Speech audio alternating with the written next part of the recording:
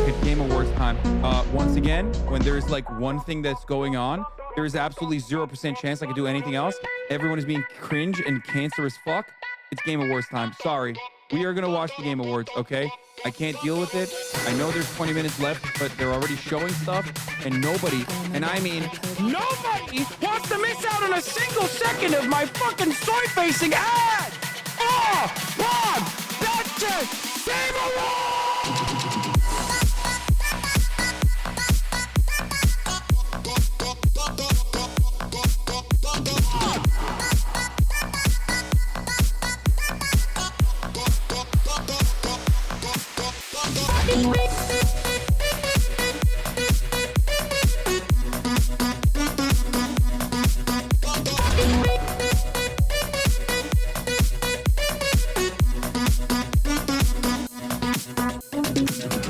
I can't even focus on this anymore because all of you motherfuckers keep talking about the PlayStation event. Hachi Boo Boo, thank you for the 25 gifted subs.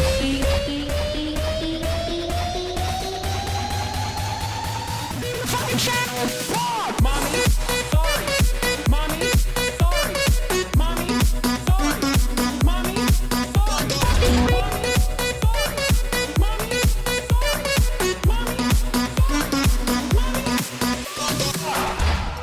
Dude, Megaphonics is literally just like hitting the levels of What's going on, parasocial everybody? that I hope everyone's having a fantastic evening, fantastic afternoon, fantastic pre-noon, no matter where you are in the world. I'm Hasan Piker, and this is the HasanAbi Broadcast coming to you live from the unceded Tongva and Quiche land in sunny Los Angeles, California. Here, folks, it's 67 degrees and sunny here in Los Angeles, California, and we are live. We're alive, and I hope all the boys, girls, and MBs and the two spirits are having a fantastic one, because today's a beautiful day. Today's a wonderful day. Today is a very special day. And you might be wondering, is it a special day because you worked out this morning? But the reality of the matter is I didn't actually work out this morning, so I don't feel too great about that. But is it a very special day because it's the day after Thanksgiving? No, that's not the only reason why it's a beautiful and special day after Thanksgiving, also known as Janksgiving. It's because today is Friday, ladies and gentlemen. That's right. And we haven't done this in a long time because I was in China. It's Friday then. But you already know what it is, ladies and gentlemen, boys, girls, and MBs. It's Friday, also known as Friday, also known as Friday, but Fry Slay. You already know what it is. It's Freaky Ass Friday. A time for every working class individual to feel a sense of purpose and autonomy in their lives, a sense of freedom that our forefathers fought long and hard for. And that is precisely why every Friday is technically a day of celebration here at the HasanAbi Broadcast. You already know what it is. Thank a union if you like the weekend. And for those of you who still have to work for all the service sector wage cuts, well, guess what? We're still going to have Immaculate Friday vibes for all of you, no matter what, until someone tries to cook me and piss me off. Hopefully, that will not be happening, and we will keep the vibes immaculate. That's right. This is the part of the broadcast where I tell you about my personal news, about what's going on in the world of HasanAbi Piker in between the time period where I press the stop streaming button and press the start streaming button. So help me God, that's what I'm going to do. It's Friday, November 28th, Black Friday. Friday, November 28th, 2025. You already know what's up. You already know what's good. And things are popping off, okay? Things are freaking popping off. In the world of HasanAbi Piker, a lot has happened. Thanksgiving, Janksgiving, you already know what it is. The whole family was here. You guys watched a piece of that, and this Janksgiving was much more amicable. Any discount code for ideology this Black Friday? I don't know if there's a discount code, but I think there's a bunch of stuff that are on deep discount, like things that we are extra on. Where's the Hello Kitty, bro? Oh, I took it off. I had to take it off because I had to take a shower. But I'll get to that in a second. Ladies and gentlemen, boys, girls, and MBs, you already know what it is. You already know what's up. So ended the broadcast yesterday after 6 hours when Caroline outed me a little bit. She posted because she was also invited to Thanksgiving. Will was also invited to Thanksgiving as well, but he was too busy making money after the unimaginable amounts of money that we dumped into our China trip. So he is doing sponsored streams nonstop, the boy. But yeah, Caroline posted this funny the background. This is what it was looking like for the regular folk, for the everyday folk in the house.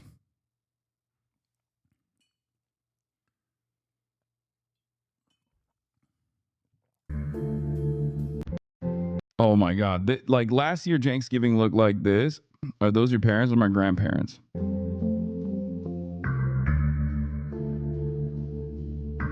Twin Peaks. Incredible. Best score of all time. R.I.P. Anyway, so bro, after last year, I didn't think it was gonna happen this year. Yeah, last year was much more chaotic. Your dining room is a green room, pretty much. One can say that. You're not wrong about that. In any case, Thanksgiving core, let's go. Yeah, I wanted to give you guys a little taste of the unk off.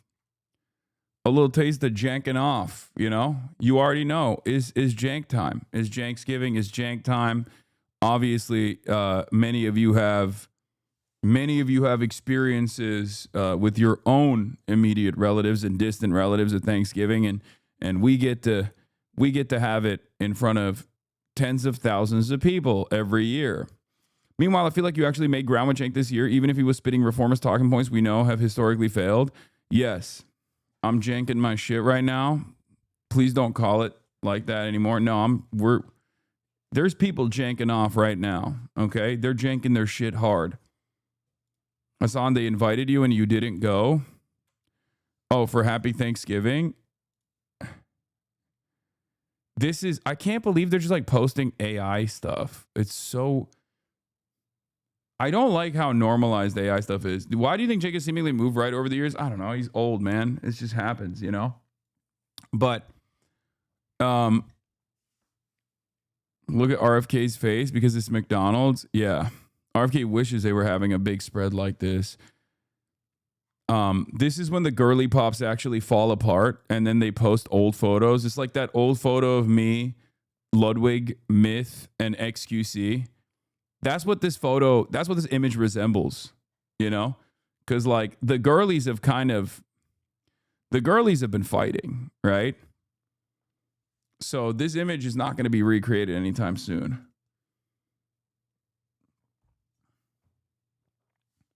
Or like, yeah, that photo of me, Nick Merckx, and XUC.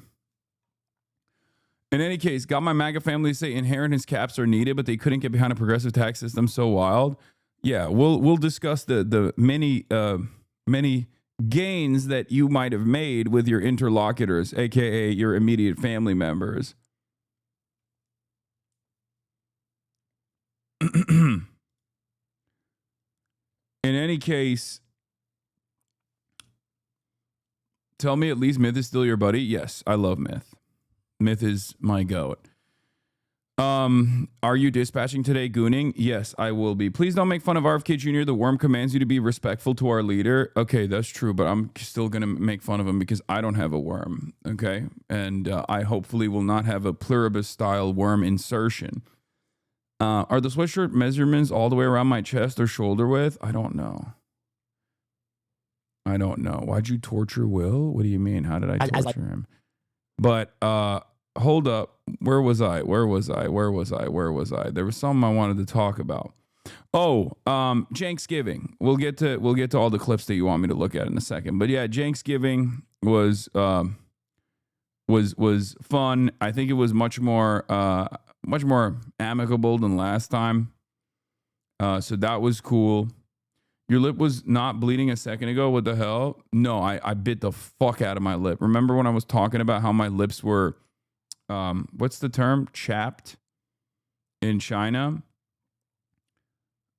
Yeah, I'm a picker. I'm a piker and a picker. So when I have like chapped lips, I just consistently pick at it. God, you're such a fucking man. I know. And I didn't even go and get instead of going and getting like what is it? Lipstick, chapstick. Instead of doing that shit, I thought, I could just like lick it. And then that will give it enough moisture. It didn't work. Lip balm didn't work. Anyway, this is some of my give me a break. This is some of my most like men qualities, okay? This is one of the most like I guess toxic masculine qualities I have. Anyway, you bought chapstick for Austin too in Hong Kong. So funny. I did. Spit is not moisture. It dries it out more. Wait, why? It feels more moist. In any case, it doesn't matter. All right. Yeah, it's natural lube. So where was I? What was I talking about? Oh, yeah, Thanksgiving was good. I didn't actually eat like a crazy amount. I didn't actually eat a crazy amount yesterday. I was very hungry. I had turkey. We ordered some sides ahead of time. That's how we do it. My grandma makes the turkey and then we order Islamist fatigue. Okay. Yeah, I know. There's tremendous Islamist fatigue in the United States of America. You're right. Or anywhere really. Because the Sharia morality police is constantly enforcing standards like of halal. It's really, really tough for you, I'm sure, living in fucking Idaho.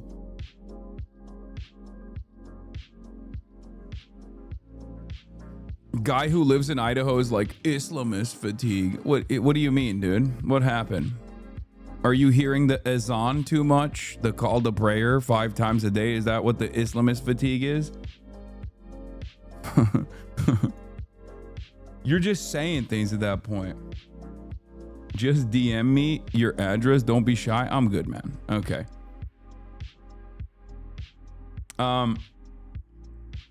Saliva contains enzymes for breaking down food. They'll break down the skin of your lips too. Okay. Your lips can get sunburned. So I got Aquaphor. Okay, everybody stop talking about my lips. Okay. Stop talking about all of the ways that I can do self-care. As you guys know, I've already maxed out on my self-care. So, yeah, after Thanksgiving, we did a white elephant, and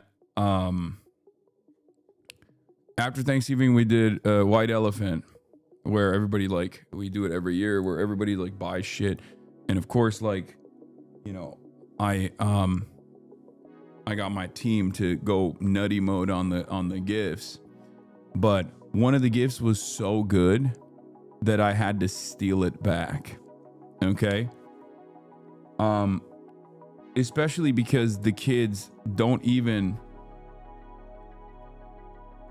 no one even appreciated the IP.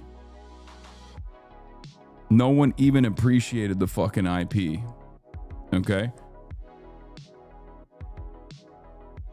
Stole back from the kids law. Yeah, I'm gonna explain it to you. So for those of you who don't know, white elephant is like everybody picks numbers out of a hat, and then, you know, you go from like 1 to 13, however many people there are, and the person who picks number 1 gets to go back and steal a gift if they want to.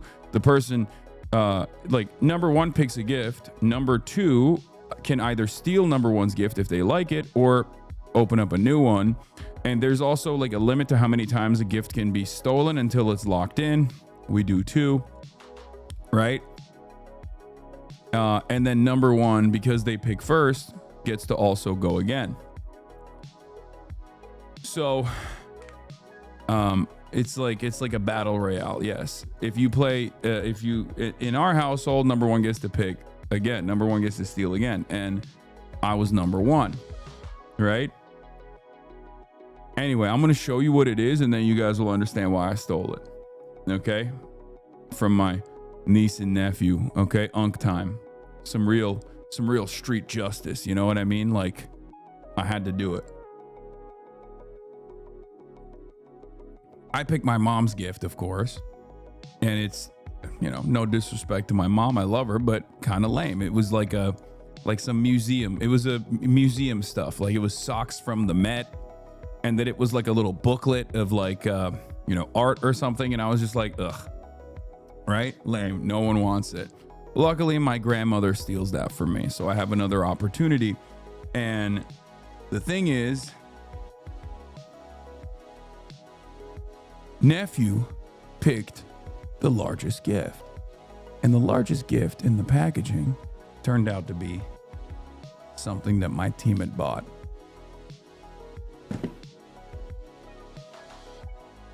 One Piece collab with Labubu, the Monster 400X Mega Labubu for Tony Chopper. Now the thing is, this is fire, right? But the thing is, Pro doesn't even like One Piece. He's not a goddamn weeb.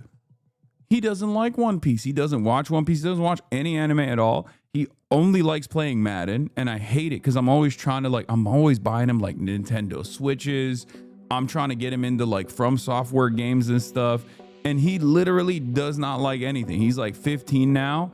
He's 15, and he just does not fuck with anything. He's like a jock, and it makes me so sad, bro. It makes me so sad because, like, this is the one, like, if I was 15 right now, oh my God, I would do both. I would do jock shit, like I would play sports, but I would also be really invested in anime because now is the opportunity. Now is the opportunity where you can be in the anime and also still be cool. That shit was not cool at all when I was growing up. When I was his age, especially in Turkey, nobody fucking knew anything about that. So I was like extra weird. But even in America, when you were 15 and into anime, people would look at you like, oh, dude, you're gross, right? So now is like the opportunity. Who are you fooling, little bro? You would still be a nerd? Yeah, I had to hide that shit like drugs. Exactly. Labubus are out of fashion now, Unc, but One Piece is goated. Nah, people still like it, but I know. The Hachipupu is the new meta. You still don't have the full set? Well, in China, I got these gifted, which, by the way, was also another box that Marat ended up getting, which was a full box of One Piece Labubu collab collection ones. You not being a sports weeb in LA when the Lakers have Braun and Luka and the Dodgers have Otani, Mookie, and Freddie is whack. I know. But yeah, I got these in China, but Marat got like the full pack and he opened it. He opened the full pack. I stole the Roronoa Zoro from him. They're blind boxes. Open them, you might get law. I think he left a bunch of them behind. Marat doesn't fuck with One Piece either. He just like opened them and he was like, cool, I'm going to put this on my desk at work. But in any case, you know, fun experience overall. And I just kept, since Donald Trump tried to bring back Rush Hour 4, I've had it in my mind that Rush Hour is like a perfect movie to watch with the whole family. So I just kept repeatedly telling everybody that we should watch Rush Hour 1 and 2 as a family. Okay? And then everyone was like, no, that's a bad idea. No, that's a bad idea. And I was like, I don't think it's a bad idea. I think it's a good idea. I think it's a good idea to watch Rush Hour 1 and 2. And I kept bringing it up. And everyone was like, nah, that's boring. Except I finally convinced them. So we started watching it. And everybody loved it. Everybody loved Rush Hour 1. The problem is, I fell asleep. I literally fell asleep on the couch in front of the entire family, like before my grandparents. I guess I was real tired. I just straight up, like I was like 10 minutes in, everyone's invested, they're watching. Turns out I'm out.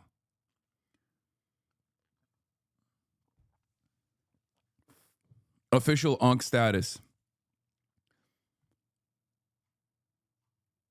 I got what I wanted. Everyone was enjoying it. And then I fucking fell asleep. You worked a 5-hour shift. It makes sense. Plus food coma. Yeah. Is that embarrassing in Turkey? My brother does that at every holiday event. Yeah. I was tired from Janksgiving and janking off. And then after janking off, I was tired from having to convince everybody to actually commit to Rush Hour 1 and 2. I made my parents watching Glorious Bastards because they never had seen it. And during mid-watching, I fell asleep watching it with them. Yeah.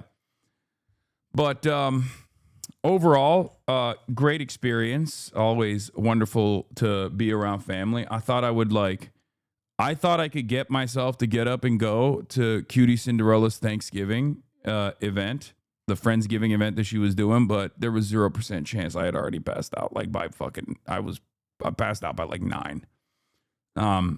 So it was just never going to happen. It probably would have been way more embarrassing if I actually was able to make it to Cutie Cinderella's and then pass out. It's okay. You needed your UNC nap, sweetie. UNC is full, been sitting like this for 45 minutes. That was me, straight up. That was actually me. UNC got on the mall mains. You better cut off them jeans before he get a clot in his leg. UNC, when he got home. Yeah, someone posted this. This is an old classic, right? 250K likes, November 25th, 2025. And old Twitter, look at how much better that shit was, bro. Like, look at how funny the replies are. Like, pre-Elon Twitter, man. Pre-Elon Twitter was actually a gem. People could have fun. People could be just like chopping it up in the replies. It's not like a sea of blue check marks selling whatever fucking cryptocurrency they have. It's not just like quote retweets of, Himmler's army saying that every single black person needs to go to jail immediately or kicked out of the country. No pussy in the bios. None of that. No rage bait. Just pure fucking vibes. Everybody's celebrating. No, at ChatGPT, what does this mean? At ChatGPT, explain this joke. God, Hasan, you're so old.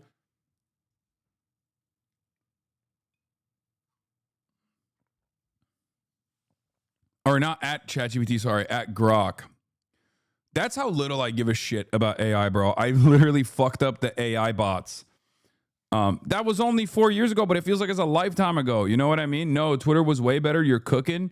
No, absolutely.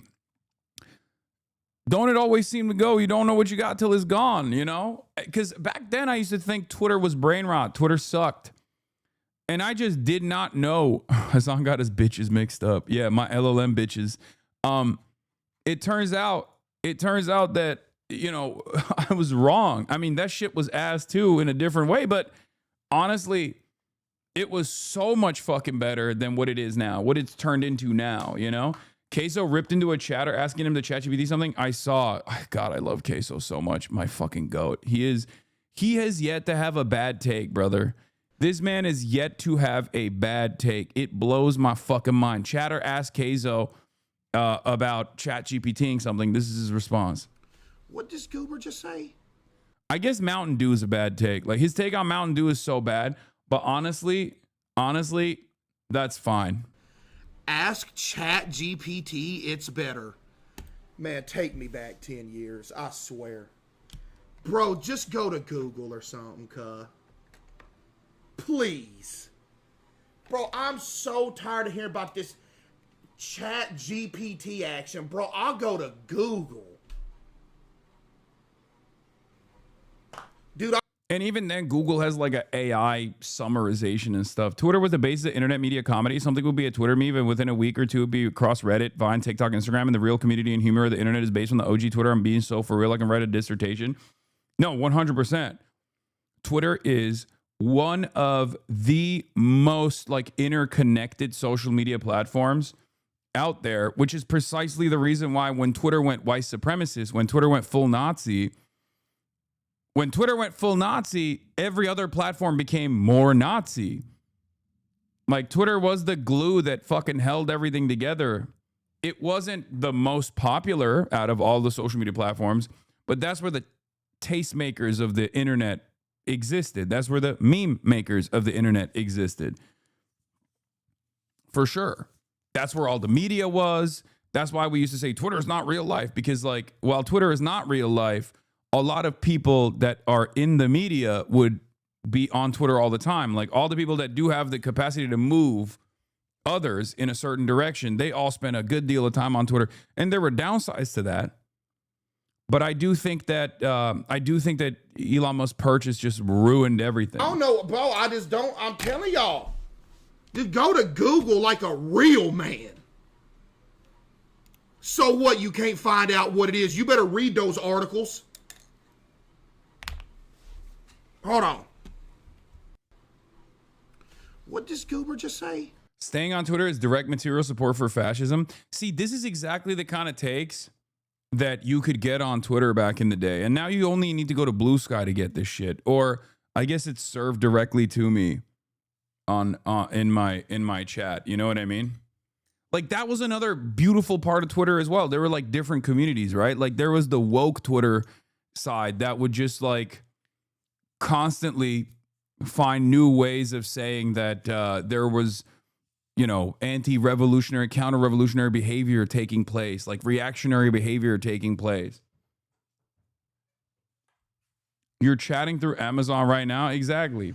Ask ChatGPT, it's better. Man, take me back.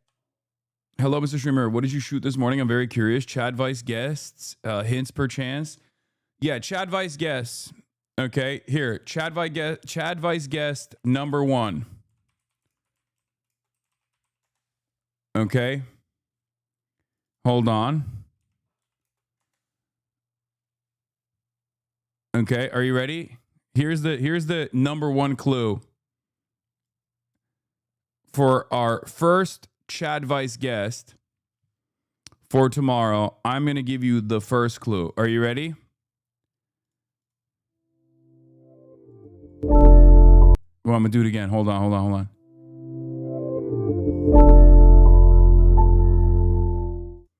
So that's the clue. That's clue number 1 for first guest. Okay, that's clue number 1 for first guest.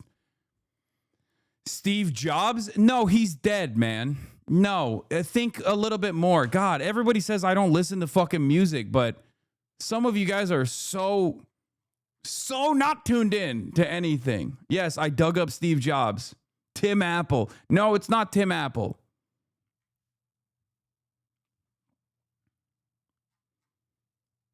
Vince Gilligan? No, it's not Vince Gilligan. No, it's not Jon Stewart. God damn it. Everybody already figured it out in the chat. I'm just reading all the stupid ones. It's Phineas. Okay? The reason why I played that logo song is because Phineas composed this. And it's actually pretty good. He made this. Isn't that dope? A HasanAbi had made this. Probably the coolest one. Okay, so that's number 1. And then number 2, what is another clue that I can give you? I don't know what to do as far as like clues. That's what he's known for, HasanAbi head. Yeah, that's what he's known for, yeah. He captured the retro essence pretty well. And then the second guest is what's a good way to What's a good way to present this guest? I don't know. DSP, yeah. Dark Side Phil. I don't even know the person at all. Hold on. Okay, I'm gonna give you some. Okay, hold on. Here's one clue, Okay.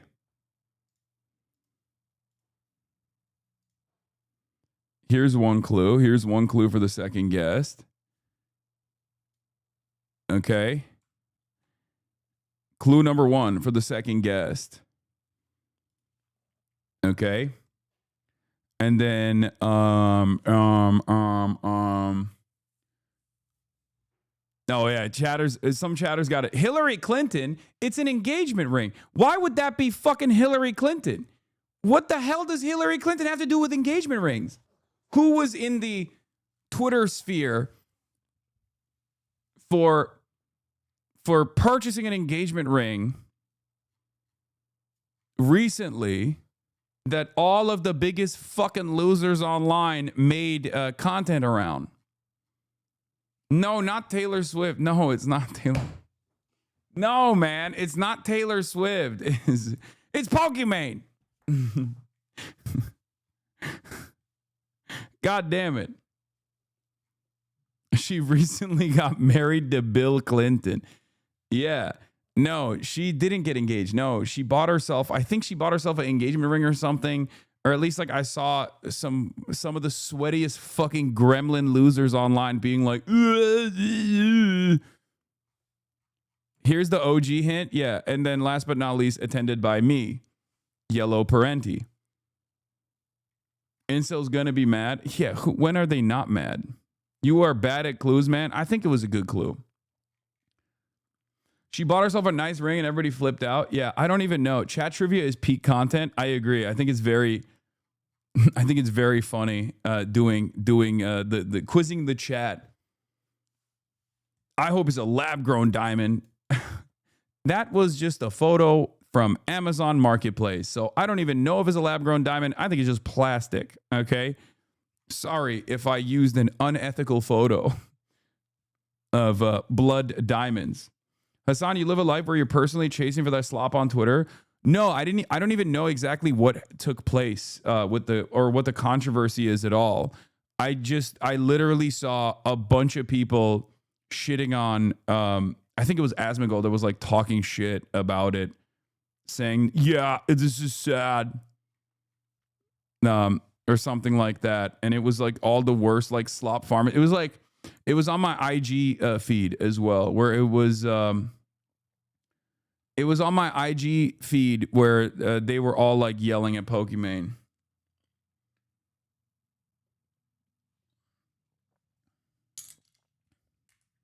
You scaled back on the drama a lot, actually. Yeah, because I was in China and I was completely oblivious to everything that was going on. That shit gets served to you because you get boosted to make $5, chat. Exactly. The hate towards Pokey is so forced. It's sad. I mean, we have the same haters. We share the same fucking haters in general. Chatter, there were multiple viral posts, both hate and support. Yeah, there was a lot of that stuff, apparently. But you got clothes shopping recommendation for the chat for the season. Ever try Gustin? No. I don't know what that is. I'm in Chengdu, China, and I'm walking down the road. What is and this? I put my foot on a manhole. And it wobbled, and I thought, whoa, that's super dangerous. My wife actually told me of a hotline that you can call here, a local government number. I know this. And they take all complaints or feedback. What is this?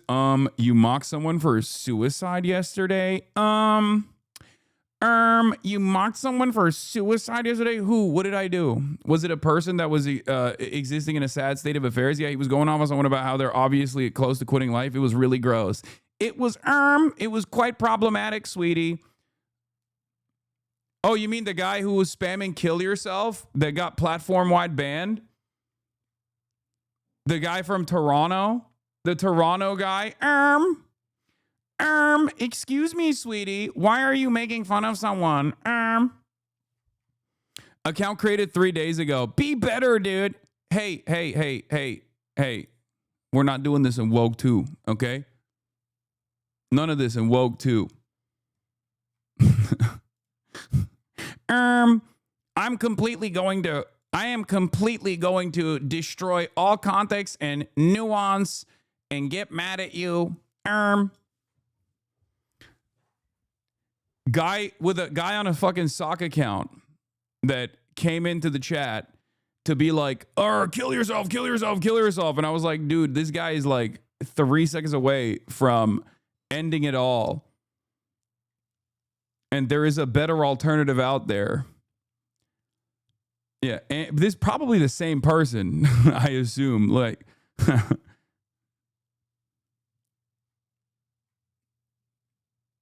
sucking too much dick. Bro, just get a humidifier. Women are so much smarter than men. Do you ever consider you are wrong? Stop licking your lips and get a humidifier. Okay, thank you. They have an AI profile picture. I don't really care. Yeah, that's a horrible thing to say. What if he did kill himself? Play the clip then. Yeah, that's a horrible thing to say to anyone. I don't care. I don't care. You need to stop. Don't do this. You are insufferable. Okay? Please. What if he killed himself? I'm sure he didn't. Okay?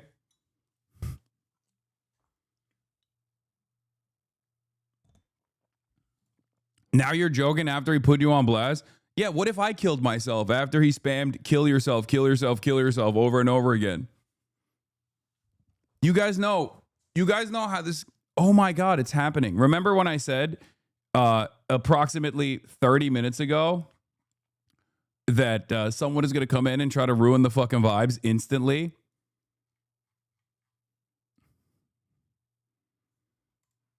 No, I know you're not talking to me, chatter. It happened.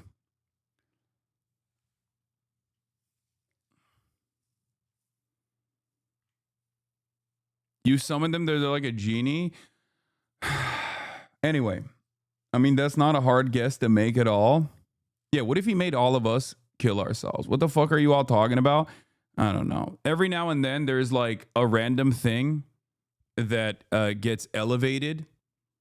A random thing that gets elevated, usually on subreddits, and the dumbest like woke people who self-identify as woke go, this is an impurity that must be excised, and I'm actually very upset about it. And then they continue on this conversation, and it's my least favorite. It's my least favorite left-leaning stereotype. For those of you who don't know, okay, if you are unfamiliar, I believe in a concept called kill yourself tokens. Okay? When someone says kill yourself to another person, usually me, I get 1 token. Okay? And then I can use that token against someone else. Okay? So if someone says kill yourself to me, I have 1 extra token and I can use that against another person. Okay? And then when I use that against another person, they can use that against another person. And that's how it works. Oh, it's a troll. They aren't even woke. It's just the brigaders trying to virtue signal because they think it works on your audience. It's so funny how the new strategy is to virtue signal as concerned chatters when their favorite streamers is an abusive cyber stalking gnome. That could possibly be the case as well. But the problem is there are some people like that on the left. How many tokens have you racked up? Unlimited. Unlimited tokens. So I actually have from today all the way until the end of time, I have unlimited kill yourself tokens.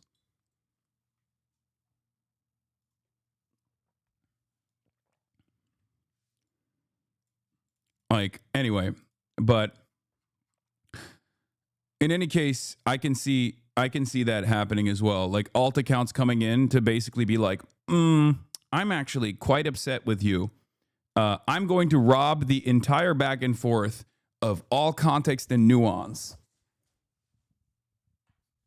And then act as though this is a sincere point of contention. Which is ironic because that person, the type of person that does shit like that is also fairly close to not having a stable life and not having good mental health, right? So what we should be doing is wishing these people well, including the guy from yesterday and this person on a sock account that I just banned. I wish you well, chatter. I hope instead of trying to farm clips and then post it on subreddits and then consistently create new smear campaigns to be like, Hasan is a bad guy. Hasan is a bad guy. you could basically focus all of that effort and initiative on bettering yourself, improving your mental health, working out, and living a healthy life. You would be significantly less sad. Anyway, where was I? Yeah, it gives slop tubers one extra video to earn another $200. I know, that's the other thing. They're basically doing free work for like the worst losers on the internet. You take the bait, it makes it easy for them. I know, but the difference is the reason why I take this bait is because I take everything that I see in this chat sincerely, right? Because that's just the way I try to foster this community. There's like a constant back and forth. And in that process, there's always going to be people that use and abuse that system. But the problem is that doesn't actually make someone that's just like, it's just like a moment of gratification, right? You get a moment of excitement. You get an adrenaline rush in a relatively large community, and you hear someone go, you hear the content creator on the other side of the screen actually respond to you. And it's like the TV guy is responding to me. I feel great. The problem is that goes away. You get that momentary rush. You get that momentary adrenaline spike, but it's so unproductive and it's so useless overall that you end up seeking a greater hit. So then you continue to stalk and stalk and stalk and stalk.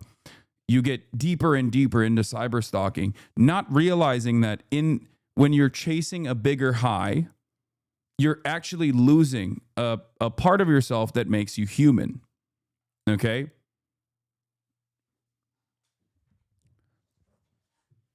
Because ultimately, you should not be substituting a sense of community that you get from being a part of like an online space or an online community that engages in that kind of thing, like lolcowing and cyber stalking. When you end up developing this like incredibly toxic, parasocial, hate-fueled relationship with a person that you've convinced yourself is bad, right?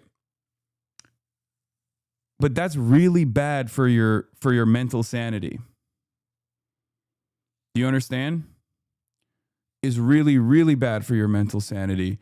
And then you become, I guess you become sadder and sadder through the process. It's no different than what you see from, the black pill communities online, the looks maxers, or the manosphere, right? Like, for example, the manosphere gets off on making sure that everyone that is like all of these vulnerable, insecure young men or older men with the emotional, the emotional mental capacity of a young man, a young boy, are trapped in the manosphere circuit, and they slowly but surely become incels, right? And basically that's the reason why, people like Andrew Tate say like, oh, having a girlfriend is actually gay. You shouldn't even have a girlfriend, because they want you to be alone, right? They want you to be alone. They want you to be a fucking loser. Like, this is a great assessment. Yes. From Sriracha Chow, Mr. Chow. They're like JJ McCullough says, at this point, I'm just confused, right? And he's usually very confused, this Canadian YouTuber, because he's one of those Canadians that wants to be American.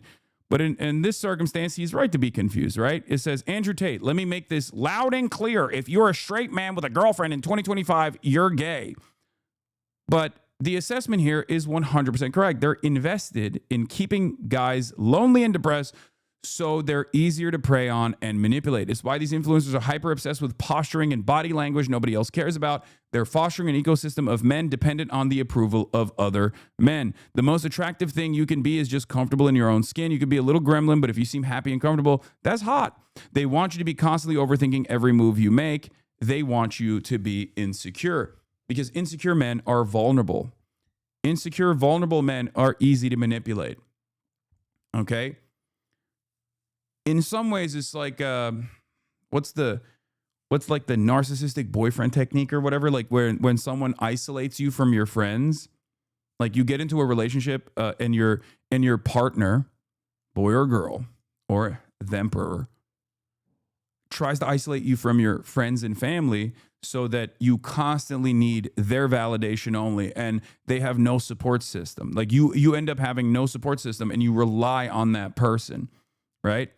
It's a way of manipulating people. And I think what a lot of these guys do, and this is a technique that exists in cults as well. But what a lot of these guys do basically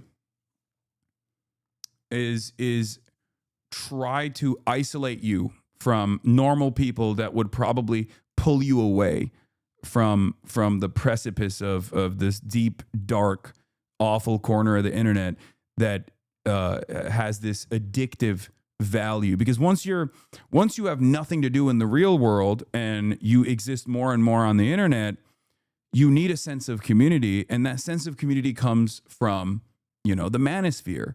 And for many of these other people that spend a good deal of time in this chat trying to piss me off and then clip something out of context and then put it on Reddit and then hope that like slop tubers pick up on it and make videos on it, and then it goes on TikTok and it's another viral sequence and people are like, fuck Hasan, we hate him. Like that makes you feel like you've accomplished something, right? But the question is, why? Like what did that do for you? It didn't do anything for you. Because at the end of the day, I'm just one person, and I occupy a place in your mind as long as you decide I have a place in your mind. And sometimes it's much healthier to just cut yourself off of these horrible, toxic, and predatory spaces that exist on the internet that want you to only have a shared purpose and a sense of community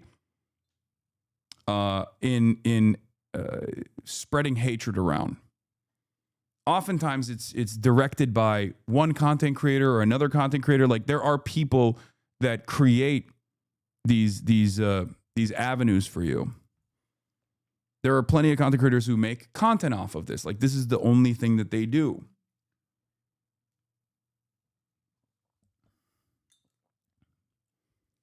Those are very toxic places, in my opinion. And no, it's not just Andrew Tate. Andrew Tate is just another version of this. For Andrew Tate, it's just like women, the left, wokes. But there are plenty of people that just like are parasitic and just like grab on to a lot of like Twitch streamers and people like that. And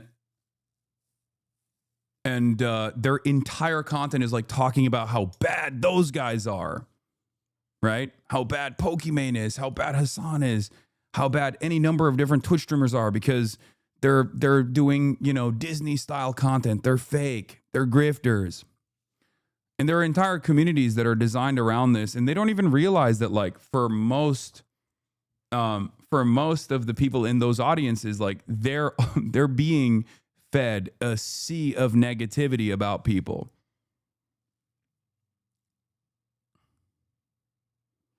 You are just too brand friendly. Yeah, I'm so brand friendly that I know for a fact that I will never win another, Streamer of the Year award for the rest of my life post October 7, 2023. Going from being invited to every single one. And I don't even mean like a Cutie Cinderellas. I'm talking about all of the other ones. Being invited and being recognized in every single one, even though I'm the third most watched Twitch streamer in North America this year, I will never, ever for the rest of my life be invited to any of those events or institutions ever again since October 7th, 2023. I'm so brand friendly that I got blacklisted by AT&T and numerous large corporations. Anyway, Aren't you getting one in Ireland next week? Yeah, but that's different. Yeah, speaking of which, I am going to Ireland next week. I talked to the boys, the Kneecap boys. I'm going to be hanging out with them. That's really fun. And I'm very excited about that. But the Ireland thing is different. That's like a humanitarian award. That's totally different.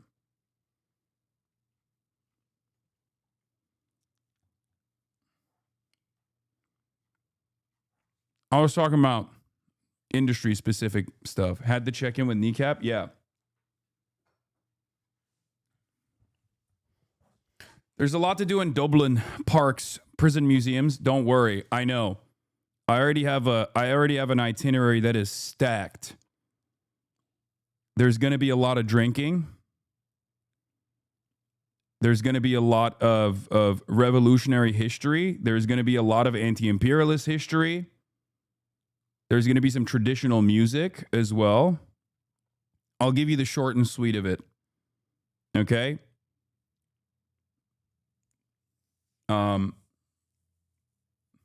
We're going to do some stuff around the college and some stuff around the recognition and the awards and things like that. But then also revolutionary tour with an Irish historian. Okay? Some traditional singing and music with beat musicians in Ireland. And then we're going to travel to Belfast. And I'm very, very stoked. Are you sad you invited to these places anymore? Wait, what do you mean?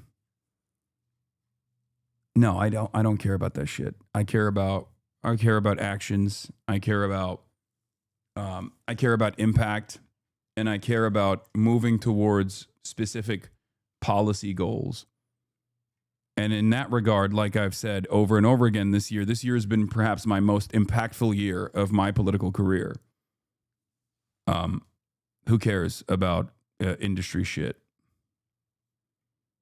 To the extent that I do care about the industry stuff, it is because that is an opportunity for me to reach out to newer audiences.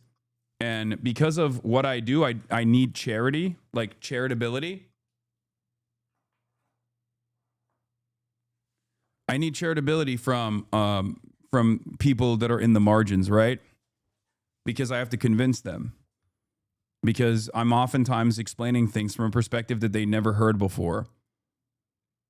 And when the reality of the matter is when people have a negative association with me because they've been like geared towards clips that they've seen online and all this other stuff, like they don't actually approach what I have to say in a charitable manner. So the extent to which I care about like collaborations or industry specific events that normalize my existence in this space, that's what I care about. And obviously, if that didn't, why are you giving your ops tips by breaking down your motivations like this? Do you think it just doesn't matter? They'll do it anyway? Yes, they will never stop. They'll continue doing it, and I'll continue doing what I'm doing. So it doesn't really matter. I have a policy of honesty no matter what. Is March going? Yes. Also, my ops know this. Why do you think they go after all of my friends? Why do you think they also tune up the scrutiny faucet on them as well and punish them for collaborating with me?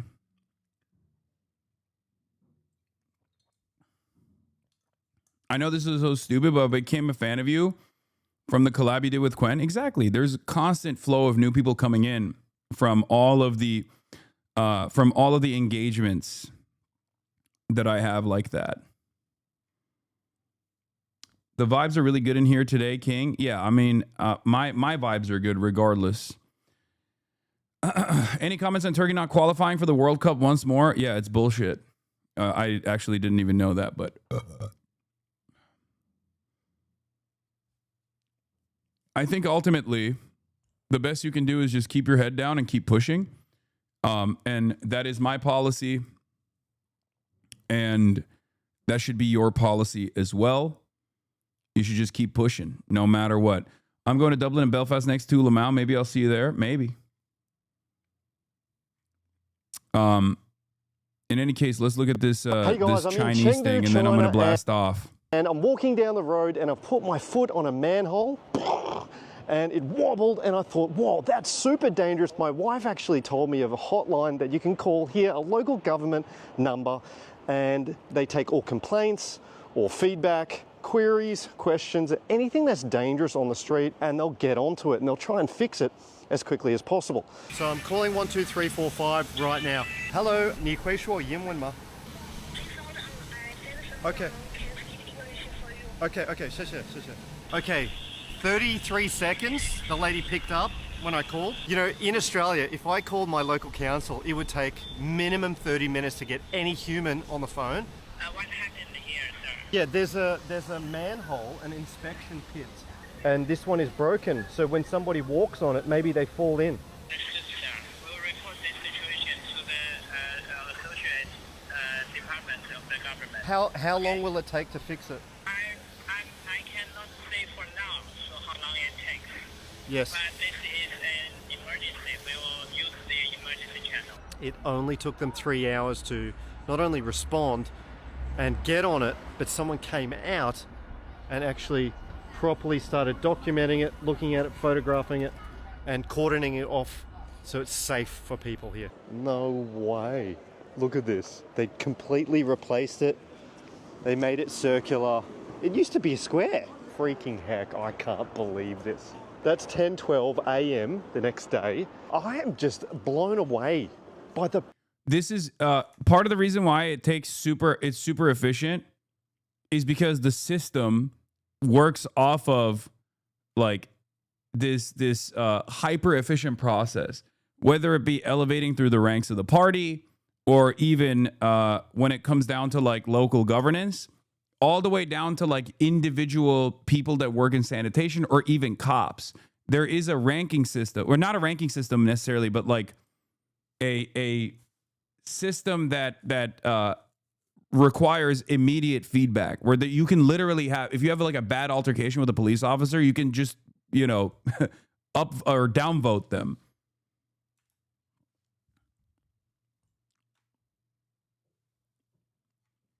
It's one of the craziest things I've ever seen. It's dope. It's pretty fucking awesome. And no, it's not like a social credit thing. I don't know why people say that. How do people stop from abusing that system? I actually don't know. That's the first thing that Will brought up as well. Will was like, if we had that in America, people would be spamming that shit. You know what I mean? And I was like, damn, you're not wrong. I feel like they would. You're kind of right. Like, I feel like Americans would be just like, there's a reason why in Japan, Google reviews are super airtight versus in America, it's botted to oblivion. And you can never trust like a 5-star restaurant being a decadent dining experience. Whereas if you go to Japan and you get to like 3.5 stars and above, it's probably going to be one of the best meals you've ever had in your life. And I just don't know why Americans operate like that. And I don't know why. I don't know if it's like a cultural thing.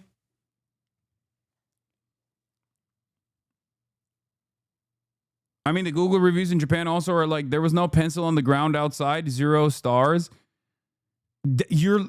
If someone is giving, dude, in Japan, that shit is so taken so seriously that if you were to actually give someone 0 stars, there are stories of like people tracking down the person that gave a bad review and either suing them or beating their asses. Okay. There are shop owners that will literally chase down the person that gave a bad review. Sometimes both.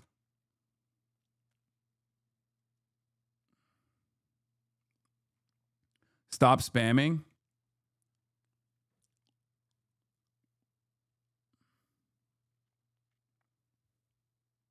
You actually believe that? Wait, what do you mean? I have seen news reports on this. So yes, I have seen Japanese local news reports on people suing bad reviewers, like finding who they are and then suing them for defamation. It's real. It's like not they don't fuck around with that at all.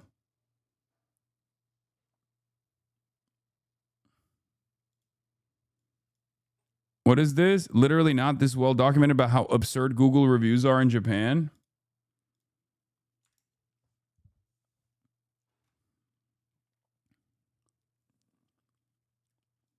There's a podcast called Secretly Incredibly Fascinating that talked about how China's social credit is just totally made up and is based on fears in the U.S. treading towards that direction. No, the social credit structure was provincial, and it was like it was put forward in different provinces, and it's not utilized across the board. It's not a national system, and it doesn't even exist in the provinces that they utilized it at all. There's not like a real thing. They also don't even have fucking they don't have debt like we do. Like we have a credit system in America that's built around debt, right? But they don't fucking have that same debt structure. So they can't even do like a credit system in the same vein at all. Says you, lemon boy. No, I mean it's funny to be like social credit, all this stuff. Like I meme about it all the time. But yeah, there were different provinces where they tried to do like a pilot program for it, and then they just didn't do it. Anyway, here's the blast off. I'm spamming it. Sorry, I know it's annoying. People are saying ban the spammer, but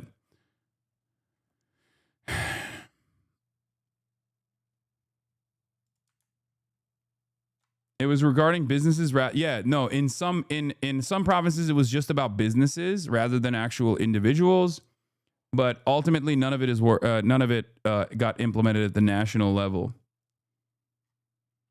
But yes, you already know why I'm blasting off, because go interact with this tweet, let the people know, bring him in.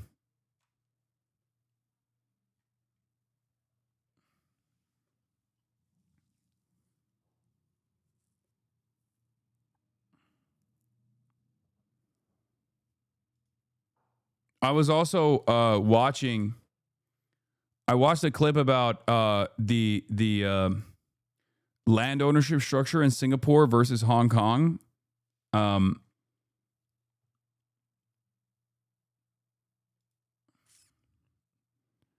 remember like 5 years ago when USians were freaking out about the Chinese social credit system that didn't exist? There's been a widespread misconception. Oh yeah, even Wikipedia openly says it now. Which is ironic because we here in the West are trying to create a digital identification structure. Citizens will be on their best behavior because we'll be constantly watching and recording everything that's going on, says Larry Ellison. Yeah, Palantir is trying to design that structure. We say it's happening in China, and then we do it ourselves. It's like the JD Vance meme. It's like, oh, you can't say Winnie the Pooh. You'll get thrown in prison in China. They don't have Winnie the Pooh in China. Meanwhile, people are being denied entry into the fucking country for JD Vance memes. Yeah, talk about Israel and then you'll see. Talk about Israel and then you'll see what's up about the limitations of free speech in the United States of fucking America, okay? It's awesome. Anyway, there's been widespread misconception that China operates nationwide and unitary social credit score based on individual behavior, leading to punishment if the score is too low. Media reports in the West have sometimes exaggerated or inaccurately described this concept. This is from fucking Wikipedia now, by the way. The clarification comes later, but the misinformation is already set in. Again, Wikipedia, not exactly pro-China by any metric, right? In 2019, the central government voiced dissatisfaction with pilot cities experimenting with social credit scores. It issued guidelines clarifying that citizens could not be punished for having low scores and that punishment should only be limited to legally defined crimes and civil infractions. As a result, pilot cities either discontinued their point-based systems or restricted them to voluntary participation with no major consequences for having low scores. According to a February 2022 report by the Mercator Institute for China Studies, a social credit score is a myth, as there is no score that dictates a citizen's place in society. The origin of the concept can be traced back to the 1980s when the Chinese government attempted to develop a personal banking and financial credit rating system, especially for rural individuals and small businesses who lack documented records. The program first emerged in the early 2000s, inspired by the credit scoring systems in other countries, the United States of America. The program initiated regional trials in 2009 before launching a national pilot with 8 credit scoring firms in 2014. And then it was packed up.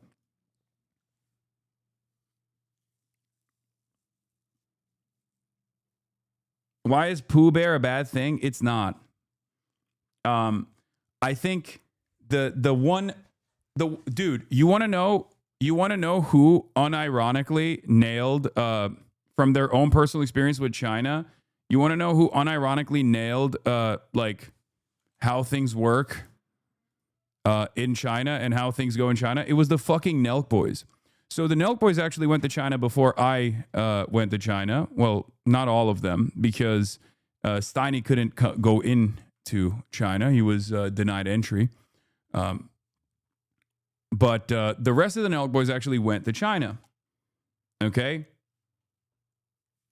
So, hold on. Let me find the TikTok, because I think I liked it, but let me see if I can find it real quick. Because I wanted to show you, like, they have a pretty solid understanding of how things work. But I don't know if I can find it actually. Let me see. Let me see if I can.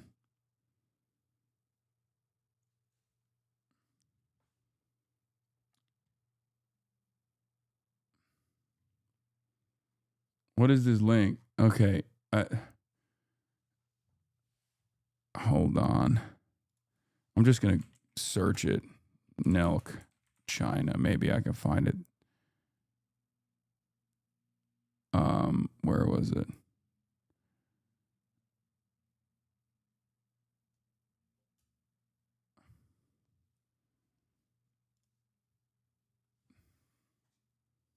Oh, here. This is the one I saw. I kind of said I would never go to China. For what reason? I just didn't know about the political climate there. When you go through the border and it's like, does my name pop up and it shows that like we've done shit with Trump and like you can't do anything here. Like if you fuck up and you go to jail, like we don't have any power here, bro. Okay, but so from the outside looking in, because you guys were posting stories and like you guys were partying. Right. That's why I initially didn't want to go to China. But conclusion about China is this: you can't do one thing there. You cannot talk about the government. That's it. Yeah, the video I saw was him basically saying everything else is chill. And it's kind of it's not necessarily wrong. I think it's the Nelk Boys. So obviously they're not giving the best possible, like they haven't developed the best possible understanding, but there is some validity to the way he is describing it. It's not even it's something that I would say is the most like brain breaking aspect of like regular Chinese existence as a Westerner, because we have this social libertarianism in the West 100% in comparison to the way things work in China. And that is basically don't talk about the party, don't talk about individual leaders within the party, but you can talk about policy all day, every day. Okay? You can talk about policy all day, every day. You can talk about foreign policy, but as long as you don't openly, make a mockery of Xi Jinping or Mao or any number of different people, which, by the way, I don't even agree with, for the record. I'm saying that this is the one thing. This is the one thing that, as an American, it's like brain breaking for me, where I'm like, when someone tells me I can't do something, I'm like, I want to do it extra hard, like a petulant little child, right? And it's crazy because it's like, it's crazy because it's like there is a level of like social enforcement, and there's a level of self-censorship that exists for that reason. And I think that's like the only aspect that I mean, there's other, foreign policy and domestic policy differences that I have, the criticisms that I have for China that I talk about all the time. But the element of like social repression of that sort is brain breaking for the mind of the average American, right? That's it. It's cultural. It's the same reason why families aren't allowed to bag on the father of the family. There is a cultural element to it, but there's also, this Topsy is actually correct here. It says you cannot be seditious or advocate for overthrow of the government and the system. You can bitch about your local CCP branch for not fixing potholes. And Chinese people are very open about, bitching about the local CCP branch not fixing the fucking potholes. As a matter of fact, they have more power over their immediate policymakers and legislators than we do here in America. But when it comes to the tippy top of the political structure, then you can't be shitting on them openly. And I personally think it's fucking ridiculous. Make no mistake. I don't, from my perspective, that is annoying. Is it a valuable trade-off for material improvements for the average person? I think plenty of Chinese people who are very happy with their government seem to think so. Okay. And that's precisely the reason why every single Harvard study that has been conducted in China about people's satisfaction with their government usually gets infinitely higher marks than we do in the West. But it's not even a necessary trade-off. It's not like mutually exclusive, right? You can have both. I believe you can have both, and I wish we could have both. But, in America, we're moving in the direction of not having either, which is probably the worst of both worlds. In America, you can critique the politician, but not the policy. In China, you can critique the policy, but not the politician. Yeah, that's a pretty solid way to explain it.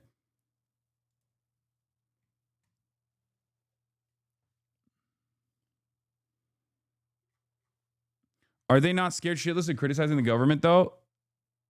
You can critique policy here, too. I know, but I'm saying you can critique the policy here. It's just not going to be heard. That's the difference. Yeah, you can. I do it every day. I do it professionally. It literally amounts to nothing. Okay, that's the problem.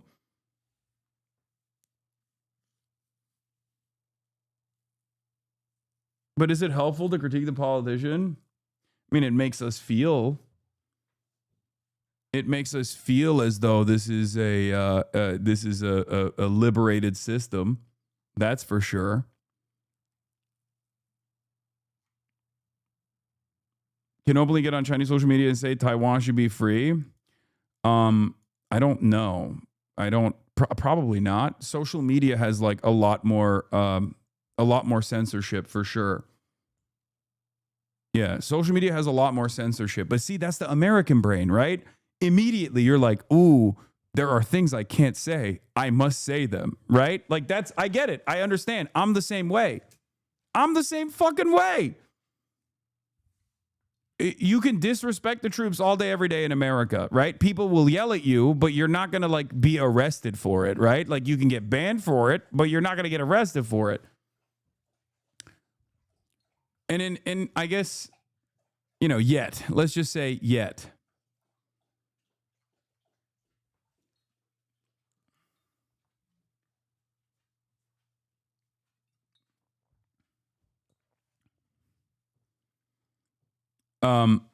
In any case, might get a tasteful ban for it. This is the Tucker versus Pierce conversation. If the critique is shit slinging, then it's pointless. If you're going to complain about the top, you better have a slideshow and a plan on how to do it better. No low quality rage baits, and I'm all for that. No, I mean the thing is like it's the hypothetical of it's the what ifs of the situation. What if there is actually a moment? What if there is a real moment where there is room for improvement in terms of civil liberties and you actually speak out against it and then you're punished for it? That is the very real issue here. But I guess the argument here in America is, once again, Israel, right? Like there is plenty of room for improvement in terms of American existence. And when you do fucking criticize it, Even if it's a valuable critique, you do get punished for it.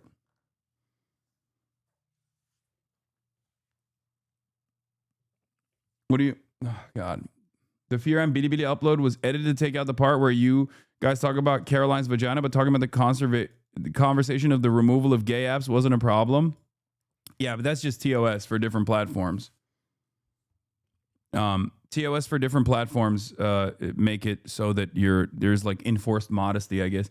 You value the ability to openly criticize so much that you've forgotten the value of ability to actually make changes. Are people ask and they receive? Your people ask and you're proud. You can keep asking. No, okay, you need to understand something. I'm working through the motions here. I'm not saying that I'm saying you should be able to have both. I think the perfect synthesis would be a structure where you do have that freedom, okay? Where you do have that freedom, but you also simultaneously get the results. But you have no motion. I agree. Because it goes back to the same dynamic. In China, the government controls flows of capital. In America, the flows of capital control the government. In America, you have two major parties, and neither of them abide by the wishes of the public. They do not enforce, like the American two-party system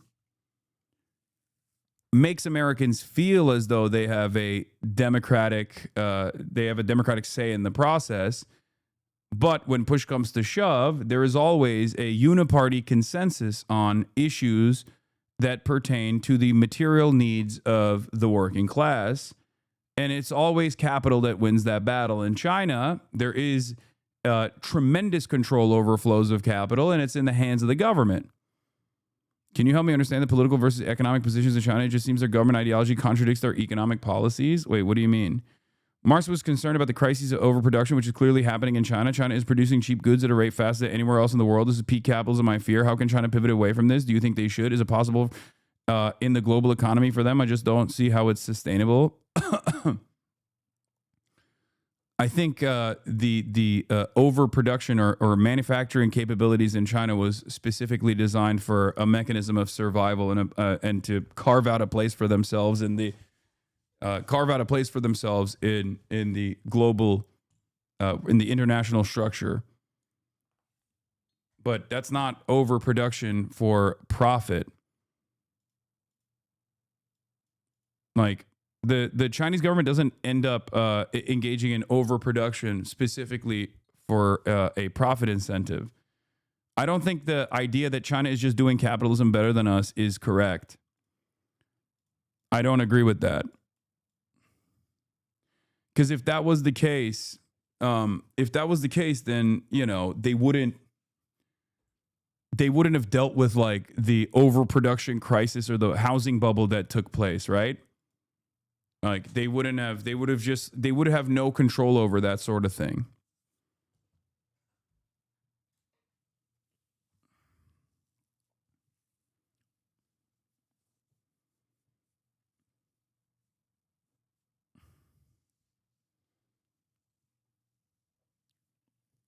Anyway.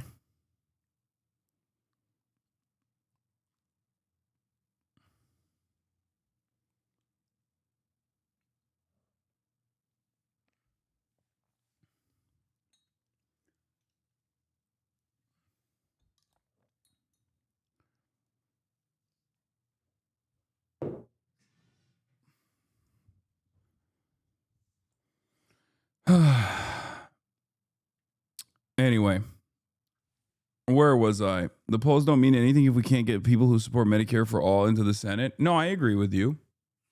And even then, the battle is not over, even at that point, right?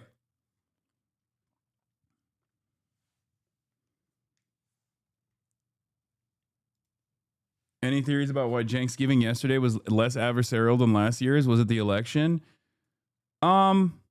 I don't know. Someone was saying that, I can't remember, but like last year when we talked about Israel, Cenk was more adversarial as well. And I think his positions have actually changed a little bit on that.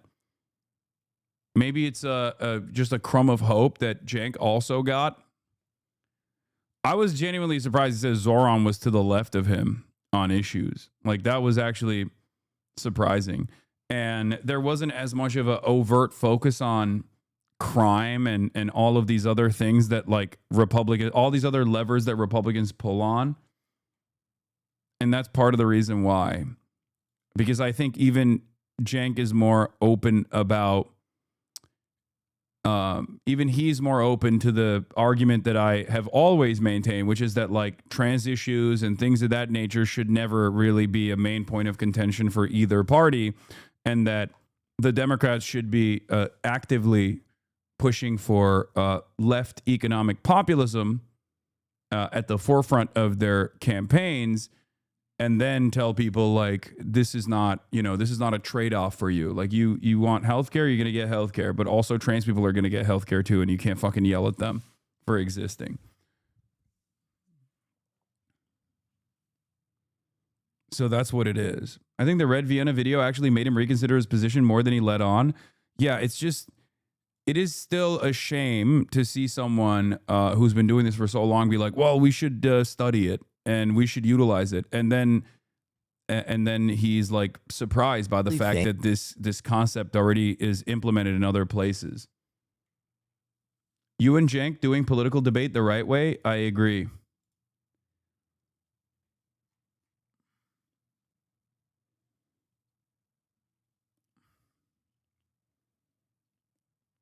Like that is somewhat of a reactionary attitude that people have. Like this is something that I at least see from like right wingers in general, which is like, oh, it just won't work here for some reason. It's like, no, you just believe that it won't work here.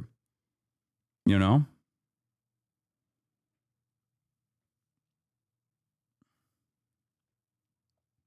When is Ezra going to have you on New York Times? That'd be really interesting. I agree, but I don't know. Ezra, I'm waiting.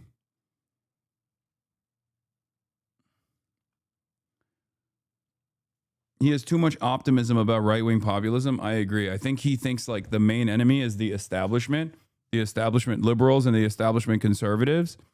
And I think that, I think that is, there is truth to that animosity.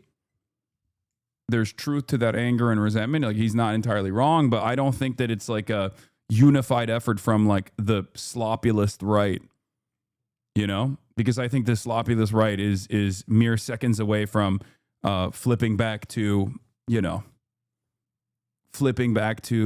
establishment Republican positions. I think that's the higher priority there. I don't know. Yeah, Vienna is homogenous. That's why social housing works there, except it's not. and the like ethnic background or the national identity of people has no bearing on the social safety nets working or not working. It's just a matter of funding it. Like I go back, it's a joke. Yes, it is a joke. I go back and forth on this stuff a lot, and it's somewhat frustrating for myself as well. Like, because there was a tweet that I saw yesterday that I think is correct, but not in the way that the people that were receiving that tweet understood it, right? About high-speed rail never working in the United States of America because it would have to go through a national high-speed rail structure. It would have to weave through many black communities. And I think there's validity to that argument, right? This person says China has a standard viaduct design for high-speed rail and spams it. The U.S. lets every local jurisdiction have an individualized conniption. Palo Alto boomers are literally designing the route. Result: every road costs $1 billion. Now, this is a decent assessment of like one of the major hurdles. To which Samuel says, I feel like there isn't high-speed rail in America in large part because they couldn't draw a straight line from one location to the other that only went through black neighborhoods. There is truth to this statement, okay? For sure. Redlining plays a major role in the grand design of American cities, right? I mean, white flight is the reason why we have these exurbs and these suburbs, right? Like, that plays a big role in it. But what is the higher priority here? Is it white supremacy? Is white supremacy the higher priority, or is it capitalism? And I think capitalism is the higher priority, and white supremacy is used as a tool, as a divisive mechanism to to never implement changes that would harm capital and capital's interests. That's what I believe, right? And the reason why I brought that up is because that very same dynamic exists with like the realignment of the right-wing populists, right? Like are they actually conceding on certain economic issues because they think genuinely that these economic issues must be solved?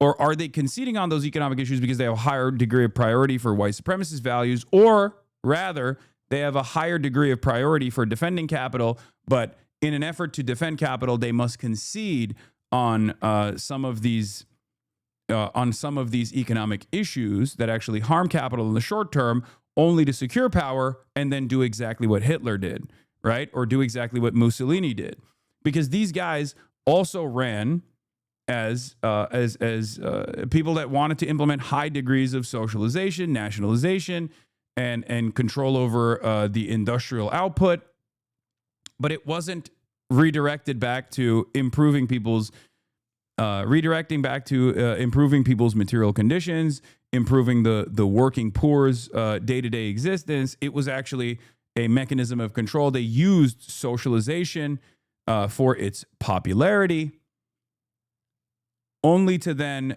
turn around and implement reassert the same exact hierarchies that existed under capitalism.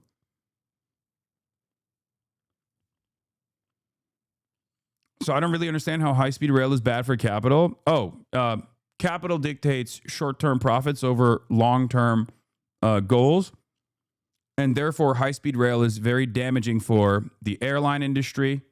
High-speed rail is because it provides an alternative which would lower prices, would force the airline industry that is a monopoly in many markets at this point to unironically lower their prices. High-speed rail also is a real danger to cars and car-reliant infrastructure, the oil and gas industry. Like, there is so many different incredibly important industries that high-speed rail would actually force to lower profit margins on. It requires big investment. It would actually improve flows of commerce in this country. It would unite this nation in ways that you can't even imagine. But the problem is that requires tremendous amounts of infrastructure development, tremendous amounts of investment, and a competent government that is truly invested in improving not only just like flows of commerce, but improving people's everyday existence. And because the system is designed around squeezing as much profit from every sector as possible, it would harm the insurance sector, like for car insurance and things of that nature. It would harm far too many. It would harm far too many profit-seeking capital owners and their bottom line, which is why we never get stuff like that. It's the same principle for everything. The how can we pay for it is actually a really bad argument for that reason, because like we pay for shit all the time. It's just not shit that helps you. That's it. It's just shit that helps corporations. We pay for it on a daily basis, right? It's not an accident that the average American taxpayer gives $75 to the Supplemental Nutrition Assistance Program, SNAP, right? The average taxpayer pays $75 into that program. The average taxpayer pays $675 in the corporate subsidies, however. Now, one might make the argument, well, those corporate subsidies actually keep prices low, and there's truth to that. But ultimately, it's a significantly larger amount that we actually pay back to corporate profits and the corporate bottom line. Harm needs to be defined for capital because it's not real harm. It's just not maximizing gains. Yes, but that is the ultimate harm. So I guess my argument is that there is truth to this, but that is, but that is how at least capital owners have consistently made people advocate against their best interests, made people advocate against policies that would improve their immediate material conditions by utilizing white supremacist ideals and white supremacist values. That's why we say white supremacy is a suicidal ideology. It's a fascist ideology. It's self-defeating, and it actually harms white people as well. This is it. White supremacy is the poison that causes white people in rural parts of the country to advocate against welfare structures that they actually benefit from. They advocate for their own demise.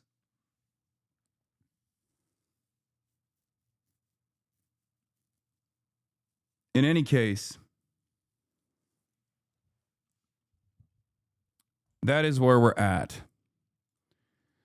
What is this? Hank CIA. Wait, what the fuck? Why is this clip busted?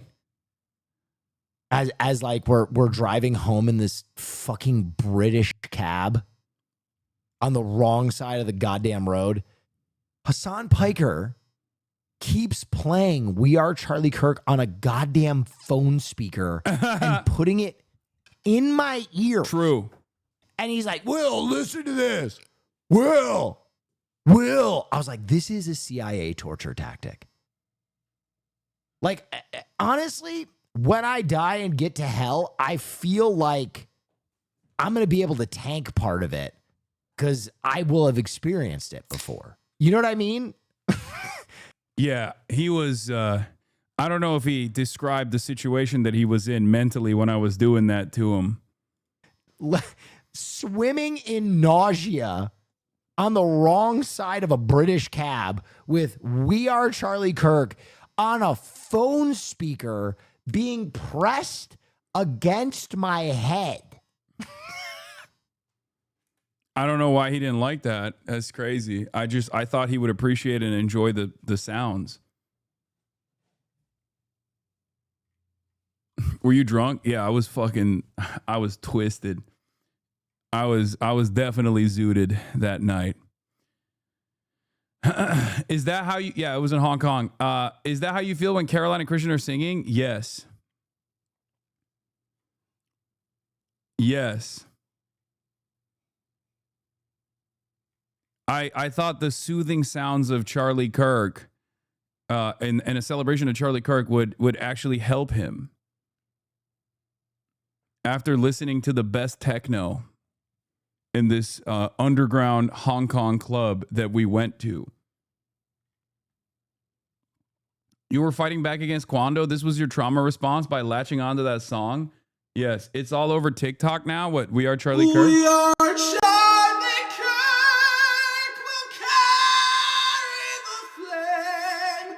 We'll fight for the gospel and honor his name.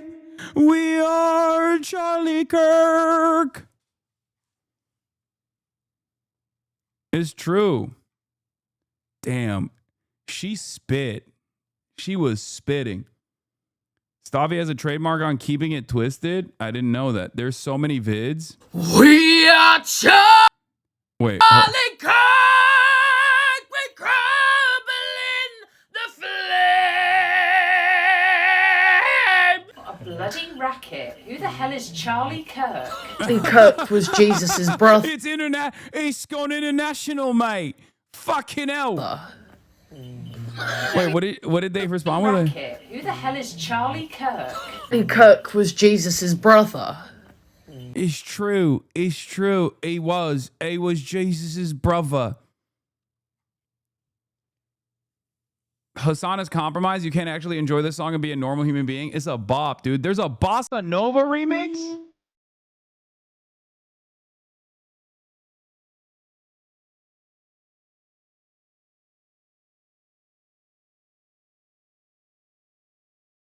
Oh. Okay. Wait.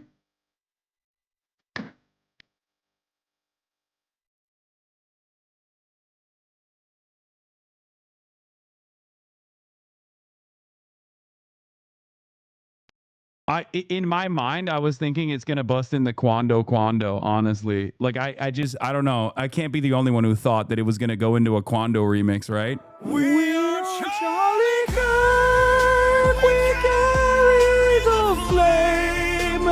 We fight for the gospel, we'll honor his name. We are Charlie Kirk, his courage our own.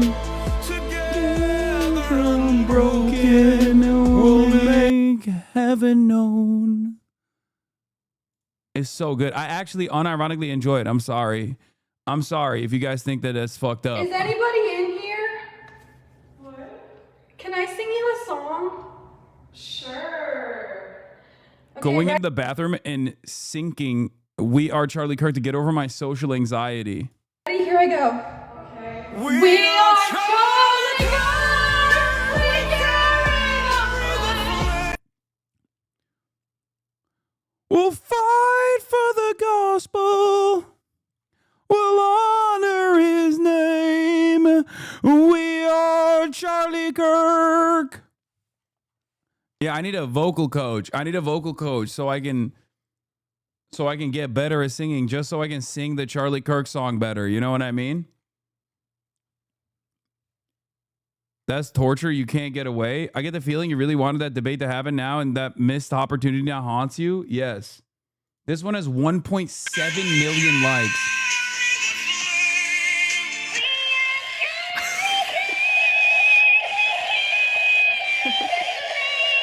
Wow.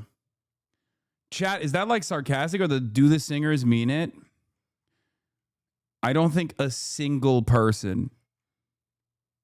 The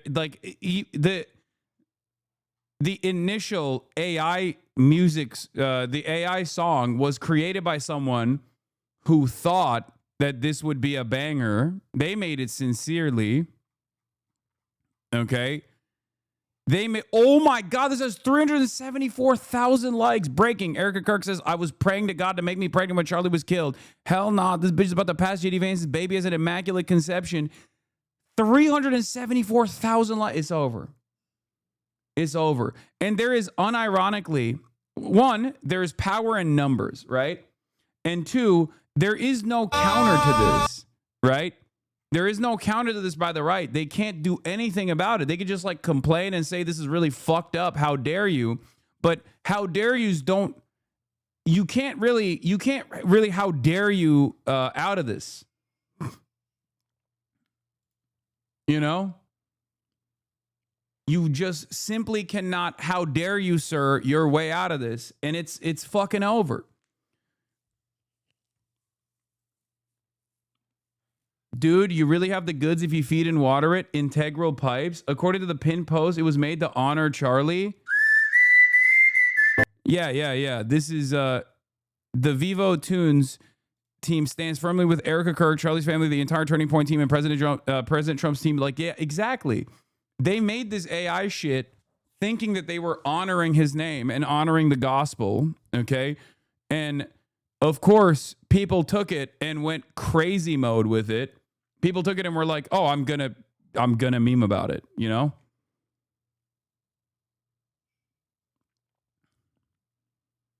They thought it was a banger, and it was a banger. It's just, once something like this gets put out there, it's impossible to control how people receive it, okay? And especially when it's someone like Charlie Kirk, who immediately after his assassination, his very public assassination, people tried to create this environment of suppression and forced reverence and respect. Remember what I said about like people in the West and the brain rot that we have, where we're like petulant children in many respects, where someone tells you you can't push that button, you always push that button extra hard.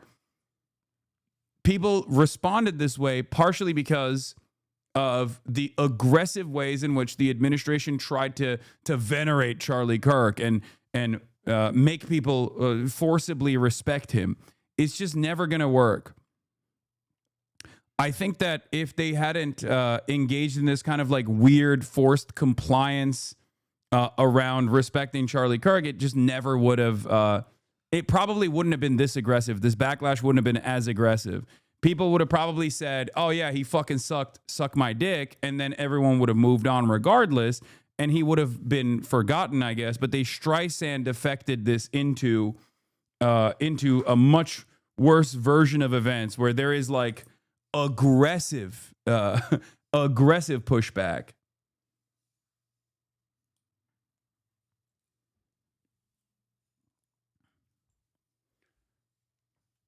It's also because like ultimately, if you're Gen Z, right, and you've seen people from your generation get fucking slaughtered in schools, okay, and you're like, hey, maybe we should dial back on this gun stuff a little bit.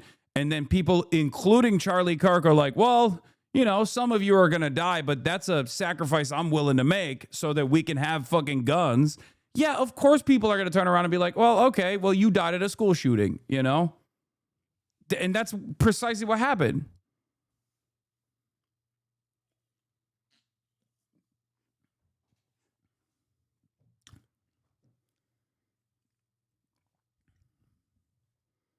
Reuters reported on the number of people who were fired for Charlie Kirk. At least 600 Americans lost jobs for saying stuff about Charlie Kirk, including 50 academics and university administrators. By contrast, 22 academics fired in 2020, 160 total fired for pro-Palestine views, making the Kirk crackdown the most extreme form of cancel culture so far. Yeah. There it is. You know? And yet, it's funny to think how drastically things have changed. The Trump movement was really high on its own supply here and thought it somehow owned the culture, only to be firmly slapped down by the public come November. This is part of the reason why the "We Are Charlie Kirk" memes and Kirkification went insanely viral.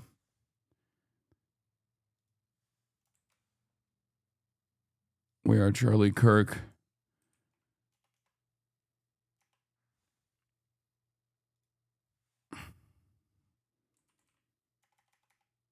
And Kirkification memes went insanely viral.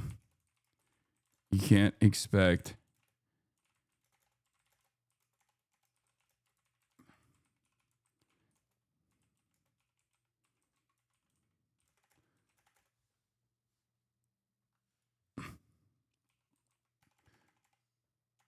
in school shootings.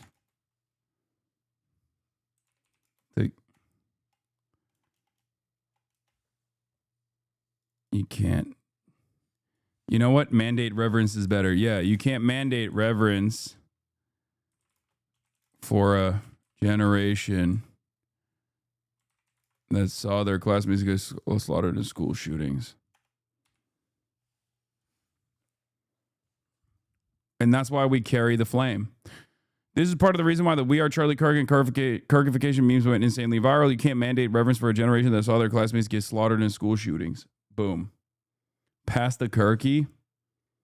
I saw one of the tweets that actually took my brain out entirely was when I saw someone call giving a blowjob giving Kirk.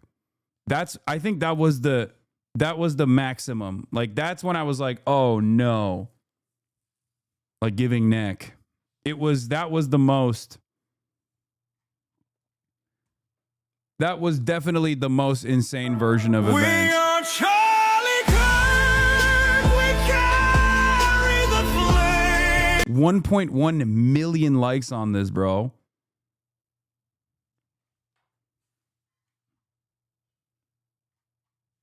It's just, I think it was like a tweet where it was like Trump giving Kirk to Bubba or something. Like it also paired up Donald Trump giving head to Bill Clinton. You know what I mean?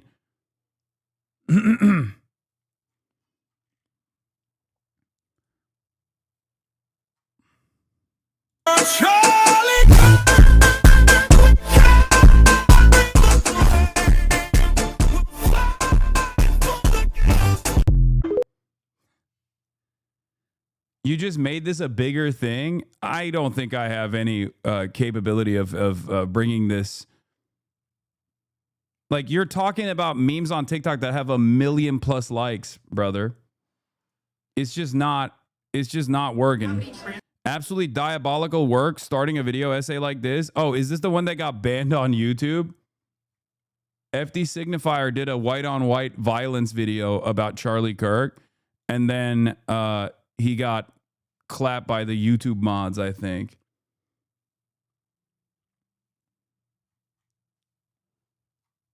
So this is dark woke.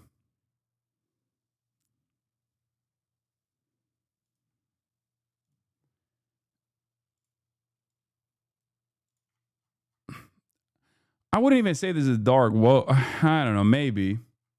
I think this is just dark in general, but right now it's in the dark woke direction. You know, it feels like it's just in the dark woke direction, but it could very easily snap into the dark anti-woke direction as well. I think it's just dark. Transgender Americans have been mass shooters over the last 10 years? Too many. Okay, now 5 is a lot, right? I'm gonna give you some credit. Do you know how many mass shooters there have been in America over This the is last how 10 FD years? Signifier started his video. That is crazy. I edited and yeah, it got clapped. He thinks it's literally a Charlie Kirk fan in the YouTube review system. Counting or not counting gang violence? Great.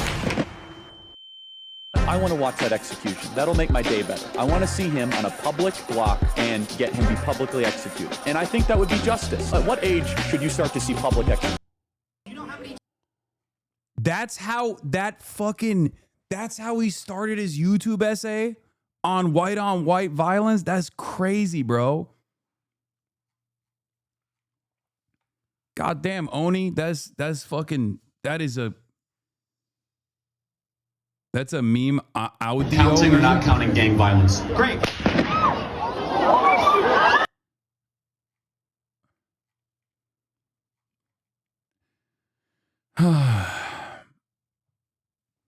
Donut operator is a career based on justifying videos of black people dying. What's wrong with this?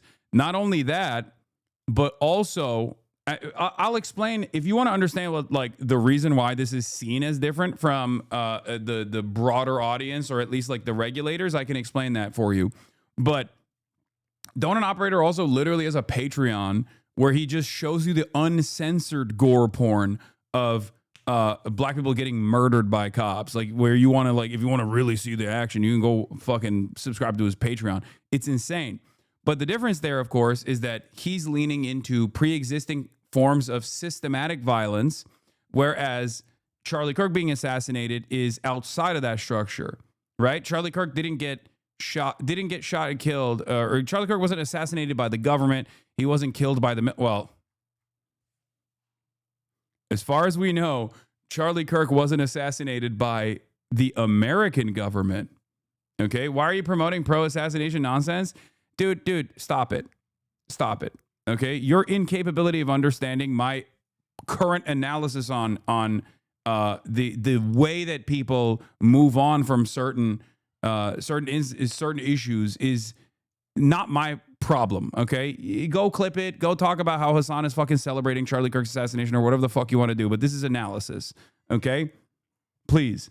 I know it's a filter. I know it's very difficult for you to comprehend, but analysis is not justification.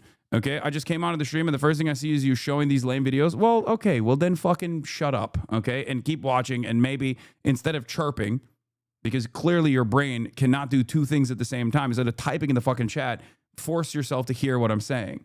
So the reason why a lot of these people can get away with, like, demanding more police violence against black people, against brown people, is because systematic violence is normalized in the eyes of people, right? The state has a monopoly on violence, and no matter how violent those mechanisms of enforcement can be, no matter how disproportionate and targeted those systematic forms of violence can be, for the broader audiences, for the normies, for the average person, they have a degree of normalcy for that kind of violence, right? They look at that and go, oh, that's just normal. That's just how cops operate. They have to do it. Maybe they go a little heavy-handed with it, but they have to do that nonetheless. Whereas this is a lone actor, right? This is a lone wolf, or this is not a non-state actor as far as we know, right? As far as we know.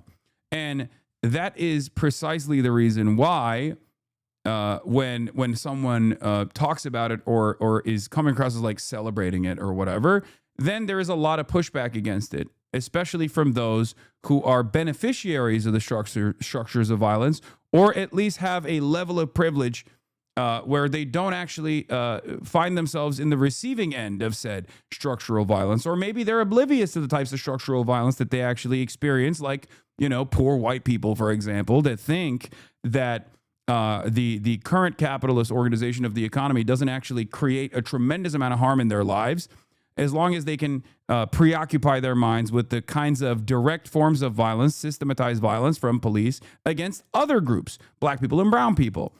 Okay? That's it, though. That's the reason why one side can get away with saying these sorts of things. This is a dynamic that I actually explain when talking about Charlie Kirk in the immediate aftermath of his assassination, where I kept repeating to people over and over again that, like, Charlie Kirk can say violent things without actually making it seem as though he's an advocate for unimaginable forms of violence, because he's leaning into the pre-existing forms of violence that the state dishes out. For Americans, it is not seen as violent when the average American says, "Oh, we should bomb Iran right now," even though that is unimaginably violent. That is advocacy for a form of violence that is far more consequential than like one person killing another person. Let's be real. You are literally saying the state should go and assassinate people thousands of miles away, 200, 300 people at a fucking time. Babies, children, doctors, nurses, teachers, academics, right? It's the falsely attributed to Stalin quote, which is like a million deaths, one death is a tragedy, a million deaths is a statistic. So that's what it is, right? That's what it is. That's the people do not have the capacity to understand this stuff. So they only laser in on direct forms of violence that they think is outside of the they only attribute violence to things that are abnormal, right? Things that are abnormal, things that the state is not doing. There's also obviously the social murder concept that we've talked about quite a bit. When the Brian Thompson alleged Luigi Mangione shooter dynamic was taking place, social murder is seen as a norm. Even if you're the CEO of a company that is actually responsible for the deaths of so many people, you're just doing your fucking job. Whereas if someone goes and shoots you, obviously that is someone breaking the system. And people have a very negative reaction towards that, unless they are people who have been directly harmed by either Brian Thompson or someone like Brian Thompson, right? Someone actually simply, doing their role in today's incredibly cruel society. At which point, they also see that as a moment of righteous vindication. Now, obviously, my position is that adventurism is ineffective as far as making change, right? The propaganda of the deed is not a very effective mechanism to make change. I mean, look no further than what happened in the aftermath of Luigi Mangione's alleged assassination of Brian Thompson, the CEO of United Healthcare. There hasn't really been a lot of change in the direction of more healthcare. If anything, there's been less healthcare in the hands of the Republican government. That was a big deal for the fucking government shutdown that just took place, right? They are cutting the pre-existing ACA subsidies and making healthcare premiums skyrocket in this fucking country. The only way to enact change is with steadfast organizing, okay, is by creating mechanisms of pressure, mechanisms of pushback. That's just the only way that you can do it. You have to organize the working class, okay? That's how you do it. No disrespect to the anarchists who do a lot of mutual aid and direct action, but that is the reality.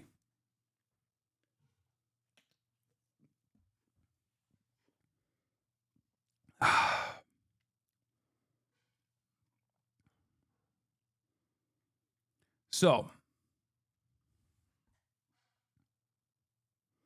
Should the working class organize themselves or be organized by capital owners? What do you mean? What do you think my argument is there? What do you think my belief is there? Of course, the working class should organize itself. But in the United States of America, you also have to pay close attention to the material conditions. You have to pay close attention to where the masses are in terms of their own personal identification.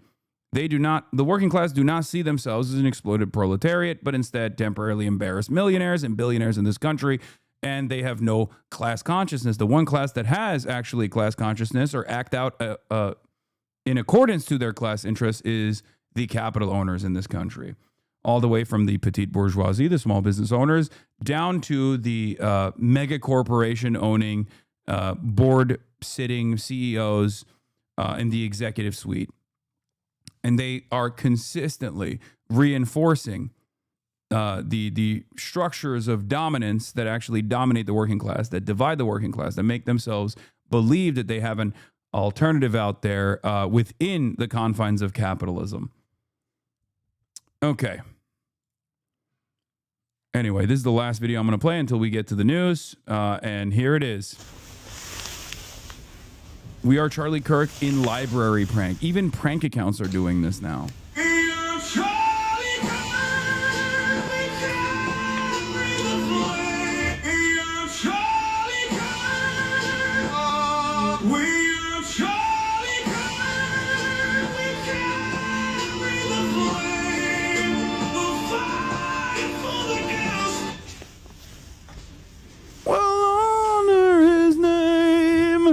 We are Charlie Kirk. This is hard. It's hard not. It's a bop.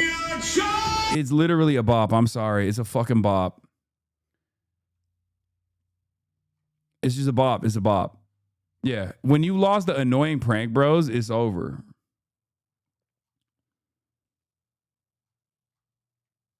Okay. This might make me a woke skull. Get the hell out of a library. Okay, chat. Calm down. If you think that prank is funny, you're literally 12. Well, it seems like there was 1 million plus 12-year-olds that actually like that. And yes, it's on TikTok. So there are plenty of fucking 12-year-olds that are memeing about it. Anyway. It even breached the new YN meme. I don't even understand the new YN meme. POV, you're next to YN who got owned. YN means your name, right? Or something. Like I tried to understand what this fucking meme is. Isn't this like, it means your name, right? No, not Y/N means something different than YN. I know what YN means, dumbasses. Y/N is different. Oh my God. Why are you guys fucking arguing with me on this? It's a fanfic thing. Okay. No. YN means young N-word, okay? Y/N, on the other hand, means your name in fanfic, okay? And in this context, they are talking about not young N-word. They're talking about Y/N, which means your name, as in self-inserts in fanfiction, okay? You're next to your name, who got owned in a college debate and started crying so the 8'9" Alpha Wolf Daddy CEO Schuster debate opponent.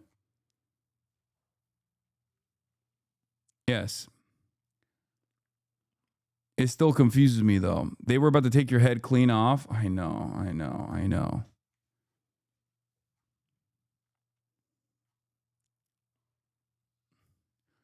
Trump just deleted all of Biden's auto pen orders. Okay, we're going to do that. Don't worry. Thank God you are a politics understander, because otherwise your music taste would lead you to be Israeli. Oh, no. Oh, no. That's crazy. Why are you going to hit me with that? How are you going to hit me with that?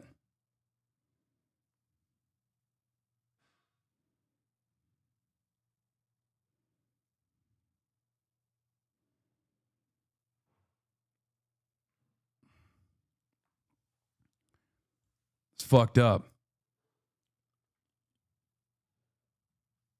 Spiritually Israeli music taste is the most aggro anguish. It's the worst thing I've ever gotten called from this chat, dude. That's fucked up.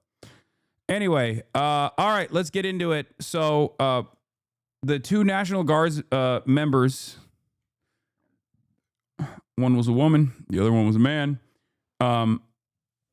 were shot a couple days ago in Washington, D.C., near the White House by an Afghan national who was, as we found out yesterday, a member of a CIA death squad in Afghanistan, and was properly vetted on numerous occasions, and came to the United States of America in 2021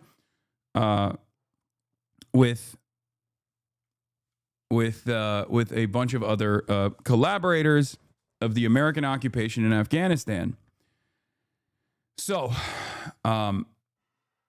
one of the two members of the National Guard that got shot succumbed to her wounds yesterday, and Donald Trump announced the death of the National Guardsman Sarah Beckstrom like this. And the horror of our entire nation at the terrorist attack yesterday in our nation's capital, in which a savage monster gunned down two service members in the West Virginia National Guard who were deployed as part of the D.C. task force, which has done such an incredible job. I mean, until yesterday, we literally had no incidents for many months. It was the safest place imaginable, and this is a different kind of crime. This is a really bad crime. Millions of Americans are praying for those heroes and their families, and I must unfortunately tell you that just seconds before I went on, right now, I heard that Sarah Beckstrom of West Virginia, one of the guardsmen that we're talking about, highly respected, young. Dude, why is Trump also getting that same audio bug that CNN has? What the fuck is going on? Magnificent person. Started service in June of 2023. Outstanding in every way. She's just passed away. She's no longer with us. She's looking down at us right now. Her parents are with her. It's just happened. She was savagely attacked. She's dead. She's not with us. Incredible person. Outstanding in every single way, in every department. Just horrible. As you know, the other young man is fighting for his life. He's in very bad shape. He's fighting for his life, and hopefully we'll get better news with respect to him. Some liberals thought Trump was behind this attack to boost his support. Yeah, it's just not going to work, though. I don't think this is going to have a rallying around the flag effect. Maybe I'm wrong, but it's just not. And yeah, he's definitely cooked. No matter what he does, and I don't think he's going to. I don't think he's going to work through the motions in an instance like this, in the way that like a competent governor would. Right? He's Trump, so of course he's going to do Trump shit. And the entire reason why people are upset at him is because he's been doing too much Trump shit. He's been molesting the money too much, for example. Right? So Trump only has one speed, which is do more Trump shit. So people are going to get mad. Some are going to get mad at him for, aggressively stamping out like visas and things of that nature. Other people are going to continue getting mad at him because he's not doing anything to solve the affordability crisis that he won an election on promising to solve. And things are only going to get worse. And the monster that did this is also in serious condition. But we won't even talk about him. As you may know, DHS has confirmed that the suspect is an Afghan national flown here by the previous administration, who was such a bad administration. Overnight, the brazen ambush of two National Guard members. Yeah. It's his disapproval is even worse, I think, than Brandon's. Biden in November 2021, his approval was 42%. His disapproval was 55%. Biden in November 2024, his approval was 37%. His disapproval was 58%. New Gallup poll on how Americans rate Trump's performance as president is now lower than that. 60% disapproval, 36% approval. 36% was Biden's all-time worst approval in Gallup. His disapproval was still 2 points better, and that came in July 24th after right after he tanked the debate and was being pushed out of the race. Trump is now less popular than Brandon was at his lowest. As in, when Americans, after experiencing 1.5 years of negative real wage growth, finally came to the fucking conclusion that Biden's brain was leaking out of his ears, and they were like, enough is enough. What the fuck are we doing here? That level of disapproval, and Trump is worse than that. This is not a coalition that can stand. Okay? This is not a coalition that can stand. It's so over. Trump sees that. He knows that. No matter how many sycophantic losers are surrounding him, constantly telling him shit is actually sweet, Mr. President. People love you. This is, George W. Bush leaving office numbers with independents and Democrats. Okay? And the Republican voters are the only thing that is keeping his approval rating at the level that it's at. Okay? Do you approve or disapprove of the way that Donald Trump is handling his job as president? We have to realize that some of these people are basically in a fucking cult. Okay? Many of these people are basically in a fucking cult where they're just like, nope. Nope. It's just no matter what he does, I still love him. This is reminiscent of the last Trump tenure. Okay? The last Trump term, he barely got below 80%. He barely got below 90%. And I don't think ever got below 80% in terms of approval from the Republicans. Okay? But fear not, because this doesn't actually mean that he has a tremendous amount of approval overall. Okay? Because self-identifying Republicans saying that Donald Trump is great doesn't necessarily mean anything when there's not enough self-identifying Republicans out there, okay? They make up a tiny fraction of American society. But on the independent side, he's at 25%, and on the Democrat side, obviously, he's at 3%, okay?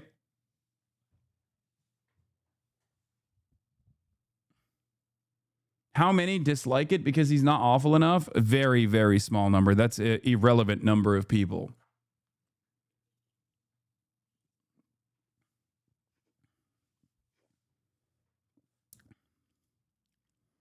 Yeah. Asked whether he'd attend the funeral of the National Guard member killed in a DC attack, Trump didn't offer condolences, didn't acknowledge the family, didn't commit to showing up. He immediately pivoted to bragging about how popular he is in West Virginia, which is, again, more Trump, right? More Trump. This is how he is. It's one speed. And if you're seemingly winning on your agenda, then that's fine by the independents that also like certain parts of your agenda. But if you're a fucking loser and you're doing this, then people are going to be like, what the hell are you doing? Stages, obviously, but do you plan to attend Sarah's funeral? I haven't thought about it yet, but it certainly is something I could conceive of. I love West Virginia. You know, I wonder. I mean, this guy didn't even talk about Charlie Kirk, right? He didn't even give a shit about Charlie Kirk enough. So much so that like they couldn't even come up with like a competent singular message on the Charlie Kirk stuff, right? Very, very difficult for this man to offer condolences, like sincere condolences to some random National Guards member that he doesn't fucking know about, doesn't give a shit about at all. He knew Charlie Kirk personally. He was homies with Charlie Kirk. Charlie Kirk did a lot for him, and he still was like, oh, the ballroom. West Virginia by one of the biggest margins of any president anywhere. And it's, you know, these are great people. I love the people of West Virginia. I love the people of our country. But I haven't given it any thought, but it sounds like something I could do, yeah. It's very raw.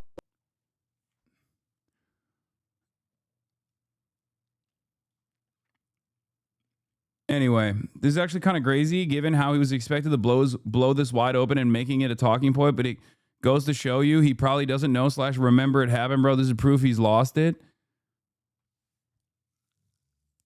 Yeah, was the ballroom his now watch this drive Bush moment? Kind of. Just as though Bush did not give a shit about the war on terror. And that's why he said, now watch this drive, cared more about golf, right? Yes, these clips that you're sending me, I already watched yesterday. I talked about this extensively yesterday. The background of the shooter, the background of the Afghan shooter, and how similar that was to another shooting that took place earlier this year by Jamal Wali, another Afghan mercenary brought to the U.S. after Kabul fell, who shot 2 cops in Virginia, in Fairfax, Virginia.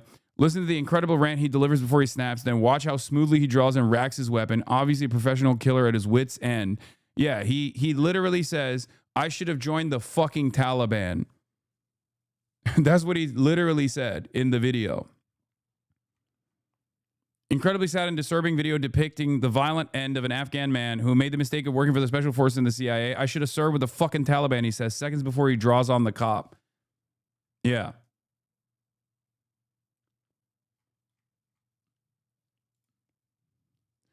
But I don't get it. I thought the trans issue was going to be a real winner. I thought the trans issue was going to be a real mover and shaker. It's just so shocking to me because Trump keeps saying everybody's transgender, and he banned transgender athletes from participating in NCAA competitions, and yet people are still very upset at the way things are going. What is it? I thought it was actually undocumented migrants. I thought it was actually the migrants that were the problem here. I thought it was the trans people that were the problem here. What the fuck happened? It turns out all of the mass apprehension of migrants is actually not solving any of the issues that many Americans were facing in terms of affordability, and neither did the trans thing. But that was the focus, right? You got your culture war. You won the culture war, right? You won the election. It turns out most people, by and large, don't give a fuck about any of this stuff. They, as a matter of fact, the ones that do care about this stuff care about it in the opposite direction. The people that do care about this go, why are you harming trans people? The people that do care about this go, why are you fucking black bagging and kidnapping my goddamn neighbors?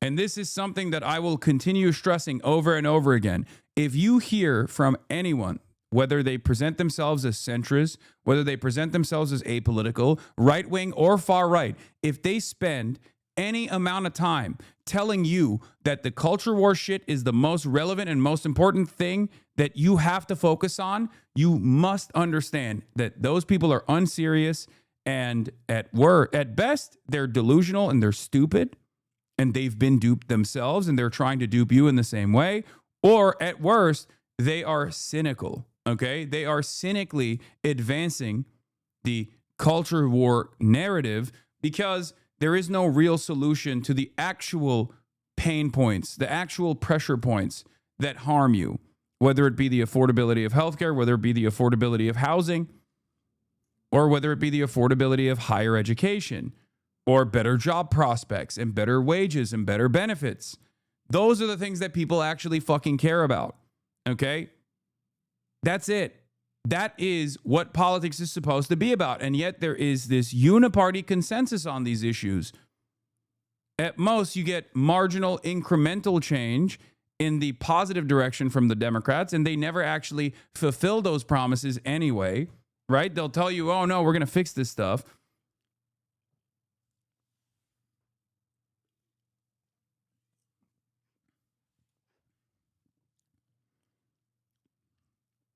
And slowly but surely, people come to those conclusions. You've already been there because you're in this fucking community, right? And a lot of people for years and years yelled at myself and yelled at you guys for saying this stuff is not supposed to be a part of the negotiation. Okay? It's not. The real issues that matter is not about stopping transgender athletes from participating in collegiate athletics. That is fucking ridiculous. And any amount of time that you're spending on this issue is a breath that you're wasting. Okay? This is something that I kept repeating over and over again. And I'm glad that, I'm not glad necessarily because I'm glad that people are finally coming to that conclusion, but I'm not happy about what it took for people to come to that conclusion, to arrive at that conclusion. Okay?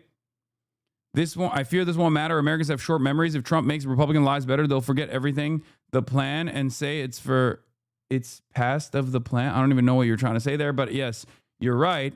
Americans do have short memories, which is why I will continue to reiterate this position over and over again. Most people genuinely don't care one way or another. Exactly. But there is also an opportunity there. Okay. A lack of care on these sorts of issues means that these sorts of issues are not supposed to be the forefront of the American political conversation.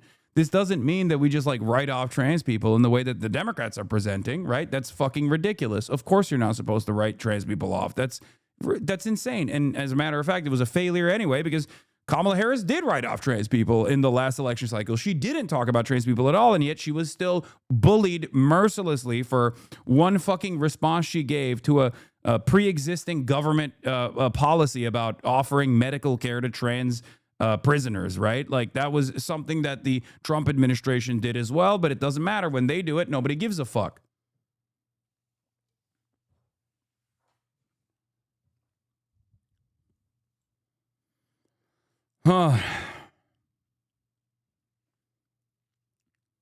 This was always my position.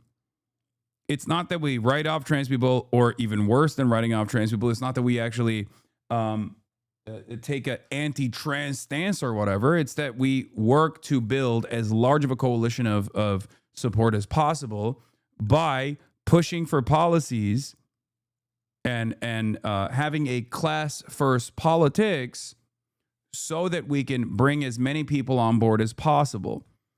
You want to have racists vote for you because there's a lot of fucking racist people in this country. But you don't get racists to vote for you by becoming racist. You get them to vote for you because racists need housing too. Racists need healthcare too. And you say, I'm going to give you housing, I'm going to give you healthcare, but you can't fucking complain that black people are also getting it. Okay? You can't complain that trans people are also getting it. That's not going to happen. And that is a decent calculation that many Americans will get on board with.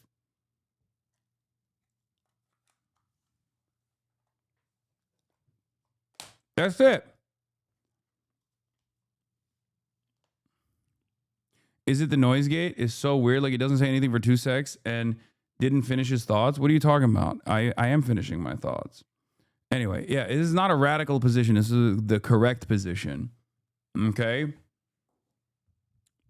And the reality of the matter is the more you focus on addressing the material inequities, the more people will come on board with your movement. And the more they come on board with your movement, the more open-minded they are towards other members in your movement or other values that you have. There are so many people whose minds I've been able to change because they came in here and at first they were probably hyper-focused on this dumb, nonsensical culture war bullshit. And I was like, that's not what's actually harming you, okay? The thing that I said on Theo Vaughn is, I think, one of the most salient ways of addressing this issue. A transgender person is not your landlord that's raising your rent. A Guatemalan migrant is not your boss that's saying, no, you actually have to come into work when, you know, you're sick. Those are the real problems. But if you ask the Republicans, they turn around and say, no, it's the transgenders and the Guatemalans that are actually oppressing you. That's not the case. It's the Democrats and they're hyper-focused on the transgenders and the Guatemalans. That's the reason for your oppression. That's not the case at all. Okay? You have to offer people things to win elections. You have to offer the largest chunk of the electorate improvements on their material circumstances to bring them on board with your movement. Okay? That's how it works. That's how it's always worked. And luckily, in the post-Zoran election victory, I can just point to him because he is proof that everyone basically saw, right? He's proof in action of this theory that this kind of campaigning, this kind of policy making is a mechanism for success. So if you want to defend trans people, if you're a Democrat, if you're a liberal, and you're like, I don't really understand this socialism stuff. I don't really like Hasan. I've heard he's class first, and you know, I think he's transphobic or whatever. Or I don't really like Hasan because he's a socialist, and we all know how socialists are white supremacists of a different order or whatever the fuck. Remember, my advocacy still revolves around protecting marginalized communities. But the best possible way that you can protect marginalized communities is if you fucking win elections and you are dominant in American politics. Okay, at least in the electoral structure that currently exists within the two-party duopoly that currently exists. So one of the two major parties that is supposed to engage in a defensive posture against marginalized communities and actually improve their civil liberties and their circumstances has to fucking win elections so that the right flank doesn't come in and ruin their lives even further. And if you actually want to win those elections, you unironically need to offer everybody something, okay?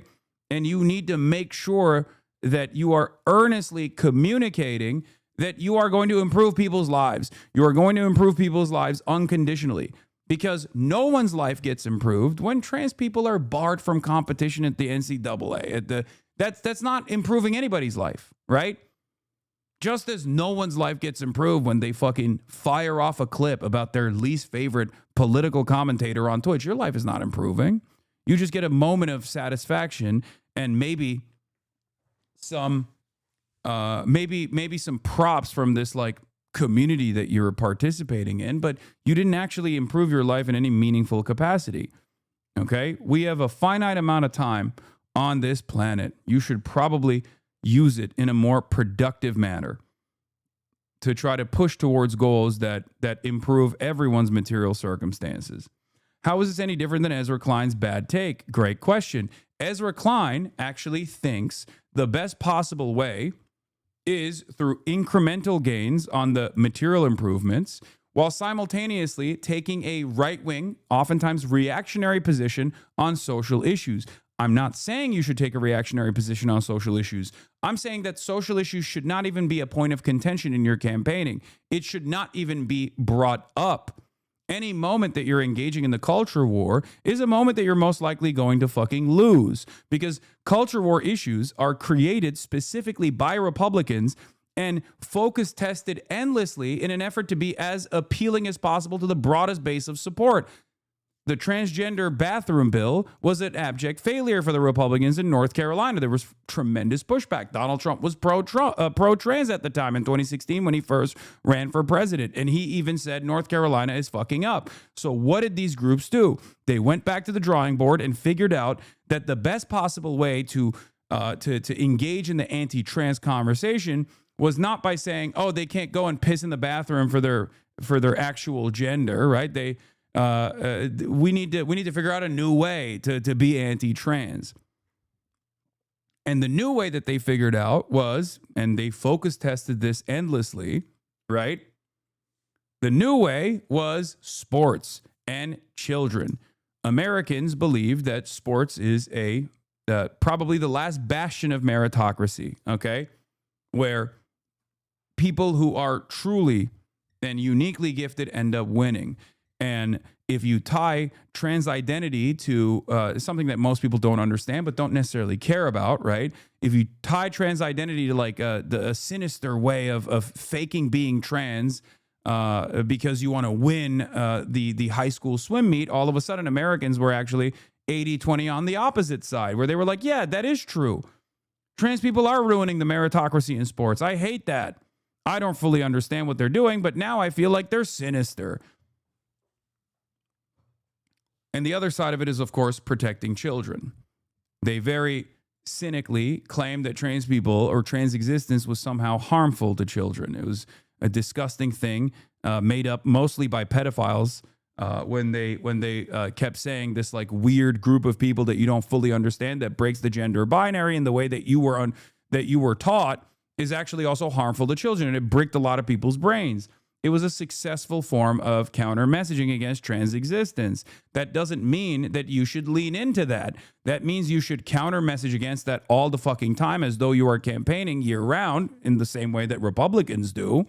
But having said that, that shouldn't be the main fixture of your campaigning, because at the end of the day, trans people are a tiny, minuscule percentage of the American public. Okay? If your campaigning revolves around any issue that only pertains to 1% of the American public, That's not the most effective campaign strategy. Okay? It's not. This doesn't mean cast aside transgender issues or cast aside transgender people in the way that Ezra Klein is suggesting, right? It just simply means bring everyone on board through a real improvement in their material circumstances. And that's precisely what Zoran did. There was never a moment where Zoran was anti-trans. He never actually conceded on that point at all, but that never actually got brought up at all. Why did that never get brought up? Because his campaign was centered around affordability.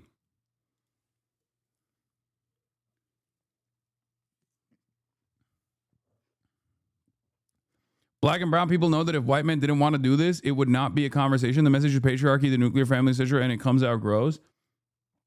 Ultimately, you don't have to do any concessions on this stuff at all, especially if you're offering people something. Democrats offer people nothing, and then every now and then, at least from an aesthetic perspective, will just fucking yell at you and say, oh, you're being not woke.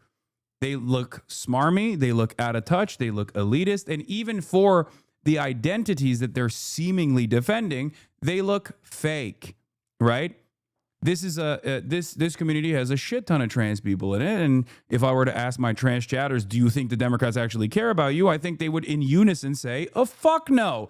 There was no transgender spokesperson at the DNC. Kamala Harris barely ever talked about trans issues. We all know that they don't give a shit. And now they're entertaining the notion of actually becoming transphobic as an outward message, assuming that is going to somehow win people back to the Democratic Party. No, if you are the left flank party in the current duopoly, if you're the left flank major party, you will never win. You will never be able to outflank the Republicans on bigotry, okay? They own bigotry. That's the whole thing that they do. That is their space. Why the fuck do you think you can convince people that you are actually more bigoted than they are? That's their whole shtick. Push for issues that you know you can win on. It's fucking stupid. Same goes for anti-immigrant sentiment. Same goes for Kamala Harris saying she's going to have the most lethal military of all time. Okay, same goes for the Democrats being like, no, you don't understand. We love the police. We want to hug and kiss the police. We want to give them more weapons. We want to give them more tanks.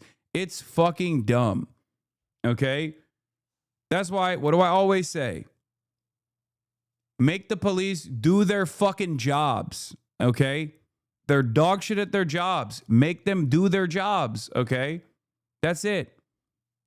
Actually be a presence for law and order and not lawlessness and disorder in black and brown communities that you operate in. Do your fucking job, please. Shot just blocks away from the White House, now deadly. President Trump announcing 20-year-old Army Specialist Sarah Beckstrom has died of her injuries. She's just passed away. She's no longer with us. Beckstrom's father posting on Facebook, quote, "My baby girl has passed to glory." The president saying the other wounded West Virginia Guardsman, Air Force Staff Sergeant Andrew Wolf, is fighting for his life. Their families' lives are all changed forever because one person decided to do this horrific and evil thing. And this morning, chilling images obtained by the Wall Street Journal from an eyewitness showing the moments after those shots rang out. A frantic gun battle outside a metro station in the heart of the nation's capital. And new details now emerging about the lone suspect, 29-year-old Ramanullah Lakanwal, an Afghan national who officials say drove cross-country from his home in Washington state to carry out the targeted attack. Lakanwal immigrating to the U.S. in 2021 under a Biden-era program evacuating Afghan refugees during the chaotic withdrawal of U.S. forces. Sources tell ABC News he was formally granted asylum this April under the Trump administration. The president growing angry when asked why the suspect was granted asylum. When it comes to asylum, when they're flown in, it's very hard to get them out. No matter how you want to do it, it's very hard to get them out. But we're going to be getting them all out now. Sources familiar with the investigation say Lakanwal was a highly trained and trusted member of an elite Afghan counterterrorism force called the Zero Units, partnering with U.S. Special Forces and the CIA during the war in Afghanistan. The FBI now investigating the attack as a possible act of terrorism, executing search warrants at the suspect's home in Bellingham, Washington, where he lived with his wife and 5 children. During that process, we seized numerous electronic devices to include cell phones, laptops, iPads, and other material that is being analyzed as we speak. The suspect now facing several charges, including assault with intent to kill. D.C. U.S. Attorney Jeanine Pirro saying he's now likely to face murder charges. And President Trump has responded to this attack by ordering what he calls a re-examination of all Afghans who came to the U.S. after the withdrawal of American forces from that country. It's unclear how that would work logistically.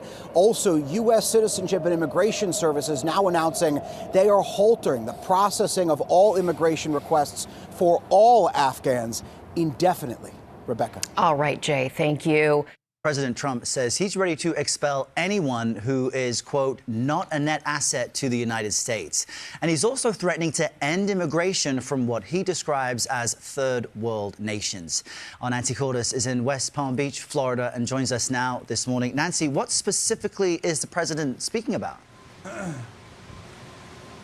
morning, Errol. This would be a dramatic new step by the president, cutting off migration from an unknown number of countries that he deems third world. We have asked the White House for more.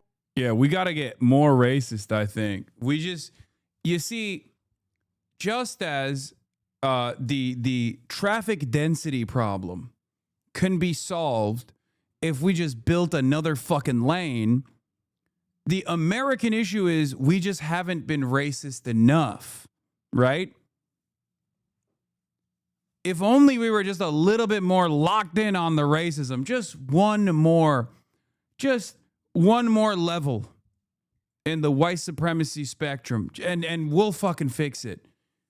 All of this, everything will be well. We just haven't tried. Real capitalism hasn't been tried yet. Real communism hasn't been tried yet. And also real racism hasn't been tried yet. That's just one more dial on the racism meter.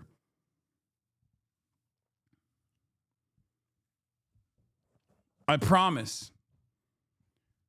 Just a little bit more racism and all of the rent problem and all of the affordability problems will fucking go away, dude.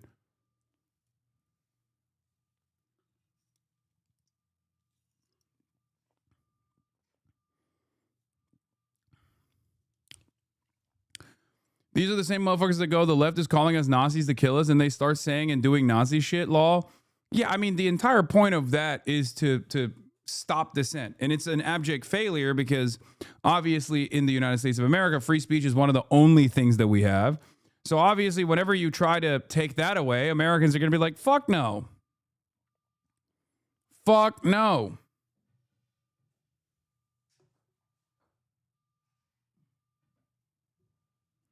They're going to say, get the hell out of here. Of course, I'm going to keep saying whatever the fuck I want to say. Because that is just a way, that is an ineffective way that the Republicans try to silence dissent. Okay? That's it.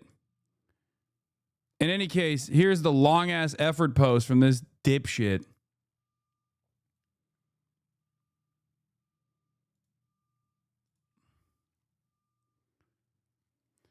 A very happy Thanksgiving salutation to all our great citizens and patriots who have been so nice in allowing our country to be divided, disruptive, carved up, murdered, beaten, mugged, and laughed at, along with certain other... This is Stephen Miller.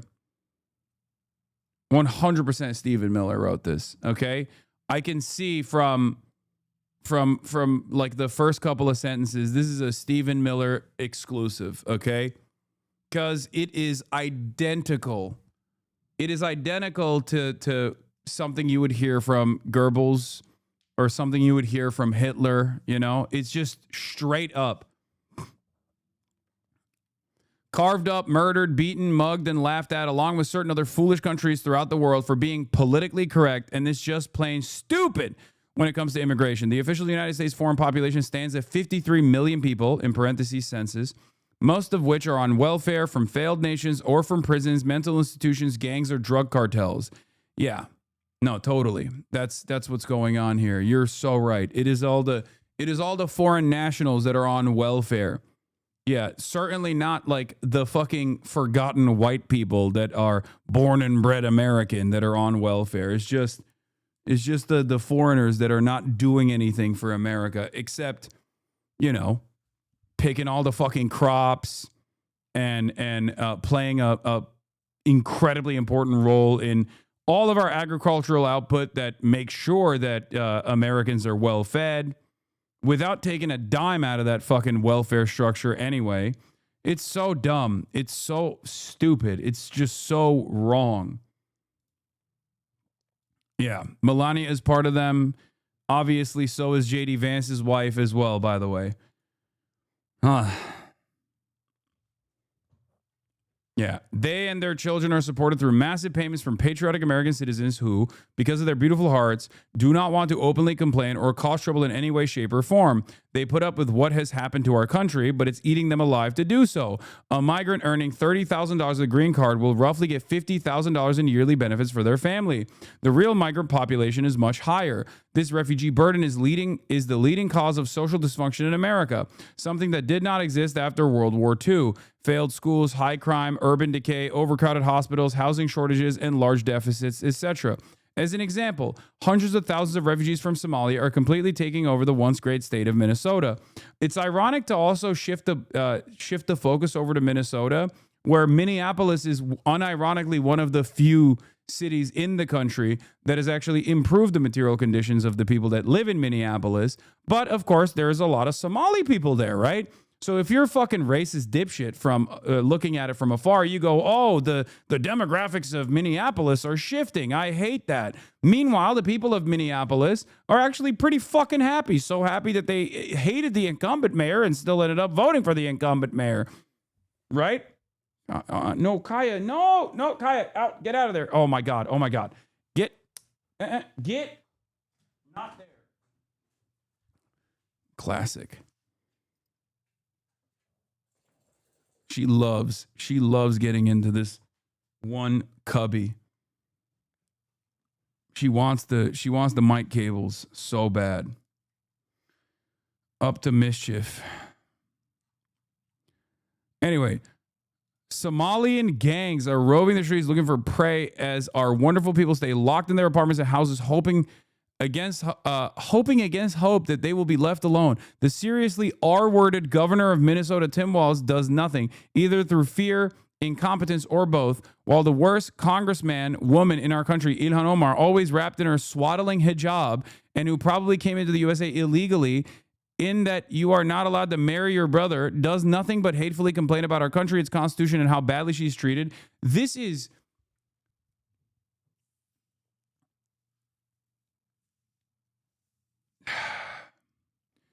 has 400,000 likes.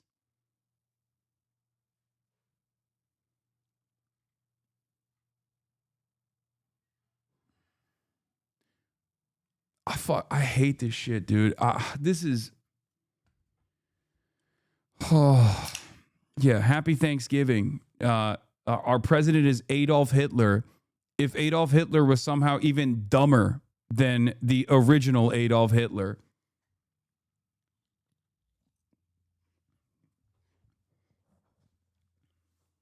Awesome. Mostly bots breathe, brother. I know. It doesn't fucking matter. It's just still... It doesn't matter that it's mostly bots, okay? What matters is the fucking president is saying this. It's just like sprinkle a little bit of racism, and in this instance, it's not even fucking a little bit of racism. He's just maxing out on it. Like, this is one step removed from just saying the N-word, okay? Saying that, like, black people have overtaken, while also referencing black people as you know, the N-word in this country. They have roving gangs of thugs coming from Africa. Jesus fucking Christ, dude. It's literally one step removed. And for many Americans, I think they need to hear that to actually come to terms with how fucking racist this statement is. Somali people are the same as anybody else, okay? They have the same exact class interests. They're not coming into the United States of America to look for fucking prey. This is psychotic.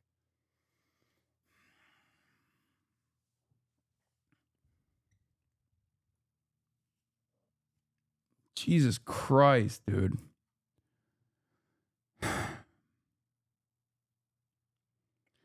Why many word when they only wanted to say one? Yeah.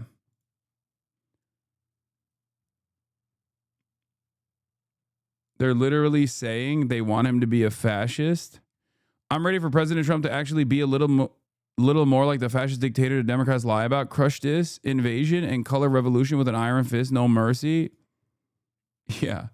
I mean, yeah, they're saying, I mean, they've been saying this. These guys are, I don't know why we're acting as though they're like now coming to terms, right?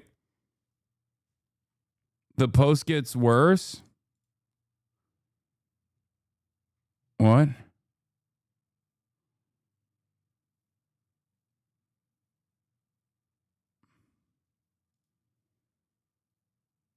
I meant the Trump one. It gets worse?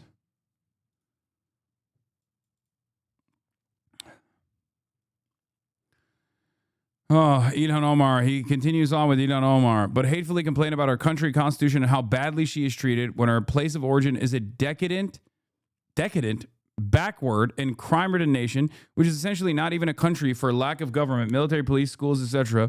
Even as we have progressed technologically, immigration policies eroded those gains and living conditions for many.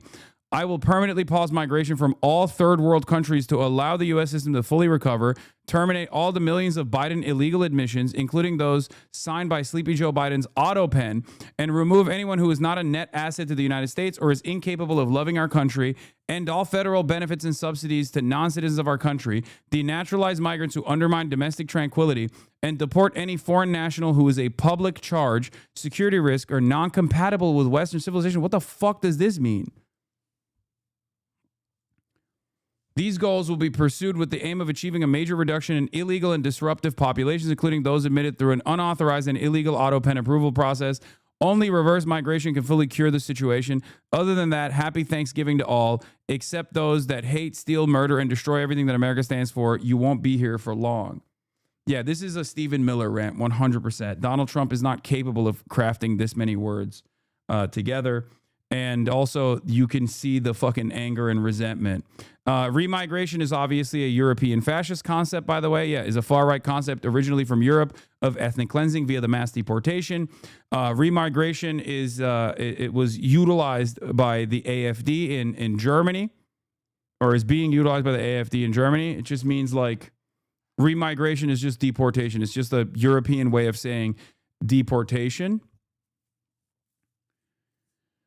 Oh,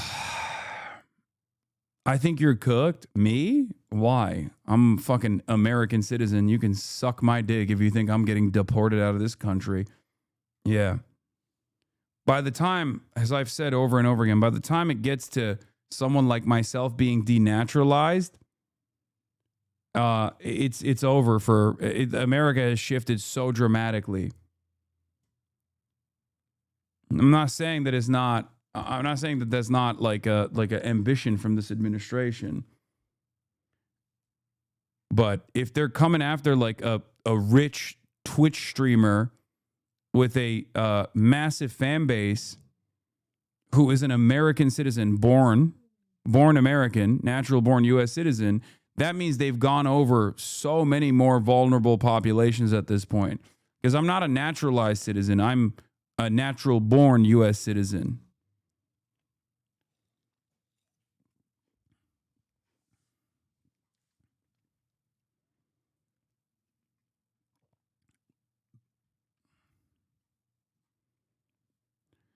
People aren't focused enough on the word denaturalized here. The president says he will revoke the citizenship of Americans who weren't born here if he and Stephen Miller decide they need to go. Denaturalization is a rare and legally difficult process that Miller and white nationalists like Nick Fuentes have been pushing to supercharge the process for years now. But as Trump makes clear by citing the number 53 million, which includes foreign-born citizens, any American who wasn't born here is now, at least in the eyes of the government, at risk of deportation. He's right. I don't think they're going to get away with this. I think they are far too unpopular. I'll just say it like this. I think they are far too unpopular to try to unleash an agenda like this. And no, you might get mad at me for saying this, but I do not believe that Americans are this racist, or at least enough Americans are this racist. Okay? Are there Americans that are this racist? Yes. Absolutely. There are. But look to how quickly people snap back to reality when the mass deportation initiatives came to their fucking neighborhoods. Okay? You have to do, what do I always say? Americans are too disorganized and too invested in their fucking treats to actually be a part of a serious, disciplined fascist movement. Then you need to do reading to get to that level of racism. Okay? They're just like normal races for the most part. The average American might have values that resemble the neo-Nazi in another country, but they're not well-read enough to act out on those ambitions. They're not disciplined enough. They don't care enough. You do not have a mass, ideologically committed fascist movement in this country.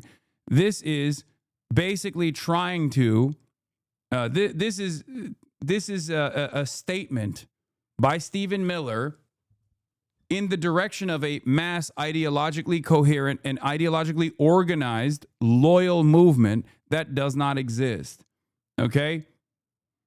If he had actually spent the first half of a year on fixing the underlying material inequities or something and offering some fucking crumbs that would obviously harm the interests of capital, and then he moved in this direction, we would be in this would be a far greater concern.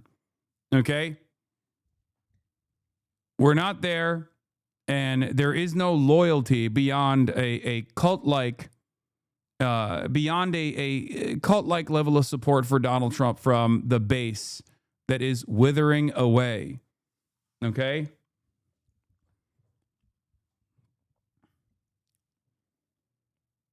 Yeah, Americans can still get a decent meal at Applebee's. They can enjoy the treats. We're not a country full of PTSD-riddled World War I soldiers who experience insane hyperinflation and are mad that like they're not getting their fucking pensions or adequate medical care. Even though there are plenty of people who are, PTSD addled veterans that aren't getting that medical care. By and large, Americans are still, they're still outside of that equation.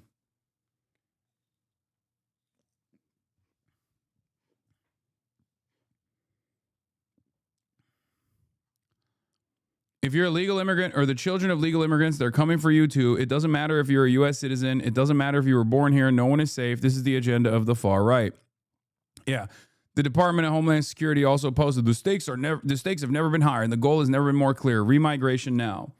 These guys are so fucking stupid, dude. Even though morally ambiguous, America might be better off with some sort of serious expulsion mechanism. The fuck are you talking about, dude?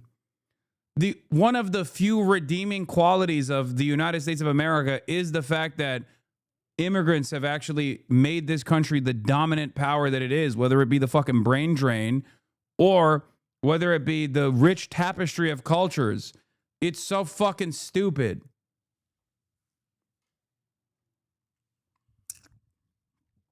We got like a couple things going for us, okay? Our diversity, our free speech, or at least the that still obviously has limitations, but like the free speech that kind of exists, okay, and due process. And Donald Trump is trying to tackle all three. It's so fucking stupid. Especially because there is no real problem here. Do you understand? Like if there was, okay, I will say it like this. I will concede on this point. If there was a significant issue with migrants coming into the United States of America and actually doing harm, like killing people on the streets, preying on the vulnerable, trying to fucking, trying to create like roving gangs that are looking for white women to rape and behead or whatever the fuck these psychopaths believe, then yeah, that's a little bit more reasonable. In that situation, if that racist fantasy was reality, then yeah, there is a lot more reason to unironically say, hey, we got to put these guys in jail. What the fuck are we doing? Or maybe even dispose of them or remove these people from the American national boundaries. This is a significant burden. Okay? But that's not the fucking case. That's not the case anywhere on the planet. Okay? Because this is not how humans are. Nobody fucking migrates to the United States of America, so they're like, oh yeah, land of opportunity to do rapes. Are you fucking insane? That's not how this works. No, when people say, oh, I'm going to the land of opportunity, they mean like, oh, this country has a far better material circumstances and presents a far better future for someone like myself, like Afghan Muslims. Watch the full video, pussy. Only supports Hamas, like Afghan Muslims. Oh my God.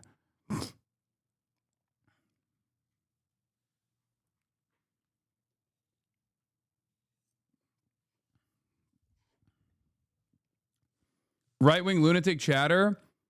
Yeah. Right-wing lunatic chatter demanding that I watch the Context Nuke in its entirety. Name a better fucking duo.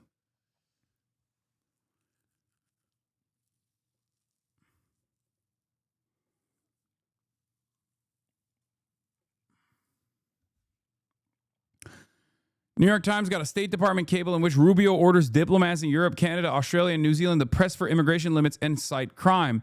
They're also told to report on governments that are pro-immigration.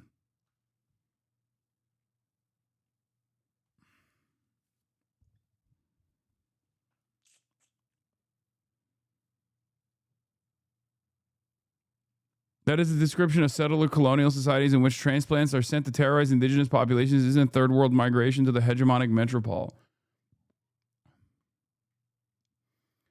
Ugh.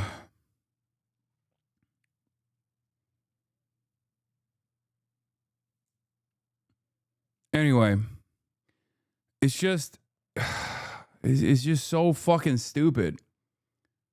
It's stupid because this doesn't actually solve any of the issues that people are facing, like the real issues, okay?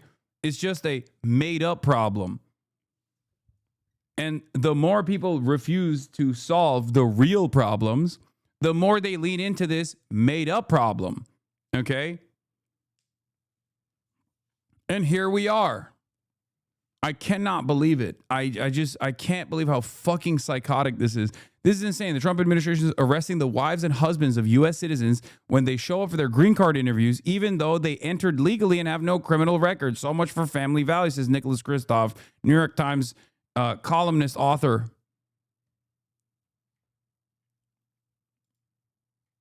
Elon is cheering this on, of course. You are absolutely right in response to Donald Trump. This is a literal life or death issue. They will kill us all. Oh.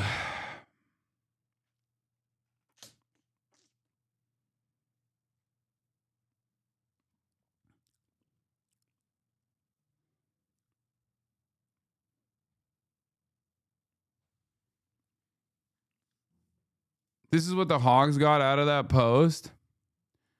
Trump officially gave us the R word back. Nice, dude.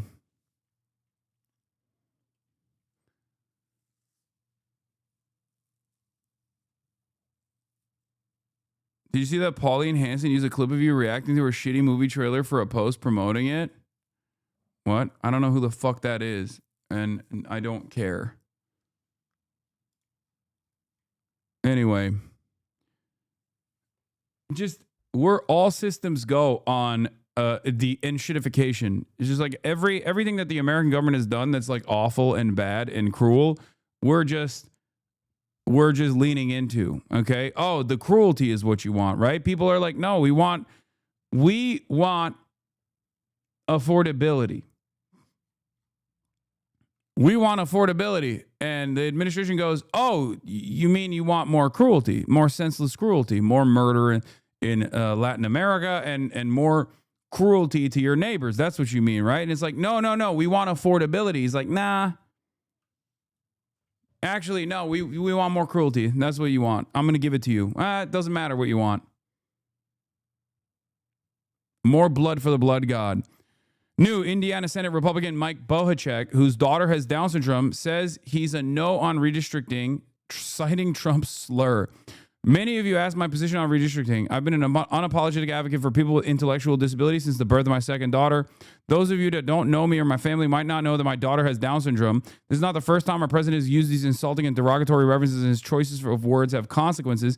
I will be voting no on redistricting. Perhaps he can use the next 10 months to convince voters that his policies and behavior deserve a congressional majority. Wow, that's crazy.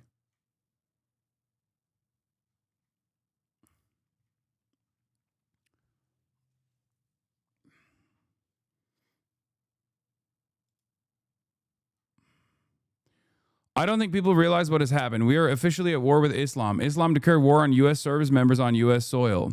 Secretary of War should respond by ordering military-style raids on every single mosque in America in a joint operation with the Department of Homeland Security to mass deport every single non-citizen Muslim in our country. We are at war with Islam. U.S. soldiers are being murdered on American soil by Muslims who are killing in the name of Islam. Americans should prepare accordingly. Buy ammo. This is just the beginning. And no, this isn't hyperbole. Over 72,000 Afghan immigrants were airdropped all over the U.S. in 2021. They are ticking time bombs waiting to explode.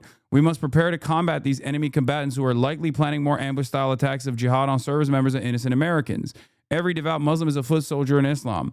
The Trump administration should respond accordingly. This is where you get, by the way, this is where you get when you think Islamophobia is permissible. And Islamophobia is institutionally permissible. So, of course, the most rabid sociopaths are basically going to take it to this fucking level. Okay? Especially because this is a very pro-Israel sentiment. Every single moment that Americans are predisposed with this like radical Islam taking root in America is a moment where they don't give a shit that Israel is like killing Palestinians. The moment that they don't give a shit where Israel is taking all their fucking tax dollars to go kill Palestinians. Meanwhile, this kind of sentiment replaced the word Muslim with Jew, and you get Adolf Hitler, right? See, this is why 90% of the people won't hear about the facts you covered yesterday. I don't think so. What a fucking lunatic Laura Loomer is. Jesus Christ. This is exactly this is hysterical. This is psychotic. She is an absolute psychopath. 19K likes is terrifying? No, this is just Elon's Twitter, dude. I mean, Donald Trump's racist screeds got 400,000 likes if you want to talk about the likes.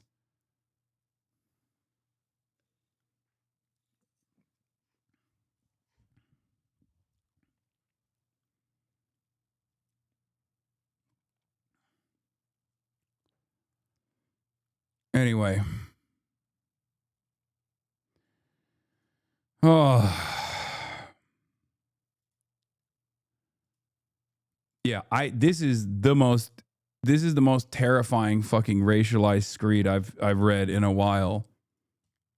And I'm sure dipshits will say, based. This is based. He's going to save America based. And many of their fucking stupid neck-bearded supporters will also go along with it. Meanwhile, yeah, holy based. Meanwhile, the actual material harm that they're experiencing is not being solved because of their fucking inability to realize that Trump is actually doing this as a distraction for them. Okay? Everyone's a fucking dumbass. Anyone that eats this goddamn bait is an absolute moron.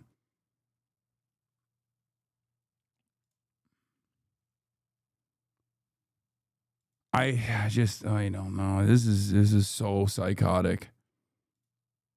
Yeah, meanwhile, Donald Trump is now facing the lowest approval rating of his second term, 36%, lower than Joe Biden at his lowest, and his response has been to unleash some of the most openly racist, nativistic rhetoric of his presidency, blaming immigrants for nearly every problem in American life. In a Thanksgiving Truth Social post, Trump claimed most of the 53 million immigrants are on welfare, and the refugee burden is the leading cause of social dysfunction in America. Failed schools, high crime, urban decay, overcrowded hospitals, housing shortages, and large deficits. He claims Somalis are taking over Minnesota and declared a pause to migration from all third world countries while vowing to denaturalize green card holders who aren't sufficiently loyal. In a segment on CNN, Tia Mitchell of the Atlanta Journal-Constitution said the White House sees this as the only thing he has to counteract all these concerns people are raising about why his approval levels are so low. They're worried about the cost of goods, safety, housing, healthcare, and he's not addressing that directly. She said people's healthcare issues aren't being resolved with the crackdowns at the southern border and the anti-immigration policies. Where have you heard that statement before? I've been saying that. This is very much in line with the way that the president and people in his administration, people like Stephen Miller, have been talking about immigration. President Trump, in his remarks on Wednesday night, brought up Somalia. That is not an accident. That is something that the president has been focused on recently and that he is emphasizing. You look at refugee policies where the White House wants to bring in white people from South Africa who they say are being persecuted. They don't want to bring in other refugees. The refugee program has been severely restricted under the Trump administration already. So in a lot of ways, this is a terrible event that has given them a sort of a peg to do a lot of the things that they were already doing or wanted to do. And it does come at a time when the president's approval ratings are in a really bad place, including on immigration. But this is a realm of immigration where he has had more traction than some of the other areas. And speaking of the refugee issue, this is what he said in a couple of late night posts last night. Right before midnight, he put out these posts here on Thanksgiving night. He said, this refugee burden is the leading cause of social dysfunction in America, something that did not exist after World War II. Failed schools, high crime, urban decay, overcrowded hospitals, housing shortages, and large deficits. He's very clear where he's going with this. Well, I like the way that Tamara put it. It is something they want to do. It's a long-term project. This administration, with the 4 years it has been given by voters, wants to transform the immigration system, one, so there's a larger deportation force, so that immigration courts are seen as deportation courts, as they call them. They're doing more hiring right now to make that happen. They're trying to build the capacity for mass deportation because it wasn't there in the first term. You've covered this. So many things that they're doing right now are taking the lessons of the first term, where they were stymied by a court or stopped by a court, going to a more favorable court this time, a point with we saw this with the Muslim ban. It was a 5-4 decision that upheld the president. That's a 6-3 conservative court now. So they like their odds, but there is a long-term strategy here. But what are the political risks of it? For Trump, he's not on the ballot again. For Republicans, we already saw them lose ground with Asian American and Arab American voters in Virginia and New Jersey. Just huge shifts back away from the Republican Party. This is not the Republican agenda that won Dearborn, let's say, in the last election. This is more like what he wanted to do in the first place. And voters don't get a veto on this. It's going to be fought out in the courts. In Congress, look, final point I'll make is why was it easier for some Afghans to get here if they cooperate with the Americans in the war? It was a bipartisan vote of Congress that made the Allies Act. Mike Johnson voted for that. I don't think you're going to have any Republicans saying that was a good idea. Now the Stephen Millers of the party, who already were controlling the narrative, are going to control the politics too. Very few Republicans voted against that. Yeah, I think 16. Yeah, something like that. So part of this post, there were just a number of things that are eyebrow-raising, to say the very least. This is what he said he said, refugees from Somalia are completely taking over the once great state of Minnesota. He said that there are Somalian gangs looking for prey. As he said, people are staying locked in their apartments. He called the governor of Minnesota, Tim Walz, quote, seriously retarded. He went on to call Ilhan Omar the worst congressman/woman. He ridiculed her for wearing a hijab, and she said that question about whether she's in the country illegally. Yeah, a lot of that is problematic. It's racist. I was just going to say it's rooted in racism and xenophobia. Yeah. A little bit of misogyny possibly in there, or sexism in there as well. And I think that there are people in the White House who believe that the best message that Donald Trump has right now is his anti-immigration message. That's really the only thing that he has to counteract all the concerns people are raising about why voters why his approval levels are so low. They're worried about the cost of goods. They're worried about safety. Yes, they're worried about the cost of housing. Did Trump just alt? Yes, he did. He alted for sure. He's blowing his load over full tilt fascism. Housing. They're worried about health care. And he's not addressing much of that directly, but what he is doing is saying indirectly, the immigrants in the U.S. are causing or contributing to all those problems. I don't know if that's going to work with the American people because they've seen the immigration crackdowns, but they also have seen that grocery prices aren't going down as a result. Their health care issues aren't being resolved, even with the crackdowns at the southern border. So yes, he can do more on immigration, but I don't know if that's going to address what American voters really expect him to be working on. It's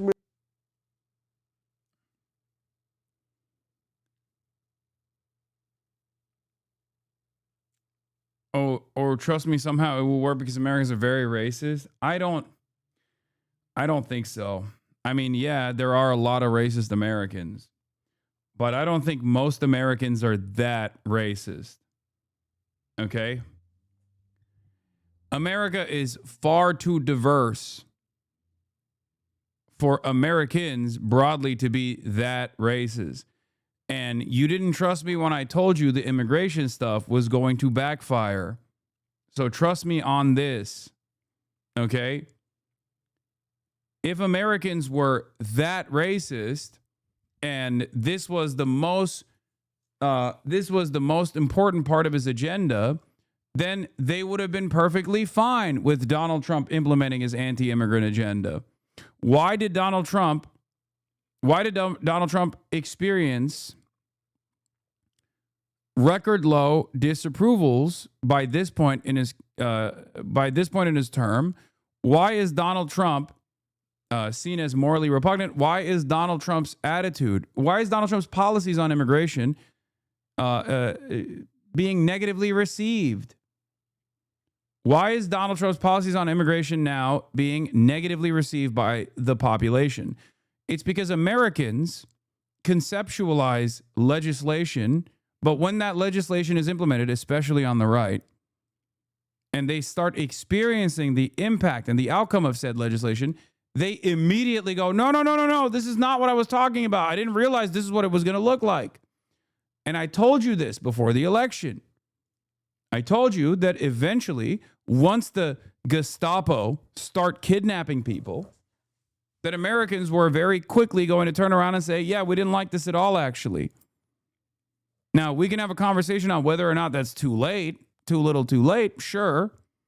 But ultimately, that means that Americans are not actually on board with this level of mass deportation at all. They don't like seeing the wives and husbands of American citizens get kidnapped at their green card meetings, okay? At their green card at their green card appointments. Who the fuck wants that? Because that's what mass deportation looks like. Do you understand? If Americans were really horny for this level of violence towards random migrants, then Donald Trump's then Donald Trump would still be killing it on the immigration front. He would still have overwhelming numbers on the immigration front because he's been following through on that, right?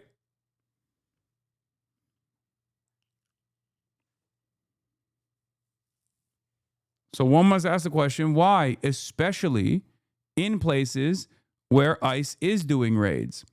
When ICE comes into your neighborhood, your attitude changes dramatically. You might have been a Trump voter, for example, and you start seeing people like the barback at the restaurant that you go to get arrested and apprehended for no fucking reason.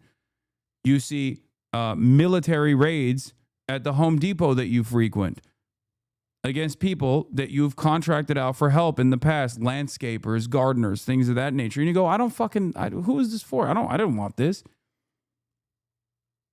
You did. You voted for it. Now you're experiencing the impact and you don't like it. Don't say they like it. It's not true. There are plenty of people who don't like it. Okay? Plenty of people who thought they like it actually see it happen and go, oh, I don't like it. It's no different than that one Republican congressperson who was like, I love Donald Trump, but then he said the R word and my second daughter has Down syndrome, and it turns out I actually don't like Trump now.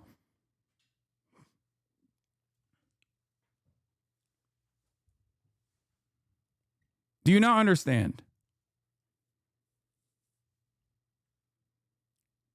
And Trump's disapproval proves that. Okay? The discontent proves that people don't like it. The mass mobilization proves that people don't like it. The No Kings rallies is another clear-cut example that people don't like it. They're mobilizing. They're taking it to the fucking streets. Americans are deeply selfish people. They're taking time out of their days to go out and protest. Okay? That means they don't like it. And you cannot continue this agenda without mass approval. You cannot continue this agenda with mass disapproval, especially when that disapproval will only grow.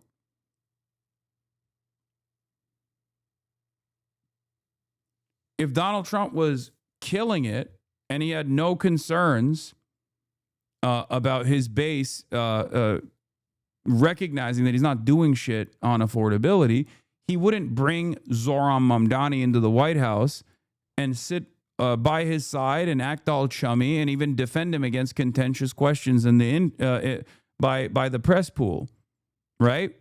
He wouldn't have to do that. He'd just be like, that's a Muslim communist. We have to denaturalize him immediately. Because what Trump is saying only a week after that Zohran Mamdani meeting is that Zohran Mamdani should be deported. So which is it?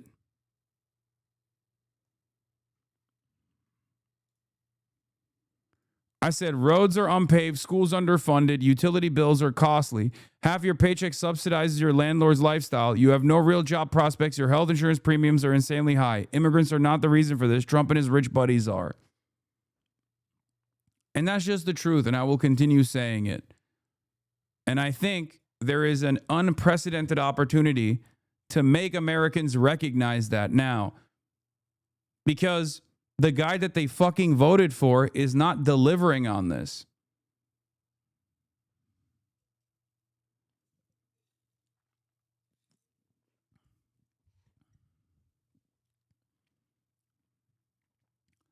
Approval ratings mean nothing to these people. I don't even know why it's discussed on the news. It means nothing to maybe the MAGA cult, but it means something to us. It means that people are experiencing disapproval. And specifically on the issue of immigration, okay? That's what's very consequential here, because if Americans were broadly in support of Donald Trump's attitudes on immigration, okay, 90% of Democrats disapprove of Trump on immigration. 66% of independents disapprove on Trump's attitudes on immigration. 81% of Republicans approve of Donald Trump's policies on immigration. But you cannot continue your agenda with just the Republicans, okay? You can't. That's why his overall disapproval on immigration, which was his most successful policy, was mass deportations. He ran on mass deportation. Is sitting at 57% disapproval right now.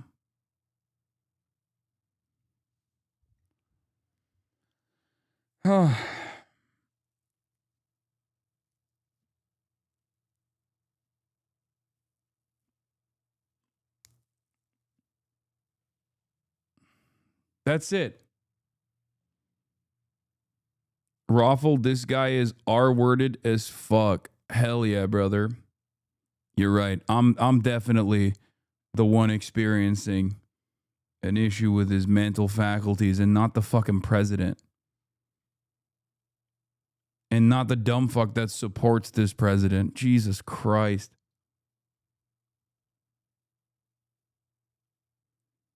I said Raffle. What year is this? I mean, that's the most like sweaty fucking 45-year-old loser you've ever seen.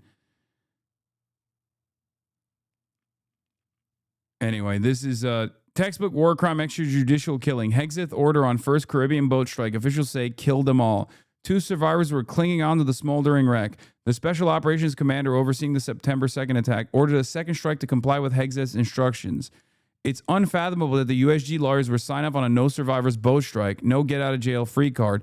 There's a clear precedent dating back to World War II trial of the Germans for that very act, which lawyers know very well, the Pelleas World War II war crimes trial. Who is going to stop America? That's the question. And when there is no one that's willing to even entertain the notion that America is responsible for a metric ton of war crimes, they just get away with doing this shit.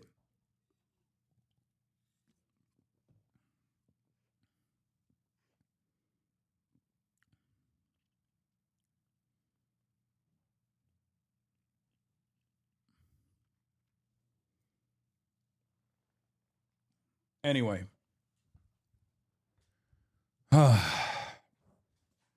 Even Americans and Nazis pulled each other out of the sea. What the fuck are we doing? Yeah, well, America is slowly but surely moving in the direction of a super Nazi style of governance, it seems. Of course you defend drug smugglers? No, dumbass.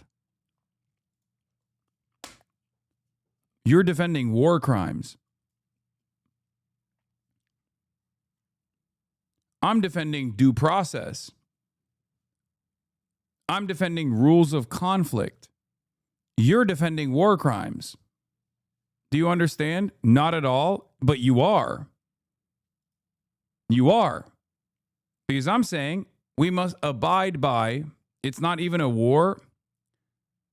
Okay, if someone comes to your house and fucking murders you or lasers you with a drone and then post-mortem decides that you were engaging in illegal activity without actually offering any evidence to suggest that you did, I guess we can just turn around and say, sorry, not a war. That's what the cartels did for the last 50 years. So why aren't we actually apprehending the cartels then? Why are we lasering random boats off the coastline of Venezuela, you fucking baboon? Venezuela is not a narco-trafficking hub.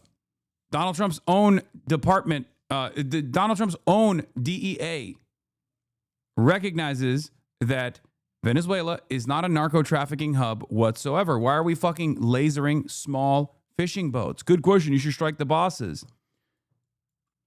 He would have to go somewhere else. If he wants to strike the bosses, he'd have to kill the fucking Sackler family. He would have to kill half of the fucking CIA. He's not going to be doing that, dipshit.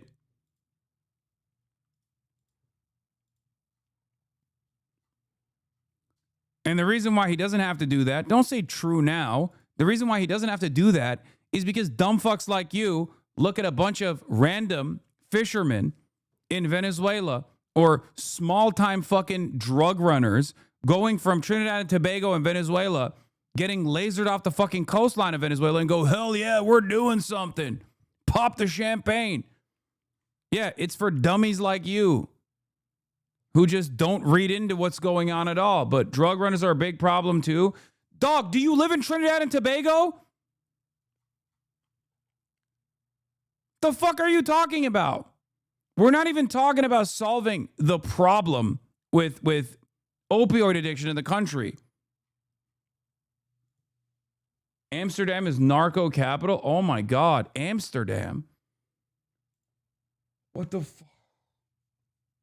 This guy has to be a fucking uroid, right? Who the fuck brings up Amsterdam when we're talking about justifying the assassination of like random either small-time criminals or just fishermen off the coastline of Venezuela?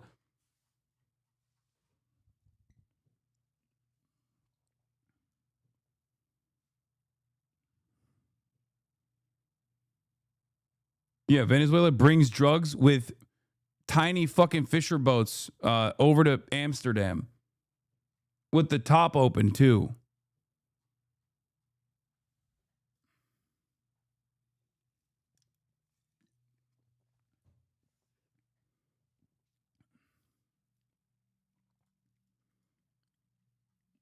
It literally is because Amsterdam is the biggest hub for drug runners. Brother, what the fuck are you talking about? We're talking about the fentanyl, or the opioid crisis in America. What the fuck does Amsterdam have to do with this conversation? It's not like Donald Trump is saying, we got to deal with Amsterdam. We're not even talking about that. You started this by saying it's a good thing that Donald Trump is lasering fucking small boats off the coastline of Venezuela. I'm explaining to you how that is completely irrelevant and also a war crime. Well, cartels operate worldwide, bro. Oh my fucking God.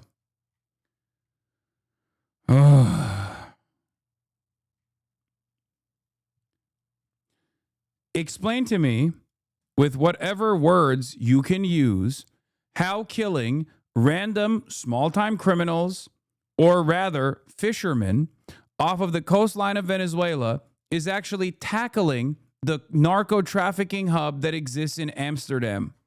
Please explain to me how that works. Then continue with your explanation on how murdering them with drone strikes is actually the appropriate thing to do rather than investigate and apprehend them with the Coast Guard. So you can conduct a real full-fledged investigation into how they're drug trafficking, because I would certainly love to understand what connection exists between little boats going between Trinidad and Tobago and Venezuela that have no capacity to reach the American coastline, okay, from a country that is not even a narco-trafficking hub whatsoever, because Venezuela is not a narco-trafficking hub at all. How does any of that connect with one another?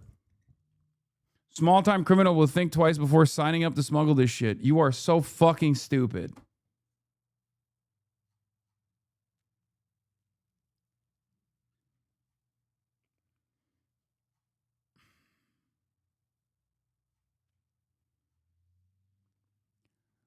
I don't think we should be drone striking anybody, okay?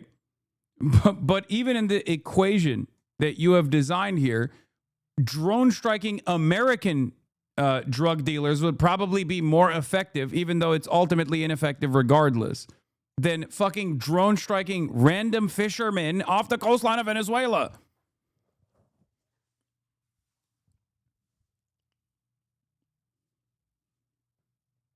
Would you agree that the Mexico cartels are the biggest problem? Do you want to solve the opioid crisis?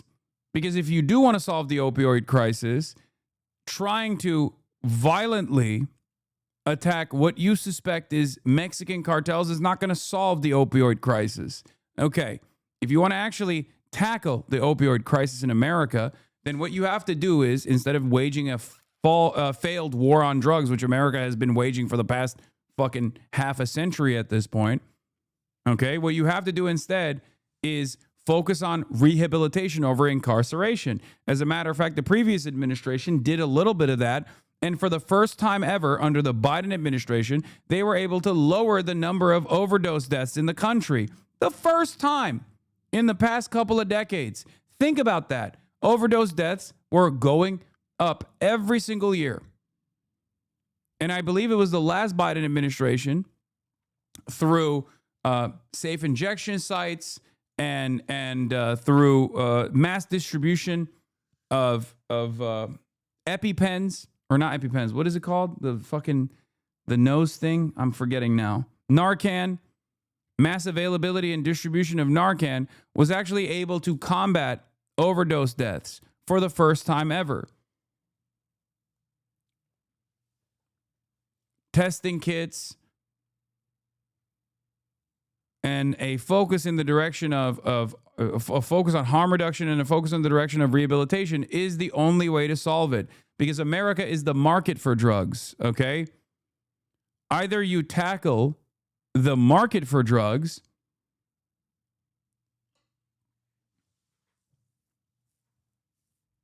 or you just continue making this problem far larger. God bless you, Hasan, for talking to these chatters and trying your best. I mean, always.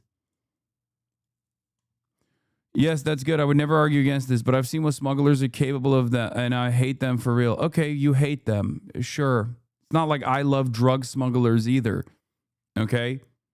It doesn't matter whether you hate them or not. That's not solving the problem. Okay? If killing drug runners actually solved the problem, there would be no drug problem in America. The solution is rehabilitation. This process is a total fabrication to overthrow the Venezuelan government, and the entire drug trafficking narrative is fabricated. Yeah, I know. And that's according to U.S. intelligence as well. The drug smuggler narrative is a farce used to gaslight dumb fucks like this chatter into thinking it's justified. That's it.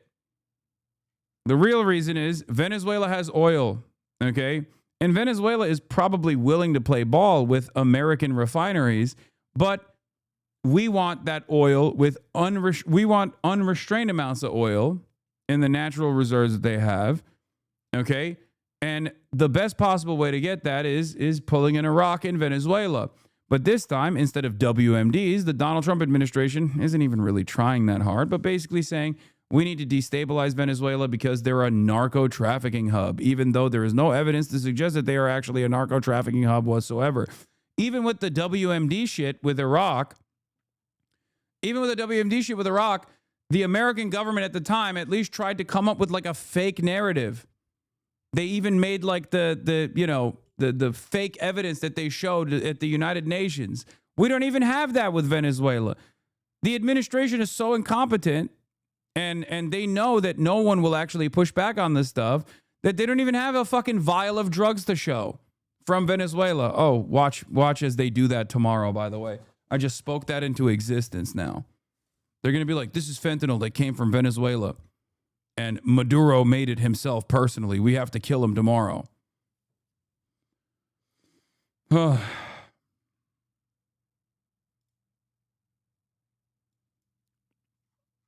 Yeah, that's good. I would never argue with that. What can we do against worldwide cartels then? Oh my God. You starve out the market. That's it.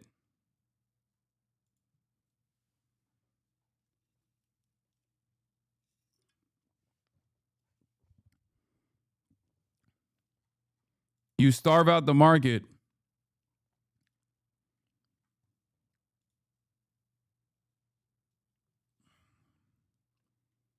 And instead of apprehending drug users and criminalizing them, which is ineffective in terms of dealing with addiction and also forces them to purchase in the black market, you actually move in the direction of rehabilitation, decriminalization, and rehabilitation so that people are not fearful of seeking out help. But in the absence of that, we're cooked. Yeah, fentanyl is made in Mexico. The precursor is imported from China. Yeah, none of this has anything to do with none of this has anything to do with Venezuela anyway. It's completely made up. But if you're talking about actual fentanyl overdoses and how to deal with it, the way to do that obviously revolves around starving the market.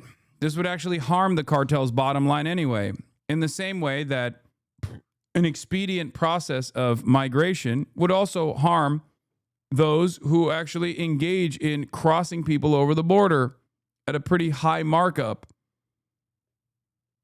But the American government is consistently delivering a wonderful gift to the cartels in Mexico, because the cartels in Mexico control Mexico.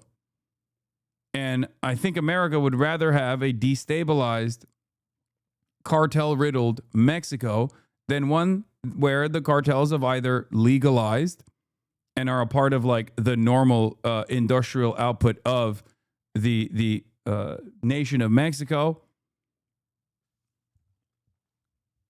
and no longer an ever-present threat.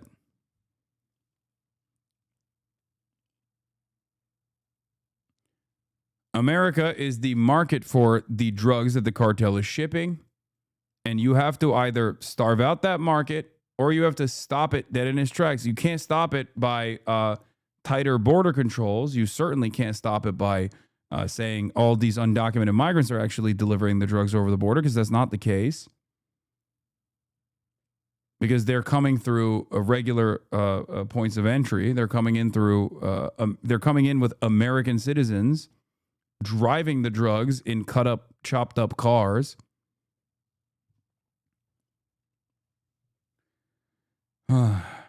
Starve the market and kill the bosses. Agreed. Oh my fucking Lord. This guy just wants a kill, man. That's what it is. You don't know anything about narco trafficking. Amsterdam is the biggest hub in the world because of its massive ports. Amsterdam, Rotterdam, and Marbella. All right, Euroid. I've tried. You just want executions, brother. I got it, okay? Good luck. That's why Euroids love fucking LARPing as Americans, because we have the death penalty here. And we're the one country where we are so belligerent and so violent all the goddamn time. Avi, the chatter is fantasizing about a scenario where well-meaning police officers cannot achieve their mission because they're bound by the law while criminals are not. He does not understand that the law gives the government its power and defines its duty. If there's a more effective way of dealing with it, you make new laws.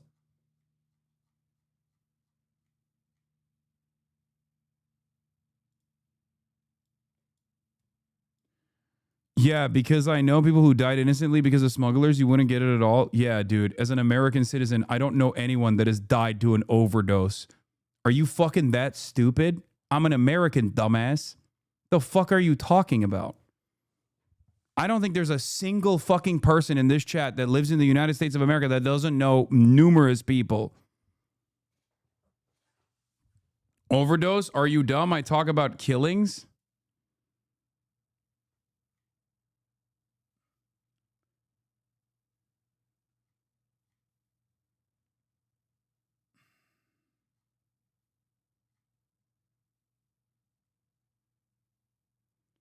I think you're conversing with a child. I think so too. A child has watched one too many fucking movies. I changed my mind. Whatever, mate. Have a good day. Oh my God. I'm going to put a ban on Europeans in this chat. I swear to fucking God. Oh, speaking of cartel bosses, Juan Orlando Hernandez was convicted by a jury of conspiring to traffic 400 tons of cocaine into the United States. The Justice Department estimated that this represents 4.5 billion doses of cocaine and that he was at the center of one of the largest and most violent drug trafficking conspiracies in the world. He's responsible for the deaths of countless American citizens and will now be pardoned by Donald Trump. Don't tell me Donald Trump is killing people in boats in the Caribbean to stop drug trafficking. As Tito Asfura wins for president of Honduras because the United States has so much confidence in him, his policies, and what he will do for the great people of Honduras, we will be very supportive. If he doesn't win, the United States will not be throwing good money after bad because a wrong leader can only bring catastrophic results to a country, no matter which country it is.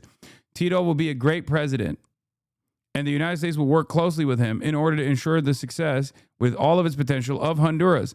Additionally, I will be granting a full and complete pardon to former President Juan Orlando Hernandez, who has been, according to many people that I greatly respect, treated very harshly and unfairly.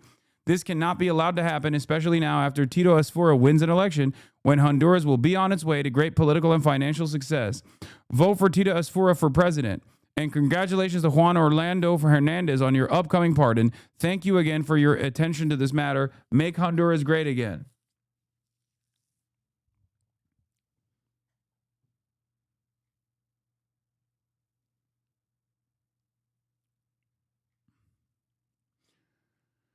Oh.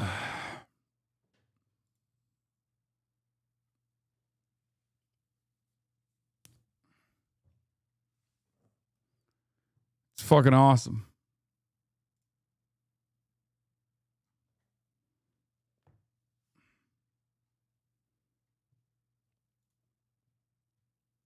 More details. At the same time, Trump is calling for a review of all green card holders from 19, quote, countries of concern, including Haiti, Iran, and Venezuela. And he wants a review of all Afghan nationals who were allowed into this country under the previous administration. When you let the people come in by the thousands and thousands and thousands, they made a terrible mistake. But they were incompetent, yeah. Speaking before Thanksgiving dinner at Mar-a-Lago, President Trump slammed the Biden-era program that brought the shooting suspect to the U.S. Operation Allies Welcome allowed in about 90,000 Afghan nationals at the... That's just foreign election interference. If it was Putin talking about a U.S. election, yeah, except America does it all the time, and it's doing it openly now under Trump. That's the point. And there's so many different things that are going on that we can't even actually focus on one of these issues. You know what I mean? It's so cooked. Chaotic end of the Afghan war. Many of them, like the suspect, had worked with the U.S. What the fuck? One European jackass in your chat, you put all of us in the same bag? What is going on, man? I'm fucking joking, okay? No, I'm not banning all Europeans from the chat. I just can't stand Europeans that LARP as Americans, okay? I think it's disgusting. Same with Canadians. We already have these fucking issues in America without the English, the rest of the fucking English-speaking world also LARPing as dumb fuck Americans. Oh my God. You should hate them more than me.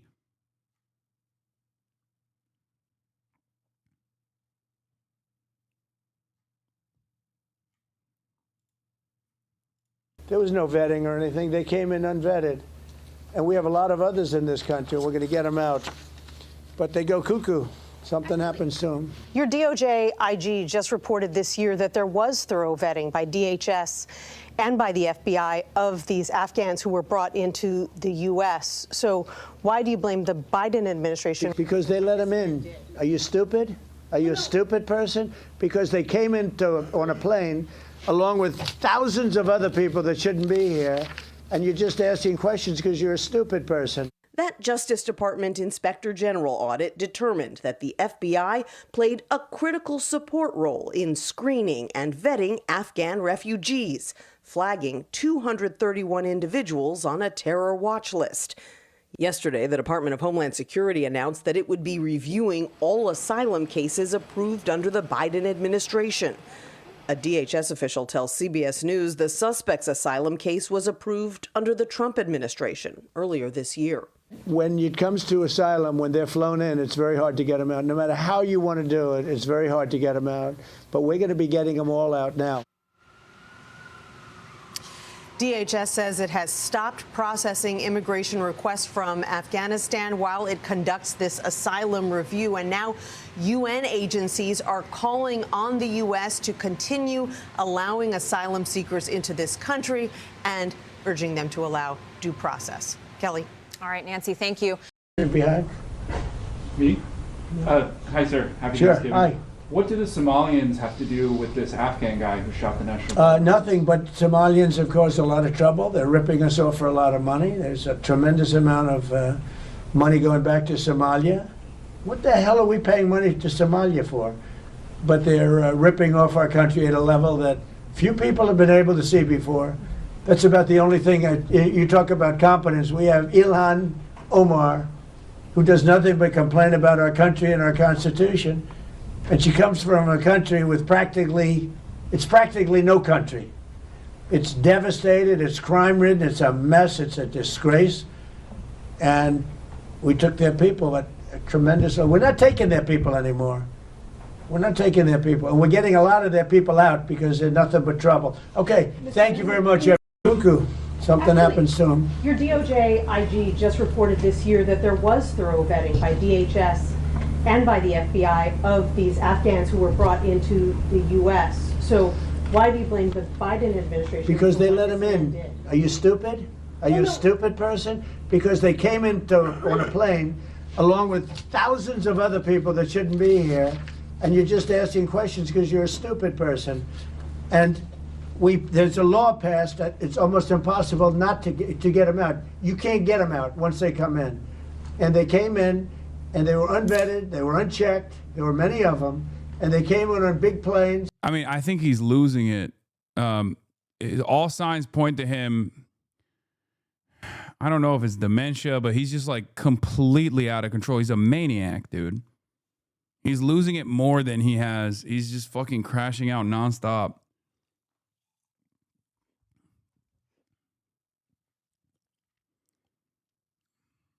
It's also pretty funny for a guy who thinks like he has a tremendous IQ because he passed a fucking dementia test, has any room to call other people stupid. You know? Oh, you're a stupid person. I think Donald Trump might unironically be the dumbest fucking president we've ever had. And it was disgraceful.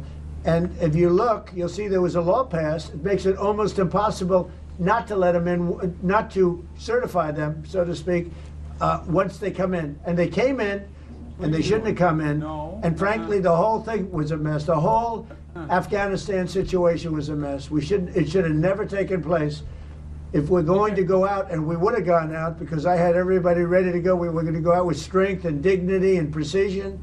And we would have left from Bagram, and we would have kept Bagram, by the way, because of its very close relationship to China and where they make their missiles. But when you let the people come in by the thousands and thousands and thousands, They made a terrible mistake. But they were incompetent. Yeah. Yeah, Mr. President. She's trying to get up on my National lap. Guardsman Sarah Beckstrom gunned down in the U.S. Capitol in broad daylight. You're too fat to be on my lap. That's right.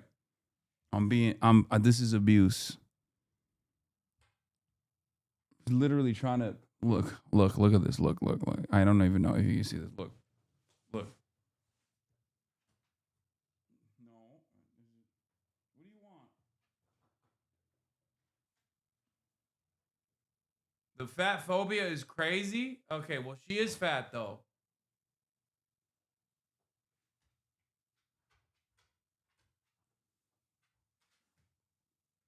What do you want?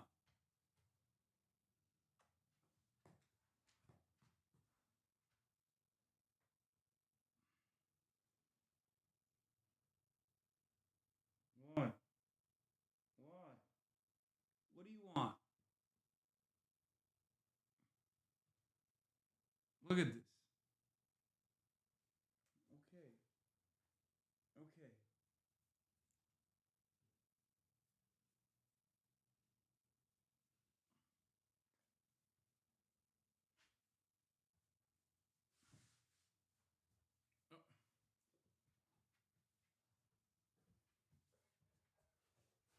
That's crazy. That's...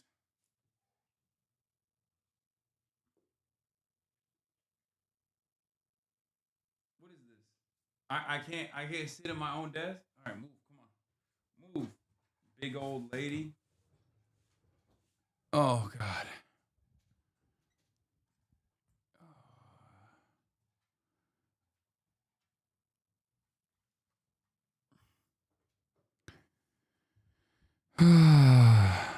Bro, call her big. She is big. Big as fuck. She's not done. She wants more pets. Streets are saying she's milking it. Yeah, she Wednesday afternoon. As news of her death was confirmed last night and a procession drove her body for a post-mortem, the fears of many Americans were brought to the fore. Passers-by filmed the moments after Wednesday's attack. President Trump had argued that calling troops onto the streets of Democrat-run cities was to reduce crime, but others saw it as a political provocation that could end badly. Mr. Trump described Ms. Beckstrom as a national hero. Outstanding in every way. She's just passed away. She's no longer with us. She's looking down at us right now. 31-year-old Afghan Ramanullah Lakanwal was quickly named as the suspect. He's now been charged with first-degree murder. The D.C. attorney and Trump ally Jeanine Pirro promised to delve deep into his background. About what actually happened in terms of this individual even being in this country and being in a position to ambush and shoot down an innocent young woman. Lakanwal had fled Afghanistan in the chaotic U.S. withdrawal of 2021 during the Biden administration. He'd reportedly fought against the Taliban for an Afghan paramilitary force and been trained by the CIA. He was eventually granted asylum by the Trump administration only a few months ago, after he'd started his second term. The president tried to pin the blame on his predecessor in another unedifying outburst at a female reporter. Why do you blame the Biden administration? Because they let him in. Are you stupid? Are you a stupid person? Because they came in on a plane along with thousands of other people that shouldn't be here. Yes, he got fucking asylum during the Trump administration.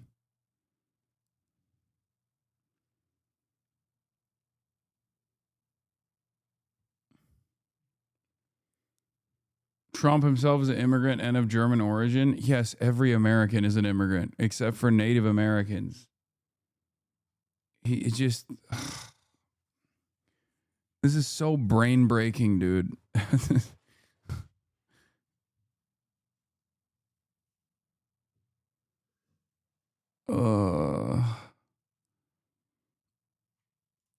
And you're just asking questions because you're a stupid person.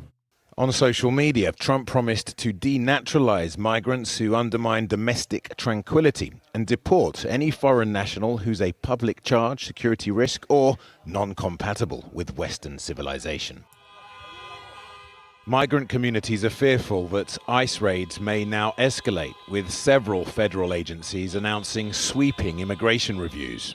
The US Citizenship and Immigration Service has indicated the crackdown would apply to countries previously named in Trump travel bans that were introduced this June.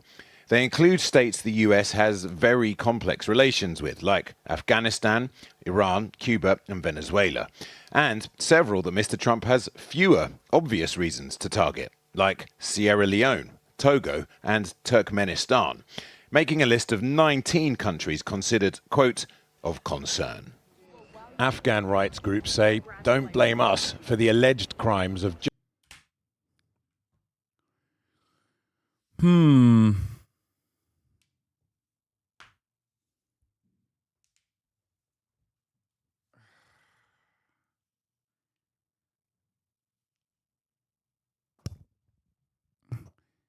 The craziest part about it is it's not like we're bringing in a shitload of immigrants from these countries anyway. Okay? It's just not like, with the exception of, I guess, Venezuela and maybe Haiti, there is like, how many fucking immigrants are we bringing in from Sudan or Eritrea or the Democratic Republic of Congo? Like, this is already the pre-established norm. America already has a white nativist immigration structure.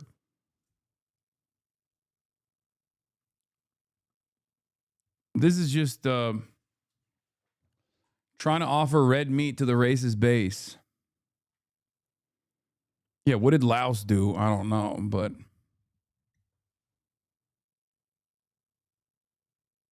There's a billion Turkmen taking over the country. Yeah.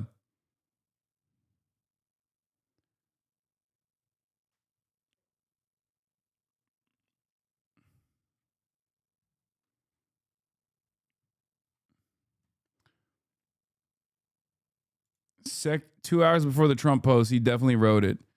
This is the great lie of mass migration. You are not just importing individuals, you are importing societies. No magic transformation occurs when failed states across borders as scale migrants and their descendants recreate the conditions and the terrors of their broken homelands.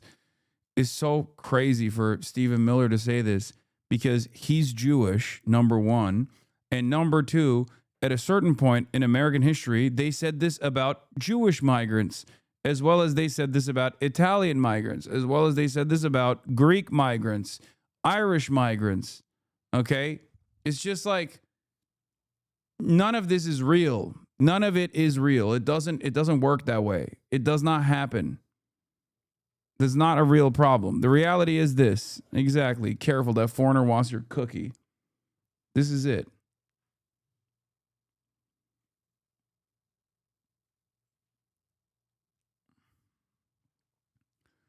Yeah, the very fact that the son of Jewish migrants is behaving like Adolf Hitler reborn here is also more proof that Americans assimilate, you know, and become American. What is more American than being the son of migrants, only to turn around and be like, yeah, fuck these migrants, dude. They're unwashed masses. They're coming in to ruin the country. And in this exact same lifespan, like, he has relatives that directly were targeted as Jews with the exact same sentiment. Afghan rights groups say, don't blame us for the alleged crimes of just one man. We see school shootings in the United States very, very frequently. Often it's political violence or violence committed by white men. And we don't say, oh, this is a racial problem. You know, we don't say, we should think, and, we should start thinking of banning white Americans or white males from schools. Tonight, the other victim, Andrew Wolf, is still in it. Damn, I said that verbatim yesterday. It's a good take. He's right. Sarah told her former boyfriend that her deployment was pointless. Treated in and other. Yeah, this is why I've been saying, like, I'm not going as hard on fucking the National Guard, or at least the individuals in the National Guard. as I would with like ICE or whatever. You know what I mean? Like these are people who are part of the National Guard. They all know that they don't have to be there. They all know that it sucks, you know? Other things regarding his treatment. In the meantime, our colleague Gabe Cohen spoke to a gentleman named Andrew Carr, who is the former boyfriend of Sarah Beckstrom, the Guard member who was killed in the shooting. They lived in West Virginia, and Gabe asked the former boyfriend. So don't fucking join up. Come on, dude. We're talking about the goddamn National Guard. Jesus Christ. Oh.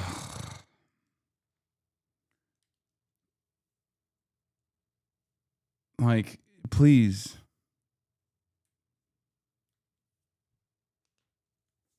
Every fucking time, dude. Holy shit.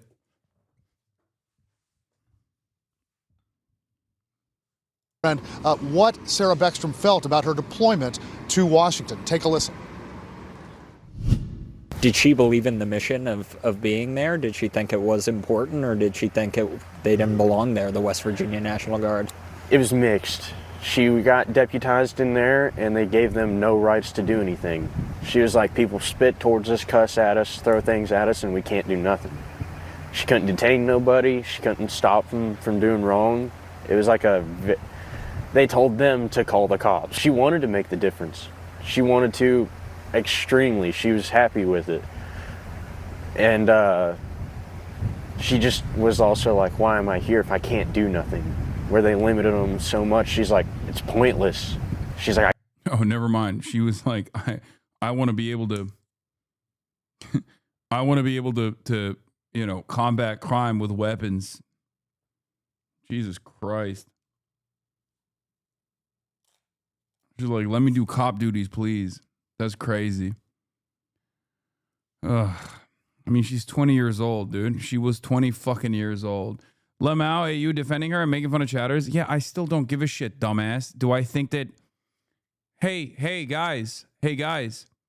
You are going to be very confused when you hear my take on this, I think. No, I don't think a fucking 20-year-old National Guards member, no matter how fucking stupid their worldview is, deserves to get executed in fucking broad daylight. The fuck? By a guy who worked as a death squad, death merchant by the fucking CIA, who snapped. The fuck?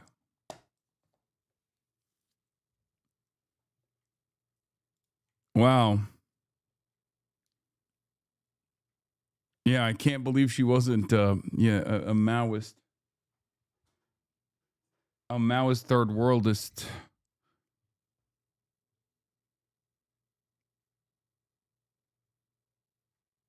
I get why we're here, crime's bad, but it's pointless if we can't do anything. And that was Adam Carr, the former boyfriend of Sarah Beckstrom. I'm sorry, I mistakenly called him Andrew Carr a moment ago. His name is Adam Carr, and that's what he told our Gabe Cohen a short time ago today about Sarah Beckstrom and how she felt about being deployed to Washington. And here at the shooting scene, which we've been kind of scouring and covering the canvassing of this scene since yesterday. Take a look at this makeshift memorial. It is really...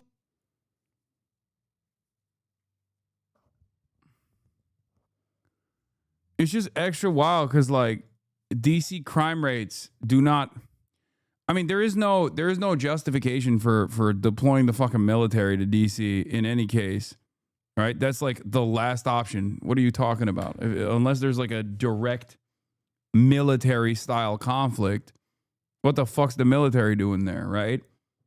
But it's extra stupid when you look at DC crime rates going down and then this deployment happening just purely for the optics of it.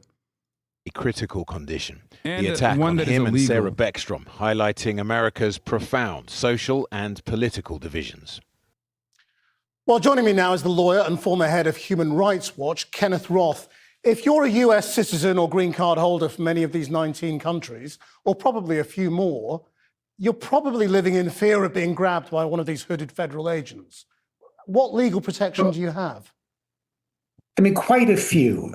Once you are a U.S. citizen, even if by way of naturalization, you cannot have that taken away unless there was fraud found in your application. That's very difficult to prove. I mean, if you look at this particular case, I mean, Trump goes on and on about why did his administration grant asylum to this Afghan man. They knew all about him. He was completely vetted. This was the guy who was a member of a so-called zero unit working with the CIA that was essentially a death squad in Afghanistan. The Trump administration knew all that and admitted him anyway. Now, he's said to have had mental health problems. One can understand that as a response to being in a death squad. But, to go from this single individual to Trump, trying to turn this into a broad condemnation of immigration, blaming immigrants for crime when in fact immigrants are 60% less likely to be imprisoned than native-born Americans. I mean, this is all classic Trump just to pursue his racist anti-immigrant agenda. Right, but how much of a turning point do you think this is if you put it together with the travel ban on these 19 countries and the way that the administration says it's going to change, well, it's going to start looking at people from those countries and their immigration status? Well, this travel ban, as I'm confused. Was he like a child conscript or he volunteered to be a CIA slaughterer? Bro was 15 in Afghanistan. Like I don't think you're capable of making any sort of fucking decisions at that point. He was a child soldier. The CIA literally tapped him as a child soldier. What do you mean volunteered? He was 15. In Afghanistan, the level of fucking poverty in that situation is, he was groomed to be a CIA death squad member.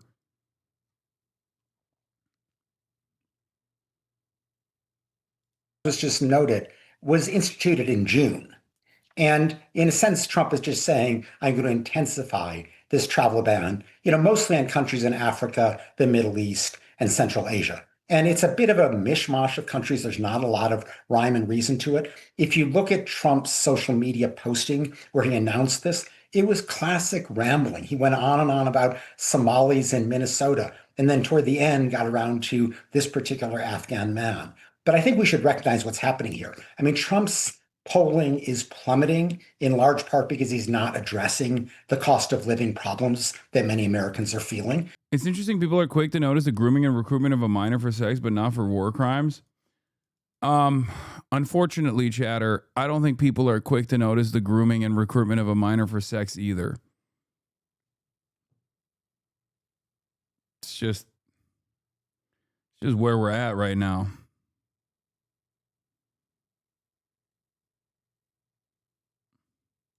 And he is, falling back on his safe zone and attacking immigrants for a crime wave that nobody but him actually sees. He's also effectively ending the ability of people to seek asylum from these countries, isn't he? I mean, how does that square with the United States' obligations under the Refugee Convention?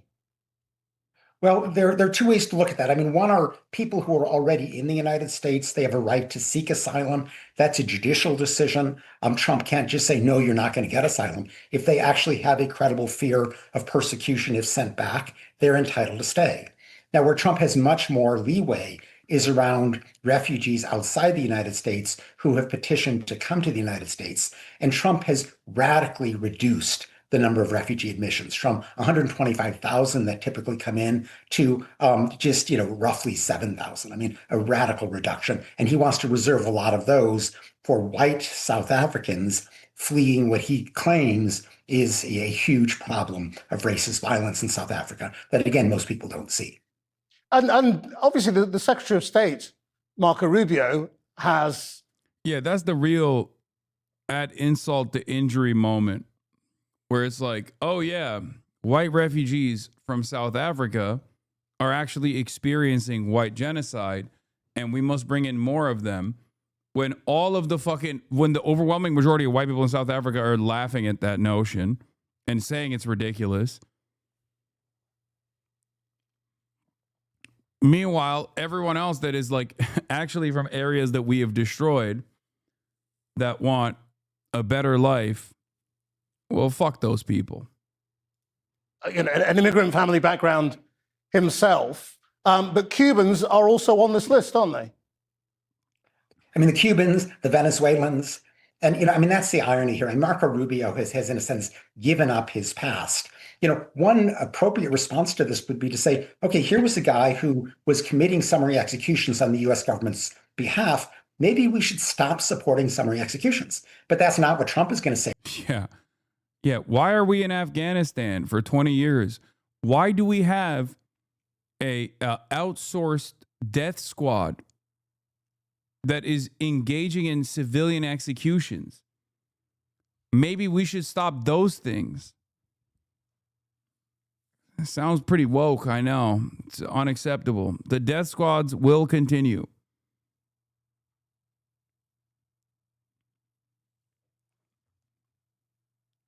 We're being woke here for saying maybe we shouldn't do those unimaginably violent things Right now, because Trump is sponsoring summary executions off the Venezuelan coast in the Caribbean against so-called drug suspects. These are completely lawless murders, but he's not examining this clear criminality. He's addressing concocted criminality on the part of immigrants who are much less likely than Native Americans to commit crimes. But how far do you think the Trump influence is spreading? I mean, there have been reports in the press in recent days that the Trump administration has been writing to European governments saying you should also be stopping mass migration. You should also be making the case against, preserving your sovereignty. Is this a philosophy that is spreading from Washington and the Trump administration over here? The Trump administration is deliberately promoting this white Christian ideology, the idea that Western civilization is premised on white Christianity, and any immigration contrary to that somehow undercuts the pillars of Western civilization. It's a blatantly racist, often Islamophobic approach. That's what Trump represents in the United States, and he's trying to promote similar far-right political parties in Europe to try to enhance this view. Kenneth Roth, thank you very much. Thank you. We begin with the Fox News alert. 20-year-old National Guard. Yeah, I mean, I brought this up yesterday. Exactly. This is a long shadow of the Phoenix program in Vietnam and similar death squad units in Guatemala, Colombia, and elsewhere put in place in the 1960s, which was also used as a model in Iraq and Afghanistan. This is a part of the American imperialist playbook. You go to the country, you take advantage of the pre-existing ethnic tensions or sectarian tensions, you create a structure, you create units of unimaginable violence that you outsource to the compradors, the native population. It gives you a sense of plausible deniability as well. Okay? We've done this everywhere.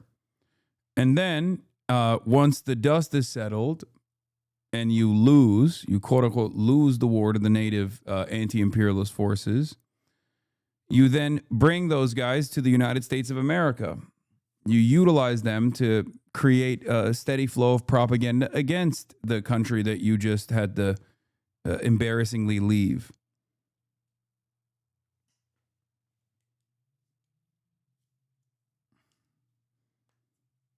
This is a very common tactic. Sometimes it leads to blowback, like the Thanksgiving Eve instance of violence. Other times, even if you don't bring the compradors to the United States of America, they still end up doing devastating blows to the domestic population. 9/11 is an example of this, of course.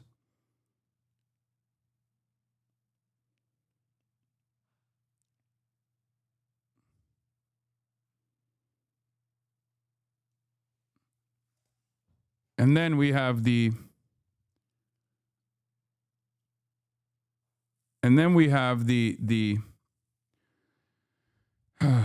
legion of PTSD brain-broken veterans that are also engaging in similar acts of unlimited super violence because they themselves have also been lied to. They have no options. They're experiencing all the pain with no help whatsoever.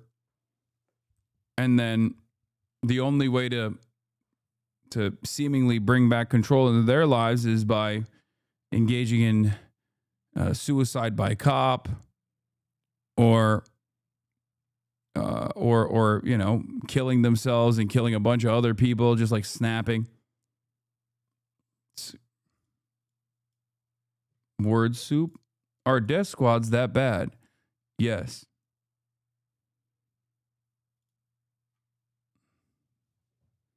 Yes, chatter. They are that bad.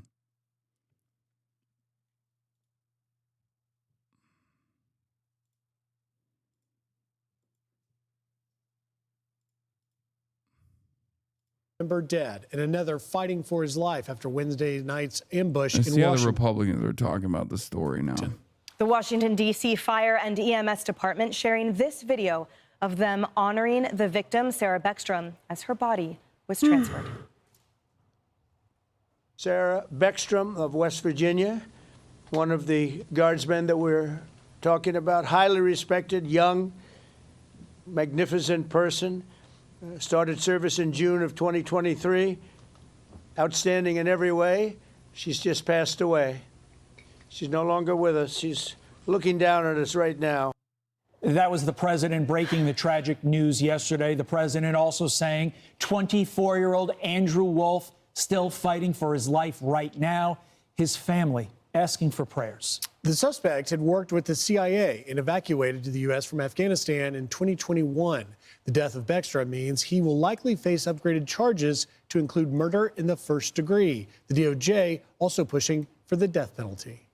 We will do everything in our power to seek the death penalty against that monster who should not have been in our country. We're praying for a recovery for them, but worst case scenario, minimum life in prison with terrorism charges.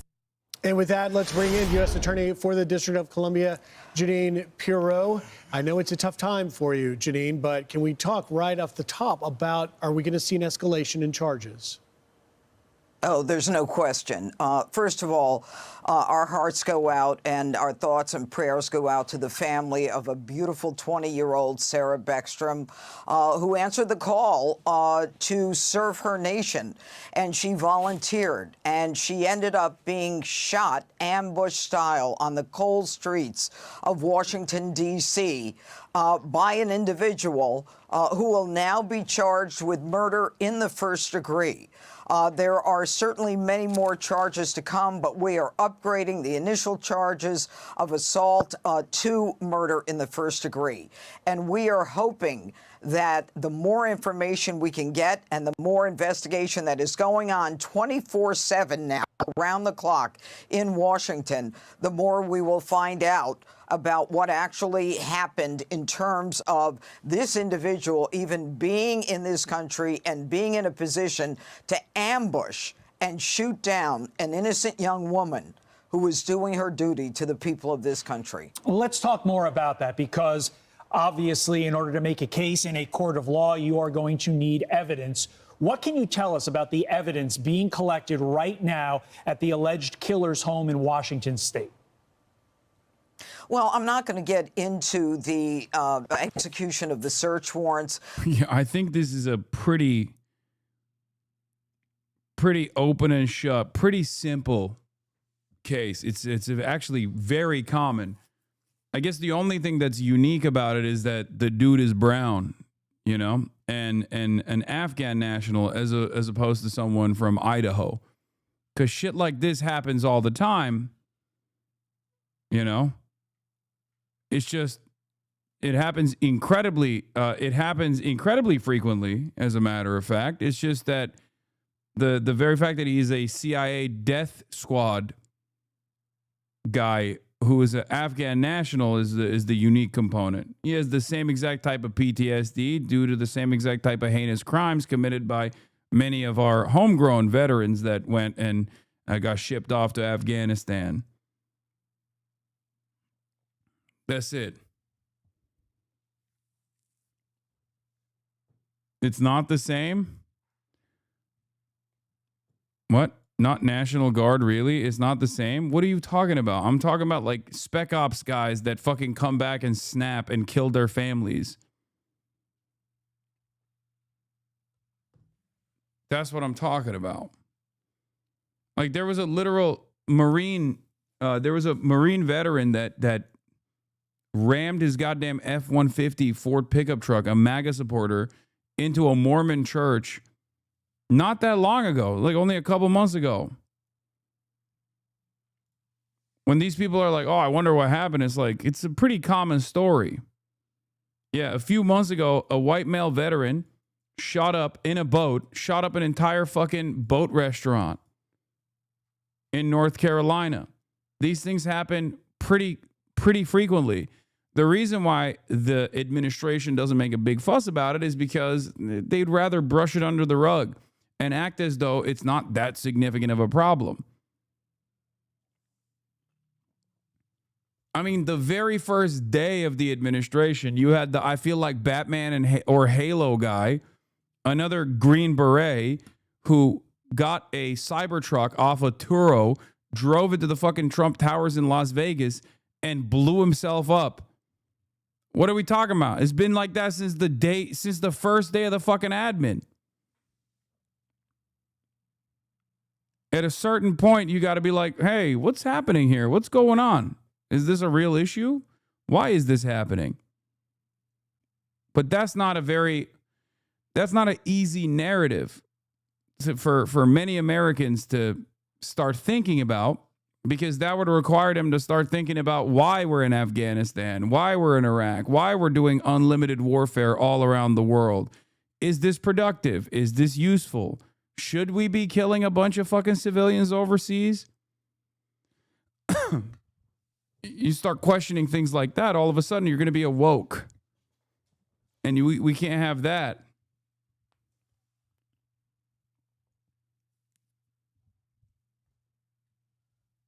But my staff was involved at the command post, and they have been. Don't worry, we got people like this in here. You know what I mean? I'm over here being like, hey, endless militarism by the United States empire is probably going to have significant backlash by the domestic population, including blowback from the foreign population that we have dominated and tapped into to make mercenary death squad people.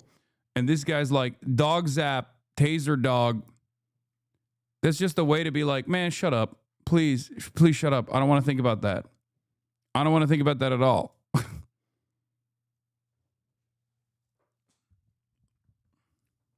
There around the clock. We continue to seek warrants and to execute on those warrants, even as we speak, not just in Washington, the state of Washington, but in other areas around the country, to get everything that we need to make sure that this prosecution is as factful as we need in terms of the law and the evidence. This is a case that has touched the hearts of so many Americans, because to be gunned down on the streets on the nation's holiday is an outrage. And the individual who did this will pay the ultimate price, according to the Attorney General, Pam Bondi.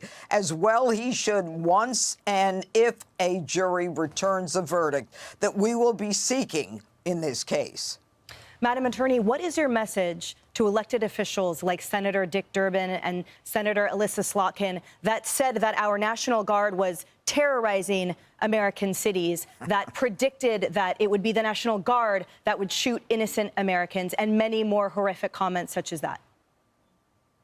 You know, it outrages me. And, you know, there's a part of me that thinks that the left is disappointed that the National Guard didn't shoot someone.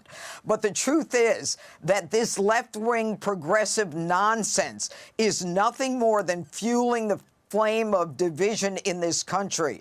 People should be grateful that the President of the United States has taken crime so seriously in this country that he is bringing in our law enforcement partners so that we can protect the innocent citizens. Look, I am the United States Attorney in the District of Columbia. We had the 4th highest homicide rate in the nation 2 years ago, and the president made the decision to protect the people of the district. Now homicide homicides are down 60%. Robberies are down 50%. Carjackings are down 74%. And the left wants to complain about it. They should thank God that President Trump is the president, that he cares enough about the people of this country to fight the criminals and protect the innocent people. And let me say one more thing, and it's not about this case. It's about vetting in general. The nonsense that the left gave us with this Operation Welcome Allies. Look. Yeah, it was the left that was like, we have to invade Afghanistan. It was the left that like said, hey, CIA, please find some 15-year-old Afghan boys and turn them into fucking monstrous mercenaries. That's it.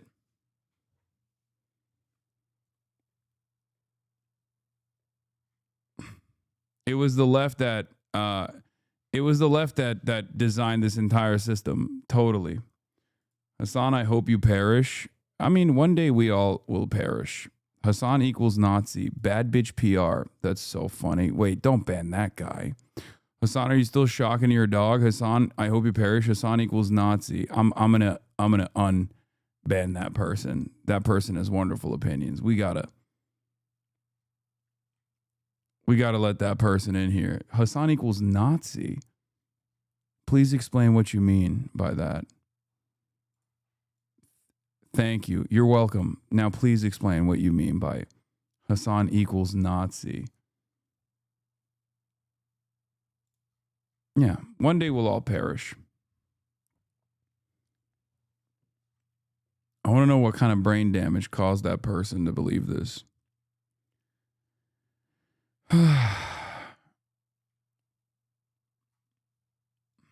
There was no vetting. If you think there was vetting, I don't know why they keep saying this. There was so much vetting. This dude got more vetting than most people do. Okay? They got endless amounts of vetting. Bridge to sell you. If you saw the chaos that was going on at that airport in Kabul. I hope you stay alive forever so you can experience the permanent lonesomeness. Okay, that's a crazy thing to wish upon a person. In Afghanistan, it was typical of what was going on in the Biden administration. And the Pentagon, I believe it was Kirby and people in the Biden administration said the Afghan withdrawal that we all know was disastrous was a success. And that's a quote. They called that a success. That chaos is not a success. That is a nightmare. And 13 American servicemen and women were killed at that airport because the Biden administration couldn't get their facts together and couldn't make a decision regarding the rules of engagement to take down a known suicide bomber. So let's stop namby-pambing around with this, oh, he was vetted. There was no vetted. The welcome mat was thrown down. They even admitted that they short-circuited the vetting. What they did was they brought in 90,000 people into this country that were not vetted. They told us all the other immigrants were vetted. What do? Call the FBI in Afghanistan and say, gee, do you have anything on this? Yeah, all of this goes away when you realize that the dude was working with the CIA. The dude was working for the CIA. What are you talking about? Like, no, you don't call the FBI in Afghanistan. You just call the CIA, the same CIA that's operating in Afghanistan, which the government did. The reason why they're talking about vetting is because they want to make this an immigrant issue, okay? That's it. That's the reason. They want to chalk this up as yet another version of like immigrant crime.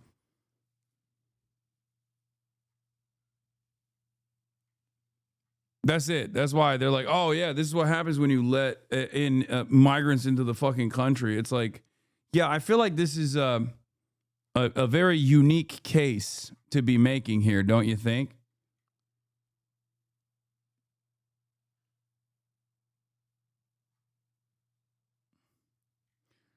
As much as I oppose your opinions, I respect the way you and your chat interact a lot more than others who say awful things to a chatter who politely disagrees and then bans them. I mean, I do that too sometimes. Trust me. But also, Oftentimes, the funniest thing is when someone says Hasan equals Nazi, and I go, what do you mean by that? And I unban them, and then they shut the fuck up because they realize that that was just a stupid thing to say. What happened? The bad bitch PR. You are a terrorism.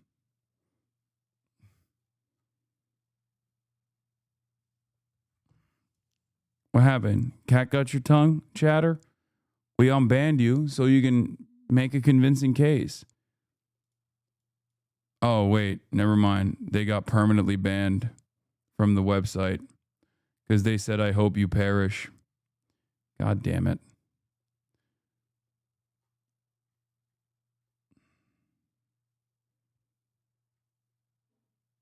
I was memeing, don't hurt me. I know you were memeing, silly chatter.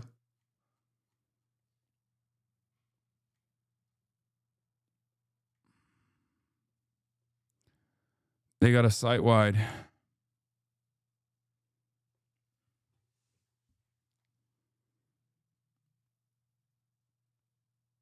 I also used to dislike Hasan, but he's really not that bad. Why so much hate?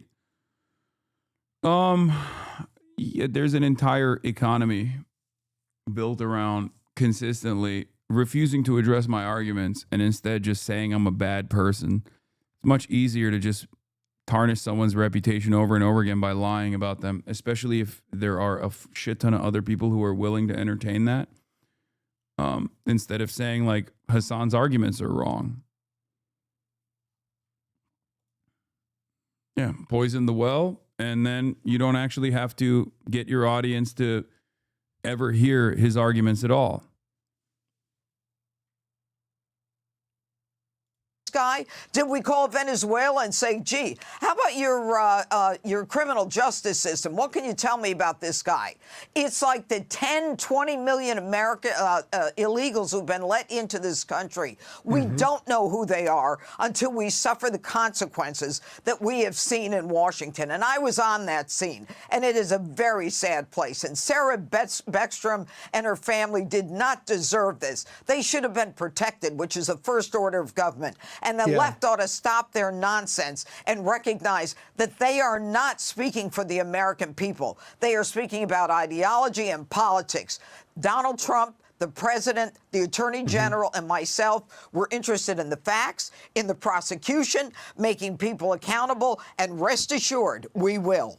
You know, Madam Attorney, you bring up the vetting process, and we're learning more about this alleged suspect that apparently got this vetting before he partnered with the U.S. in these CIA elite counterterrorism things. It's unclear that there was any vetting after he came here. And I know you can't get into specifics of the investigation, but have we learned any more about what appears to be a likely motive?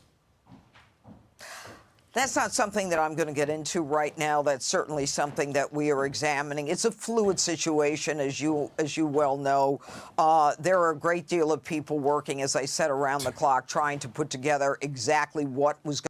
Yeah, I mean, when it comes down to just disparaging every migrant, I don't need any evidence. As a matter of fact, I will refuse to entertain the readily available evidence. Right?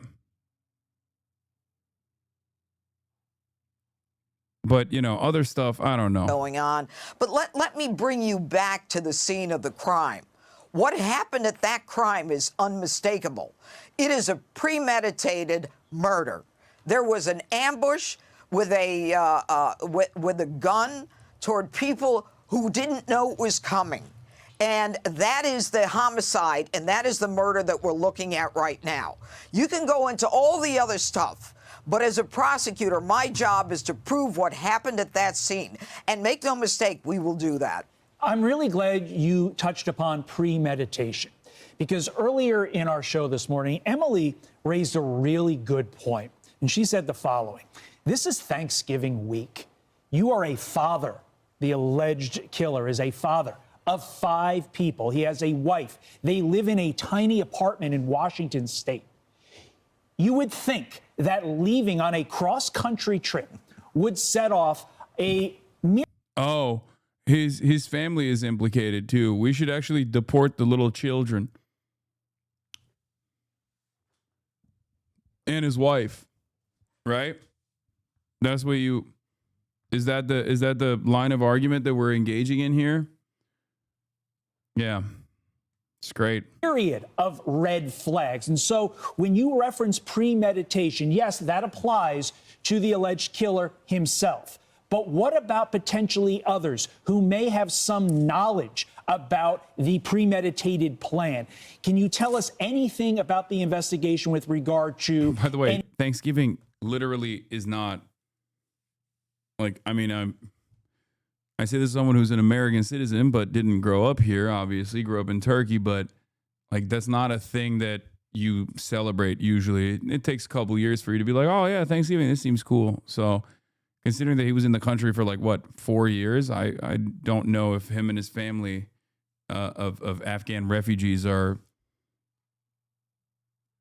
participating in the Thanksgiving celebrations. A potential... I don't know how many red flags that would actually bring up.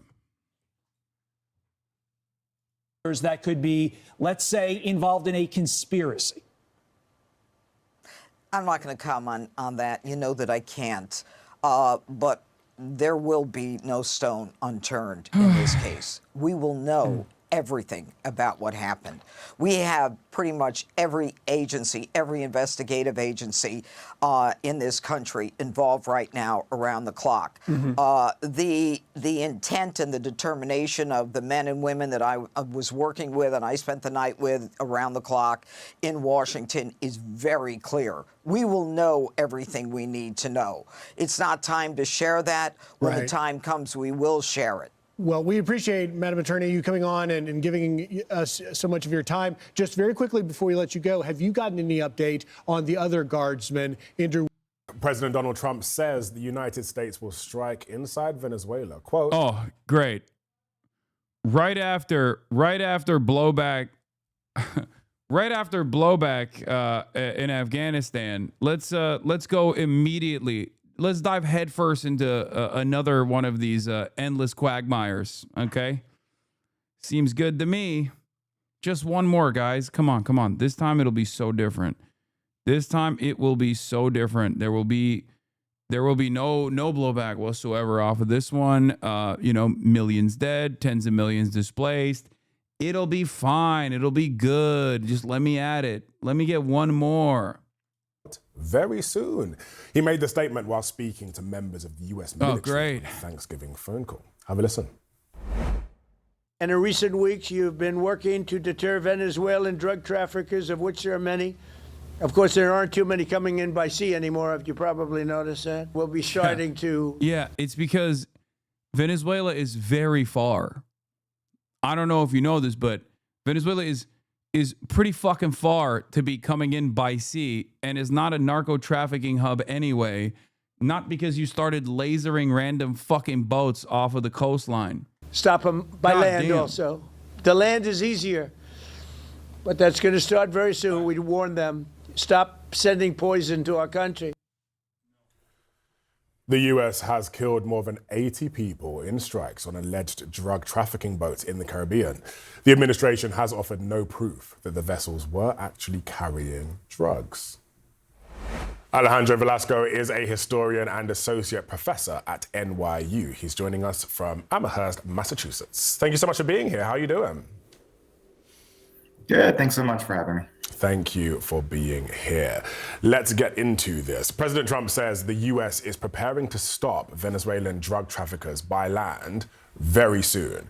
How seriously should we be taking this language? And what does it signal about a possible shift in strategy? That's a great question. The reality is that over the past 2 weeks, what we've seen is very contradictory discourse coming out of the White House and, in fact, other members of the administration. We have some hawkish elements every day seeming to either leak or directly state that they seek greater intervention in Venezuela directly. And of course, we just had the recent naming designation of the so-called Cartel de los Soles as another escalation into that end. On the other hand, Trump has also said that he's not really interested in necessarily in intervention. He wants to talk with Maduro. Maybe there's room for negotiation. So, right now, this all seems like a part of a larger psychological operations game, warfare, to see if Maduro breaks. The US now has more than a dozen warships and 15,000 troops in the region. How unusual is this level of force around Venezuela, and what message is Washington trying to send? It's unprecedented, is what it is. Certainly, it's the largest deployment outside of. I'm having leftovers, bodek, that my grandma made, pastrma. Is bomb.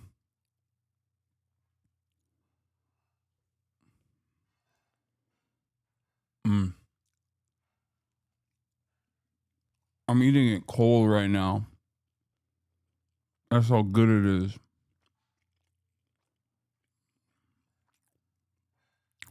And military exercises in the 21st century. And even in the 20th century, it was an unusual deployment for this part of the region. I think what it says, obviously, is that the United States is prepared to intervene. The real question is whether the person who has ultimate say in whether that happens, which is President Trump, has in fact agreed to do so. But he's positioned to be there, and to some extent, the fact that there is this massive deployment commits some kind of intervention, because without something changing in Venezuela, this might actually be seen as a victory. Do you ever go to Carousel in Hollywood or Glendale? Yes, I love Carousel. This is literally from Carousel. This is their garlic sauce. And this is their, I forget what this is, but it's also from Carousel. Goated Armenian food. For the Maduro government. Well, while we're talking about things changing in Venezuela, the administration here has just designated Maduro and his allies as members of a foreign terrorist organization. What does that actually mean? Yeah, I fuck with Zanku too.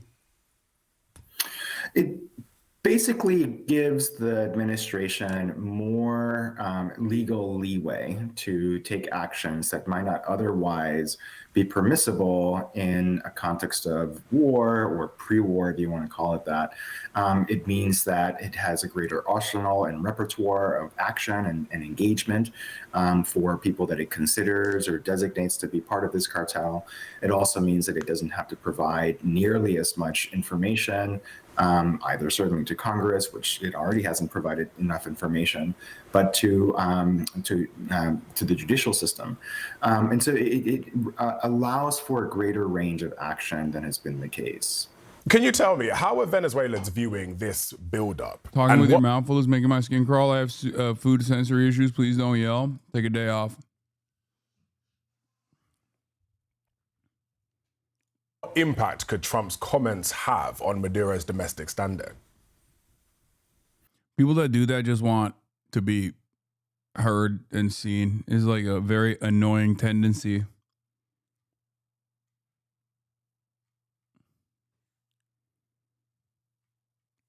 Hasan's job is to watch CNN and complain about it. Thanks for contributing. Yes, it is. Venezuelans have been through a lot, not just over the last 5, 10, 15 years, but really over the last 25, 30 years. The state of heightened crisis has almost been a kind of status quo. And so Venezuelans are going about. DSA mentioned you in a fundraising email? Wait, what the fuck? Really?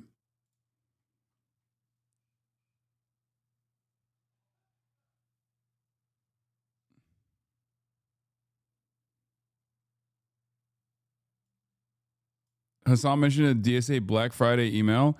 I love to hear why people join DSA. Some of you were inspired by Zohran Mamdani's victory in New York City.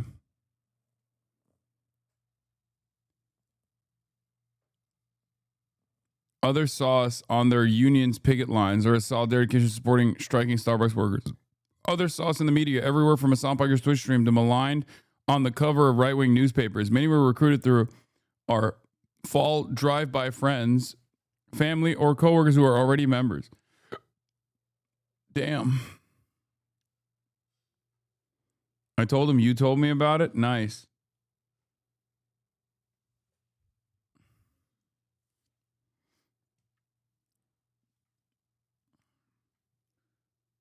I do funnel a lot.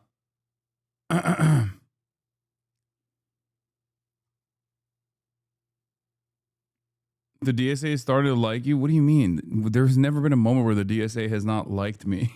What the fuck? It's like one of the... It's like started is so funny.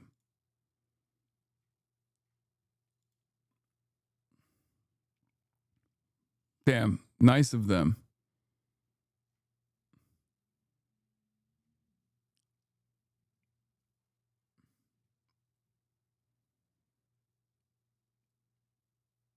We were watching at our chapter watch party. Hell yeah. Ryan Grimm has a good take. The idea that we should freeze all migration because of one of CIA's death squad recruits went on a rampage is absurd. Smarter would be to stop training death squads. Yeah. Oh, well. Their lives. Obviously, my friends and family who are there are anxious or concerned about potential actions. Some of them are moving if they feel like they're close to military targets. They're finding elsewhere to stay. But for most people, it's getting into the holiday season, and so they're trying to live their lives. But it has also had significant impact because the U.S. has also said that airlines should not fly into or in Venezuelan air territory, and so many airlines have not canceled flights, and so that's affected the plans of many Venezuelans that they had, especially for holidays, to travel. And so it's definitely an impact. Okay, we'll leave it there for now, but let's see what... Training death squads in foreign countries creates jobs. True. Tremendous opportunity for prosperity, too. Happens next. Thank you for breaking it down, Alejandro Velasco. Appreciate it. New this morning, President Trump says the U.S. military will start targeting alleged drug trafficking networks inside Venezuela very soon. We've almost stopped. It's about 85% stopped by sea. You probably noticed that.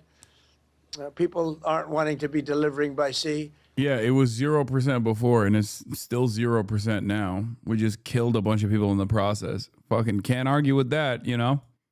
And we'll be starting to stop them by land also. The land is easier, but that's going to start very soon. We warned them, stop sending poison to our country. I hate this fucking... Thousands of U.S. troops and more than a dozen warships are in the Caribbean in the waters off Venezuela. You were seeing the strikes, some of those strikes that have happened in the waters off of Venezuela. They've been carrying out those deadly strikes for weeks now. Joining me now, CNN senior military analyst and former NATO Supreme Allied Commander Admiral James Stavridis. Thank you so much for being here this morning. All right, President Trump is saying that he will soon stop the Venezuelan drug trafficking by land. Do you read that to mean he's talking about troops on the ground? I mean, what else could it mean? You eat a lot. I'm a big boy. I think it sounds like boots on the ground. I was just reading an email I got from a Vietnam War veteran who said the four most frightening words he can imagine a president saying are, "The land is easier," meaning once you start putting boots on the ground, it gets a lot harder than dropping bombs from the air or launching missiles from the sea. And I know that, having launched a lot of missiles from the sea. The danger is when you put troops ashore. So what's the president talking about? I don't know. I hope it would be very limited kind of incursions, perhaps against drug labs, maybe going after some leadership targets. I could sketch those out in greater depth, Sarah. But frankly, we need to be very cautious about anything that involves putting U.S. boots on the ground in Venezuela. I hope the Congress gets involved with this. Final thought, sometimes people look back to the 1980s. What an insane... Like, it's a non-starter. Someone has to die, right? I love that the guy who's, like, against Donald Trump here is still on board in principle with like the executions of at least some Venezuelans. He's like, yeah, just lob missiles from afar, you fucking idiot. Kill a bunch of people. Don't worry. We should do that. I've done it. You know, I love doing it. It's just, don't send the brave boys and girls to engage in a land invasion of Venezuela. I like that that's the anti-war position here. That's the centrist. The centrist position is like, hey, please. Like, someone has to die. You know, some Venezuelans are going to die. Right? That's a given. It's just, you know, let's make sure that it's just like Venezuelans in leadership. Awesome. Yeah, what are we supposed to do with these missiles? They're just sitting around in stockpiles, man. They have to be used. Otherwise, they're just, they're rusting. They're getting rusty in the stockpiles. And those stockpiles have to be replenished. But in order for them to be replenished, in order for us to turn profit here, we gotta use them. If you don't use it, you lose it. Increasing holding costs of inventory, unacceptable. Yeah.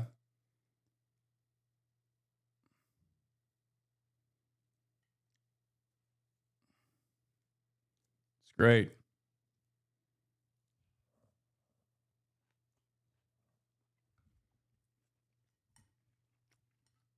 '80s and '90s when we invaded Panama and kind of took that country and took the leader Noriega.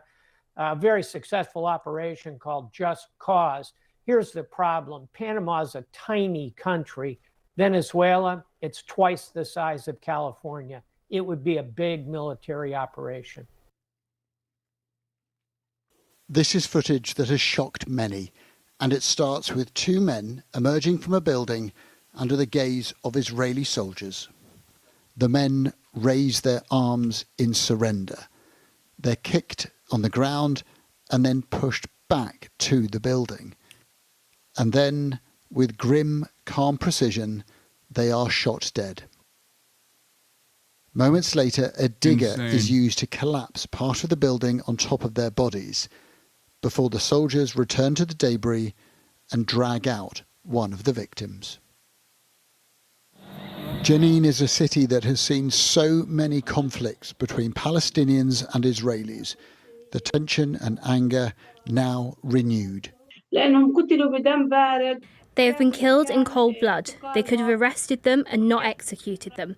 This is a heinous crime. It's disturbing and painful and frustrating for us. For the record, even arresting them would be illegal. Jenin is Palestinian territory. It is illegal for the Israeli occupational forces to even exist there. But of course, that's besides the point because nobody gives a shit about the rules. The Israeli military is still in Jenin, demolishing buildings, arresting more people.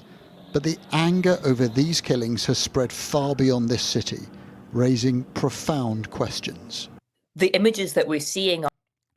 By the way, before people say cool ceasefire, this is not in Gaza. This is in the West Bank.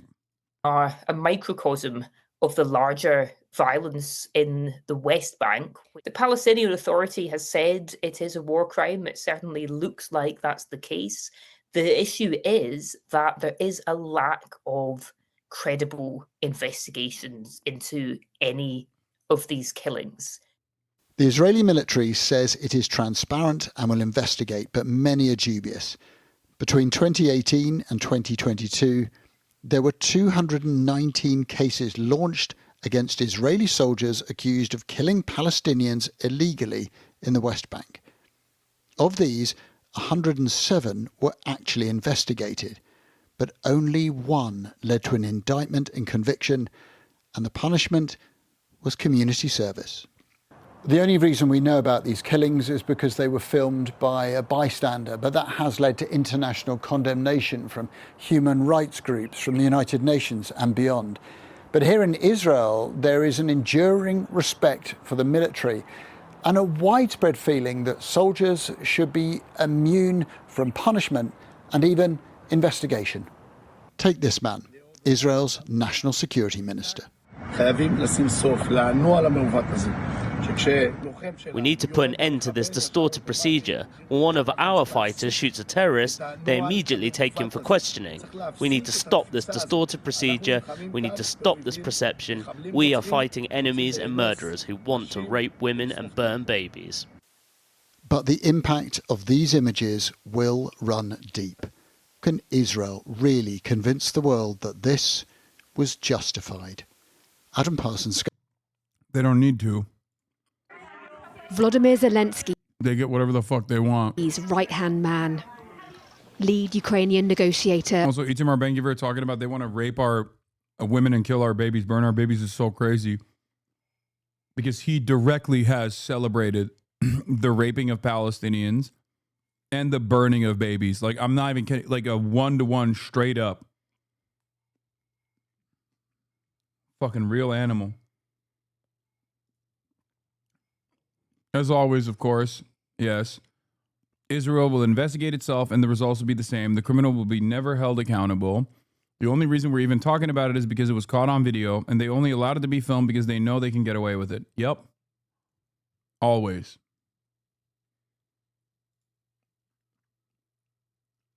Yeah. Welcome to Israel, where the rapists are heroes. Force 100, the battle for justice, the reservists from the notorious rape and torture unit that used to operate at the Sde Taman concentration camp were given 22 minutes of airtime to play victims.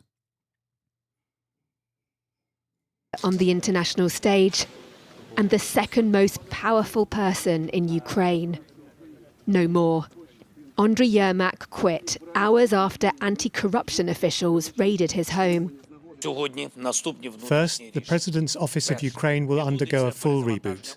Its head, Andriy Yermak, has tendered his resignation.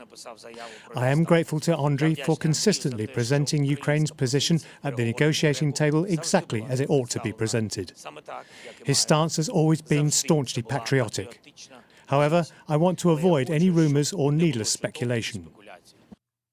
It's the most significant departure from the president's inner circle since the start of Russia's full-scale war, and comes amid a major corruption scandal shaking the country. But speculation was doubtless fueled by the raid on Yermak's home by anti-corruption officials.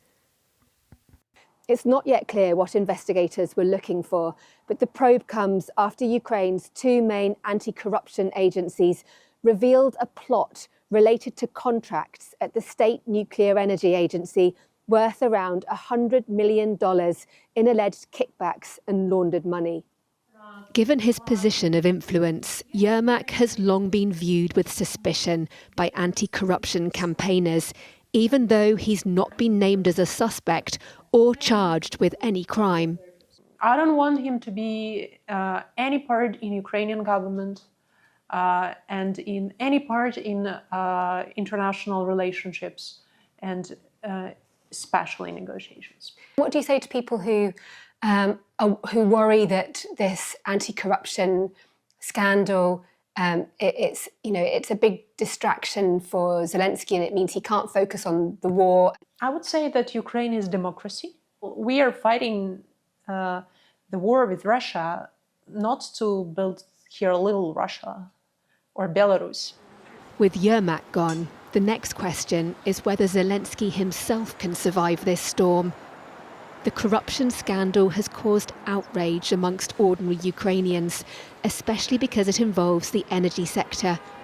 People here are suffering from power outages as Russia targets energy infrastructure. I volunteer and support the armed forces of Ukraine, and I see how difficult fundraising has become. People donate from tiny salaries, from meagre pensions. And it makes me furious that officials are stealing millions. As well as a volunteer, Olga is also a poet. I ask her to read a piece she wrote. It's about justice. Though justice slumbers, silent, out of... One must ask the question, why this coverage is happening right now.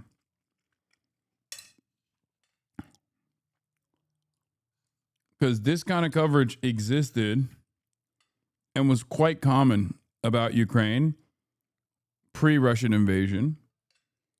Okay, this and like the Azov brigades,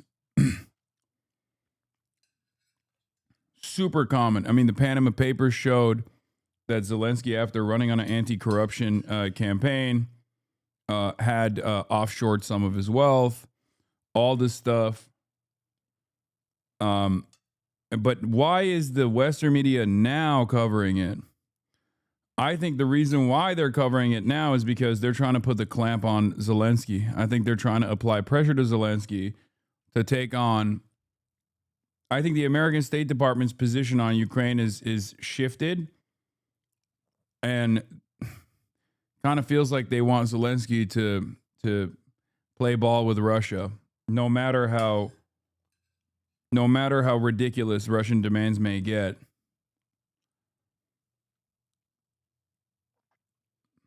I think Donald Trump has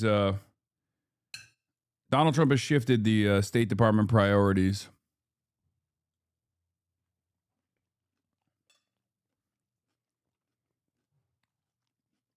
I don't think the Western media is that unified. I don't know. I think they are pretty unified. Otherwise, I mean, how did they all collectively stop covering corruption and things of that nature, or Nazi, the problem of like fascism in the Ukrainian National Guard, the Ukrainian military movements, or the Ukrainian military in general, and only now are they talking about it again?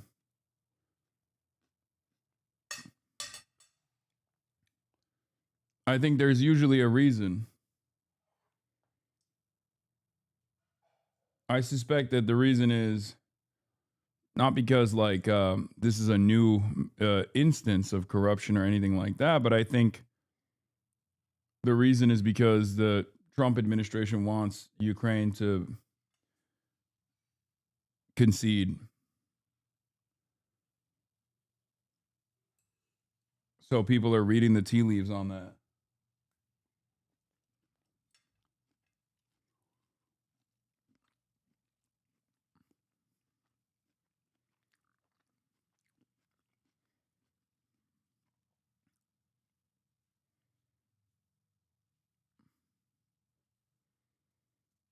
Even though I don't agree with your opinion on Ukraine, I do think the elites of Ukraine have never been all in on defending the country with all the corruption in the country in the wartime. Oh, no, for sure. Okay, if you don't, I don't know what you disagree with me on then, because I've always maintained that position. Sorry, can you explain again how this coverage is trying to put pressure on Zelensky? When they wanted Ukraine to push back, when they wanted to manufacture consent, and they wanted to present it as though Ukraine was like consistently defeating the Russian orcs, they would talk about it in such terms. They were like, Zelensky is the GOAT, he's a hero. And it's somewhat understandable that they would do that. I mean, Ukraine obviously was getting pummeled by Russia with an unjustifiable invasion.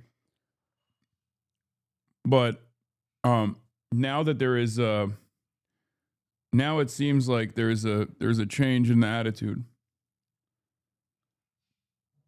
The stalwart pushers of the war are forever our oligarchs in Ukraine. Well, some.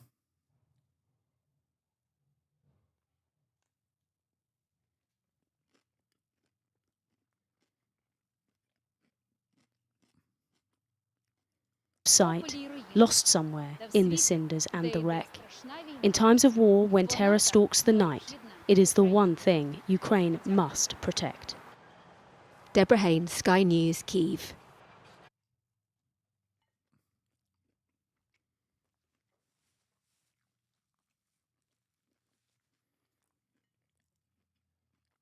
To Hong Kong next, where firefighters have found dozens more bodies as they continue to search a high-rise complex which was engulfed by a huge fire. At least 128 people are known to have died, with many more still unaccounted for. Anti-corruption officers have arrested 8 people in connection with renovation work taking place at the complex. From Hong Kong, our Asia correspondent Helen Ann Smith reports. What do you do? How do you spend your time when you've just lost everything you have? It is the unhappy dilemma for thousands today in Hong Kong. The silence was heavy as the families were led out from identifying their dead. A grim procession of grief. There are still an unknown number lying somewhere in there. Out here, the weight is unbearable.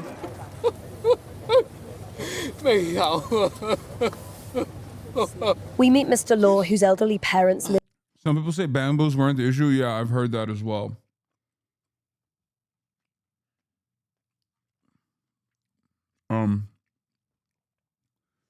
But they're still, I mean, they're going to conduct an investigation. So we'll 27 see. floors up.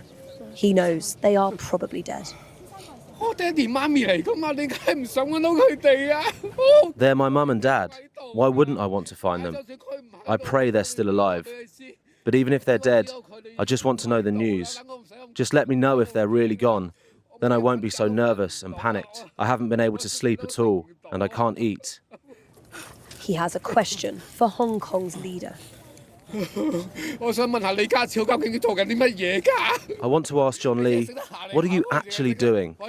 All you did was wander around and hold press conferences. What about us? I have no way of making inquiries. There are more people here today, the needy spanning all ages. But there is a new wariness too, a sense they're on heightened alert. The key focus here is, of course, the plight of the survivors, and there is still this terrible grief, but there is a sense too that the mood is slightly shifting. There's a tension, an anxiety, even an anger, a quiet belief that perhaps Hong Kong's system has let its people down. There is fury aimed at the construction firm accused of cutting corners, but they are not the only target. Many here insist the authorities also battered away their concerns. Just listen to the levels of distrust. There are many ongoing renovation projects. There have been problems with the building for decades, and the government knows it. In every case, there are criticisms, but the criticisms are always suppressed. Do you believe that corruption has been involved here? Absolutely.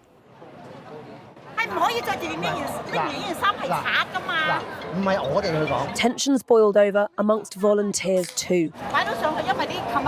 Some groups linked to the Beijing-backed government, accused of seizing control and the credit. In Hong Kong of old, there would likely have been vigils held here. But after China cracked down on democracy, now even grief cannot gather en masse. What's happening here? Bullshit, bro. Oh my God. That is fucking crazy. They had to fire one off at the end, you know what I mean? You have to. That is fucking nutty, dude. Never let a fucking significant crisis go to waste. You know what I mean? It's an opportunity, right?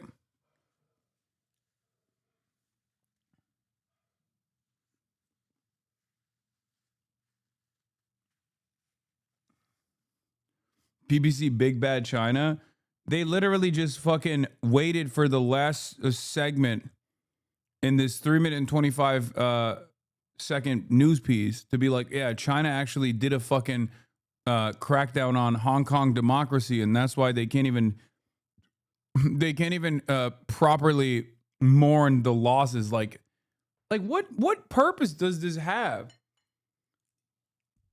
Hong Kong in general is an endlessly accessible place for Westerners too. Like, what's the actual purpose of saying something so stupid? I mean, if I hadn't just gotten back from Hong Kong, maybe it would be more difficult for me to push back against this, but like, that's crazy. The mainland Hong Kong tensions out of control now. Some pro-West Hong Kongers actually blame the mainlanders, saying shit like those bamboo are made in mainland or some bullshit. The mainland immediately sent firefighters and resources for assistance and working around the clock. Meanwhile, the Japanese fascist prime minister just sent a message, and many Hong Kong are all saying thank you, Japan, lol. Yeah, I mean, China has this, like mainland China has a system where like immediately they send in aid from all the other provinces.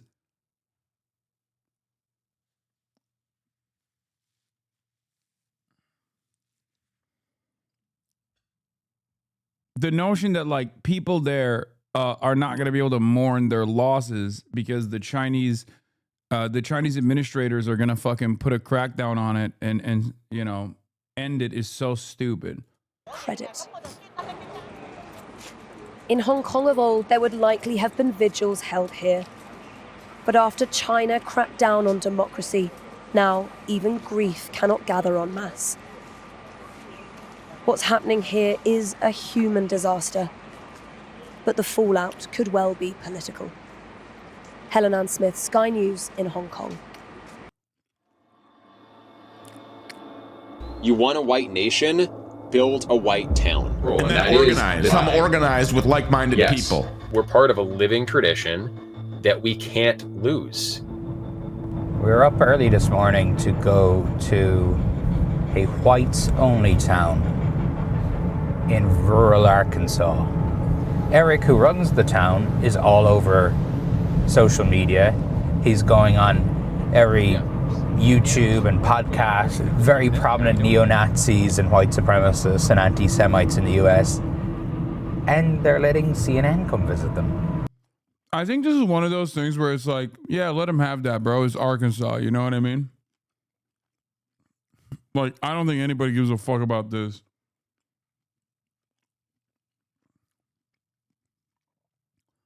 It's Arkansas. It not only is it Arkansas, but it's also like it's just another town in Arkansas, like a whites only town in Arkansas. Wow. So you mean just another town in Arkansas? Got it. Like if they didn't build themselves as like a white only town in Arkansas, I think most people would just assume it's yet another one, you know? There he is. Stoney O'Sullivan, nice to meet you. And how many acres have you got here? Or 160. Okay. Ish. It's pretty sizable. Yeah.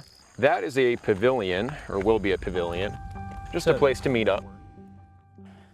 What does somebody have to do, or what does somebody have to be to come live here?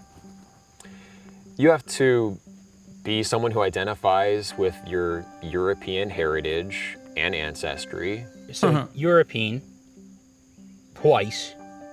Those are synonyms to me.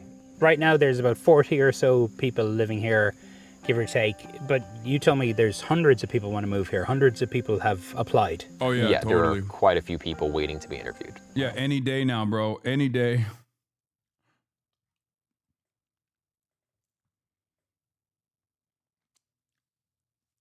Bro. This is hilarious. I think let him do this shit, you know? Maybe controversial opinion, but I think we should just like, if self-selecting racist white people want to fuck off to a whites only enclave that is in Arkansas, hello? Yeah, go right ahead, King. I love that shit, bro. Get the fuck out of the big cities. Get the fuck out of diverse neighborhoods. You know, if you want to self-banish, I'm taking it. I'm not going to look a gift horse in the mouth. And I'm saying, go ahead. You can fulfill all of your cousin fucking desires in your little enclave, man. Hell yeah.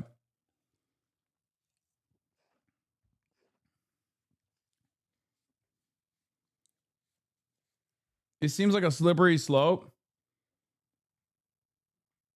But I'm cool with it if it's going to be confined to rural Arkansas. I mean, I think so. Yeah.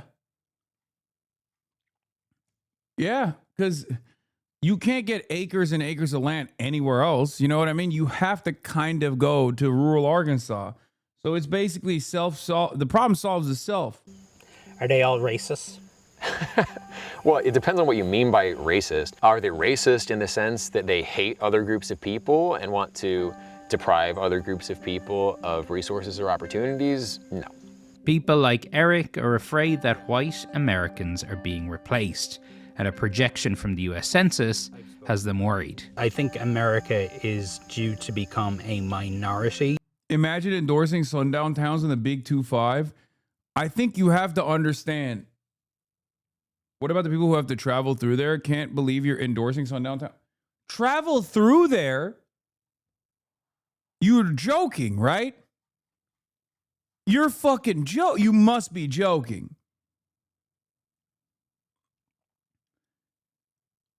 Where? Not at all. Where are you going? Do you know where this fucking place is? What are you talking about? It is literally so far away from any human life.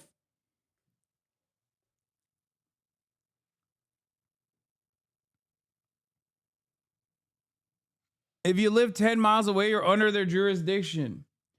They can pull you over for bullshit. Brother, you are trying to imagine a world where these dumb fucks have any kind of fucking motion whatsoever.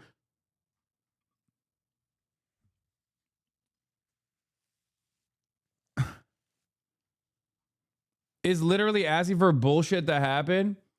I mean, I understand where you're coming from with the sundown town shit, but the problem with the sundown town is it literally is pre-existing towns. Okay? It's pre-existing towns that are designed not after the fact in bumfuck nowhere. They are towns that are literally the only towns that are the points of fucking humanity and points of civilization in between points of travel. This is like a little white supremacist enclave that has to be far removed from the rest of existence. Like, this is not even a town, by the way. There is no jurisdiction. There is nothing here. Yeah, it's Waco, exactly. It's basically self-exile. Until there is. Yeah, I don't think... Look, if it happens, then yes, you're right. If it's a municipality, sure. I don't think it's happening anytime soon, okay? I just don't believe that these fucking dipshits have any motion whatsoever.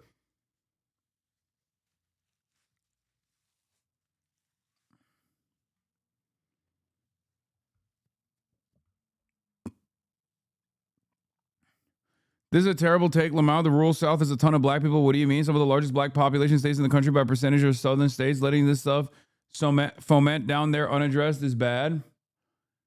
The moment that this fucking loser actually has any sort of motion is an entirely separate equation.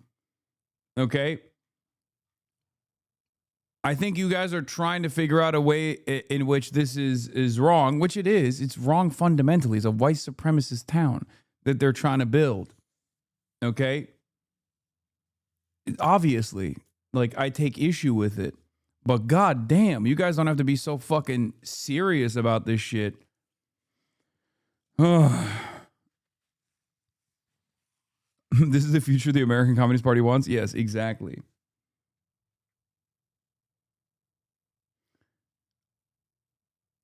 Your understanding of white supremacy is so juvenile, it's infuriating.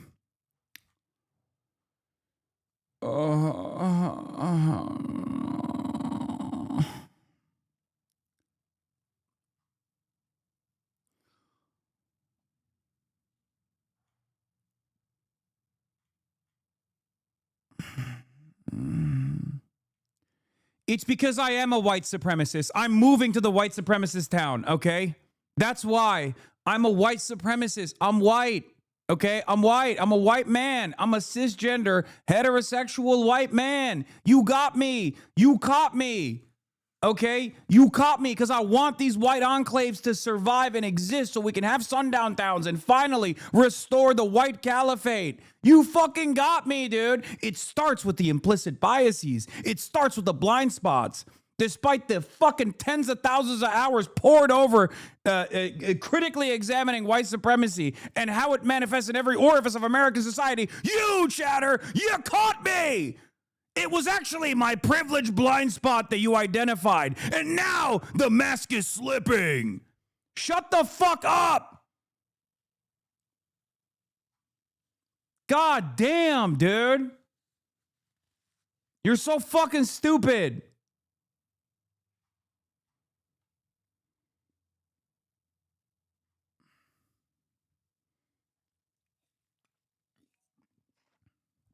What is this like? Are you okay? No, I'm not okay. No, I'm not okay. No, of course I'm not fucking okay, dude. I can't even crack jokes at the expense of a bunch of inbred white douchebags that decided to fucking try and build a failed white supremacist enclave in the middle of fucking nowhere where they're in self-exile without a bunch of chatters saying that I'm actually blinded by white supremacist values. How can I be okay? I hate all of you. I hate the woke. I hate woke. I hate the left. I hate the woke.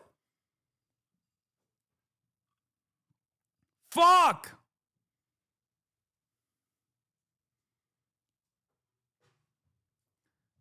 We will never achieve anything. We will never build communism, socialism, any sort of progress whatsoever. It's never going to happen. It's never going to happen. It's not happening anytime soon, regardless. But we're not even building even a modest expansion of social safety nets, okay? Because this kind of mentality is just cancer at the heart of any kind of fucking coalition building, any kind of movement building. You can't even fucking make a couple jokes without people being like, whoa! It's a privileged blind spot. And now I'm crashing out because I'm a white supremacist. Okay? Just get the fucking ball rolling ahead of time. Make some fucking TikToks, chatters. It's time.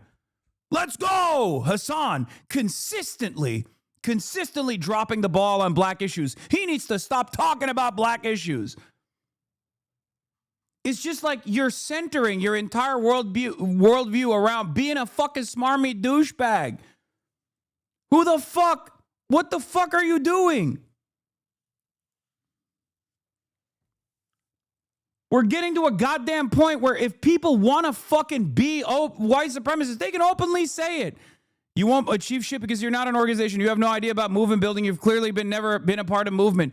You, whatever movement you're a part of, you are destroying. Okay? Whatever fucking movement you have actually been a part of, you are actively undermining and destroying. You literally are born with a copy of the fucking CIA disruption manual. You, chatter. You. I am not a movement, exactly. But even though I'm not a movement and an entertainer nonetheless, you still treat this as though it is yet another opportunity for COINTELPRO. And it's not that you're getting paid by the fucking CIA. You're just doing it for fun because you're a fucking moron. You're a fucking moronic dipshit. Every single thing must be designed according to your own personal values. That's it. You're selfish. You're stupid. And even when something is irrelevant and unproductive and utterly for entertainment purposes, you can't fucking stop yourself. You have no charity. You have no grace. You're just a fucking narcissistic loser. Okay? And you behave like a literal federal agent for free. You're catastrophizing. You really have no clue you were crashing out for a place of sensitivity? I'm not. I'm crashing out because I can't fucking stand losers like you. Okay? I can't stand it. And guess what? No one can. No one can stand you. No one. You need to really stop behaving like this. Fuck, man.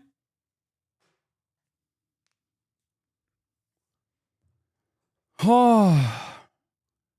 The problem is you think you're doing progressive politics when in fact what you are doing is being a fucking annoying woke scold.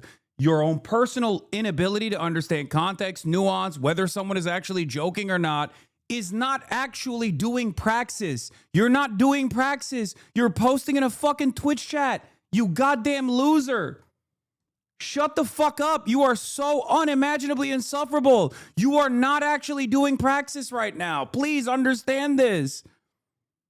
Remember, this all started because you had to argue that sundown towns are cool. You are a mentally deficient, absolute moron if you think I said sundown towns are cool. That is not a thing that I said. I actually never said that. You have to make up what I said in order to justify your worldview, in order to justify your smarmy, annoying, narcissistic tendencies. This is what I mean. Stop masquerading as though there is a real point of contention that you're advocating for here. There is none. You just want to be heard because you're a fucking loser and no one cares about your opinion.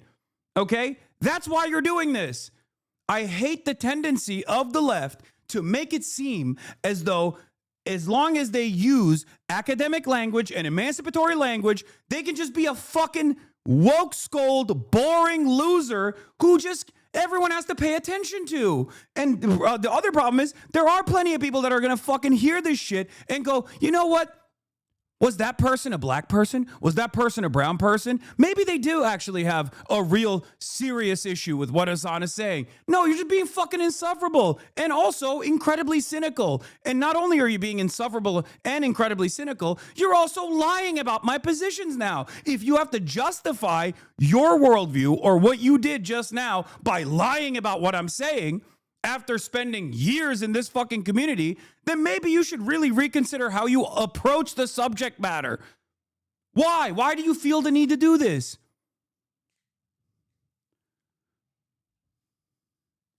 Day one, because your blood pressure is at insane levels right now? Just stop being fucking weird. Stop being annoying. The reason why I pop off like this is because it literally, it's the most annoying tendency. It's the most annoying tendency that people have. It's so frustrating. Holy fuck.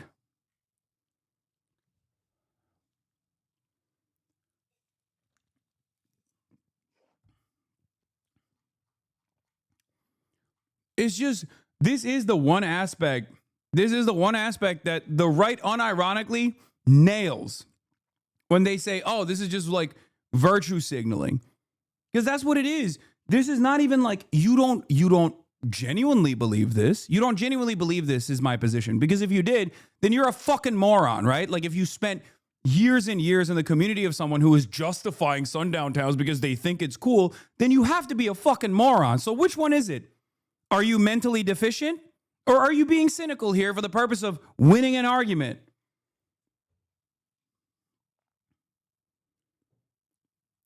And then here come every single person that will turn around and in the least charitable way go, you didn't say you like sundown towns. You said, let these fucking mentally ill white supremacist losers self-exile. Because that's what I said. But you're not going to actually say that. You're going to say, Hasan, you justified the existence of whites-only towns. Okay? That's what you're going to say. That's your misunderstanding. And I totally understand if someone has never encountered my commentary before and maybe they misunderstand my position. But if you're in this community, you don't have to masturbate to a deliberate misunderstanding, okay? It's just so frustrating. I hate having to deal with, you said you like pancakes, you must hate waffles as the primary fixture of people's politics on a daily fucking basis. Because that's all this is. That's all this is. You're not doing politics. You're not doing praxis. You will never understand the point I'm trying to make because being insufferable is your politics, by the way. Me. I'm being insufferable. Pay attention to me. I'm using academic language. I'm using emancipatory language. You have to listen to me. I'm going to tell you right now that you're actually hurting my feelings, but you're not hurting my white feelings. You're hurting my feelings as someone of insert marginalized identity. That this way, other people who will encounter this conversation later down the line, because I have a million different fucking haters who are clipping right now, salivating at the prospect of this conversation taking place, are going to use the most negative framing to cut 1,000 other fucking arguments about how Hasan is a white supremacist. He snapped now. Okay? Oh, gotcha. Politics is boring. No, politics is not boring. You can make politics fun. Okay? You can make it fun. I try to all the time. In spite of the fucking best attempts of the most smarmy, annoying fucking douchebag losers on the goddamn planet. Oh. This is the ideal scenario of a non-existent place with no populace, that no one lives and has nothing of value. No one is there to be fucked. It's vacant nothingness at this moment is only letting in volunteer gigabigots so no one loses. And it's going to fail regardless. It's not going to fucking work because they're a bunch of inbred hicks.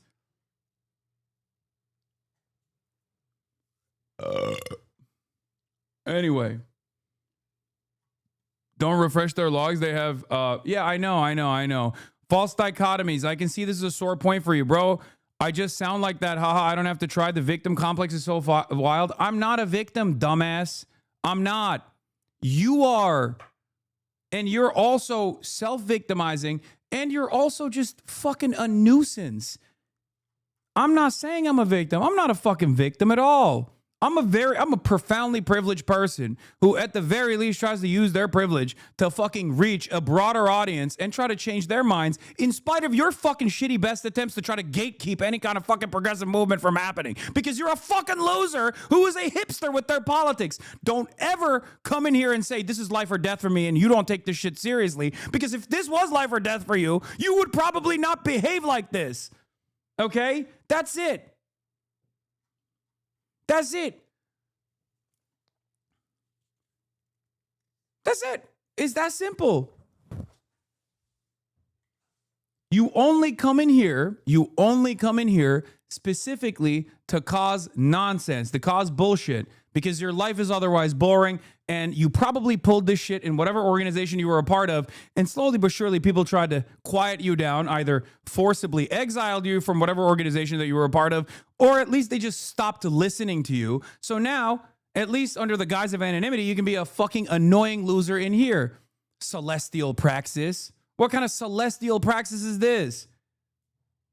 A lot of people need to wake the fuck up, okay? There is a reason why your coworkers look at you and find you to be gross, okay? Because you behave in this way. It's annoying as shit.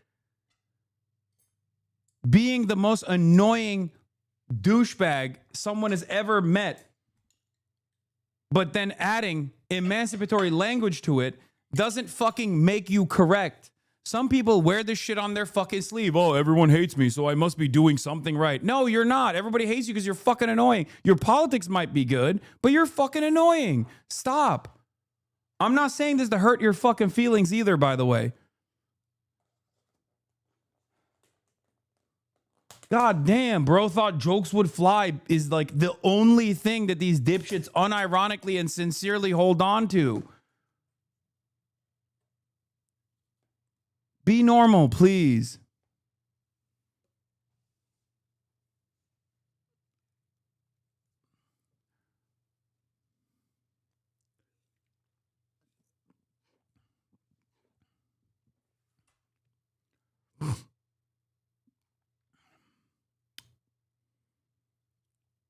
Refresh chatter, he's saying more.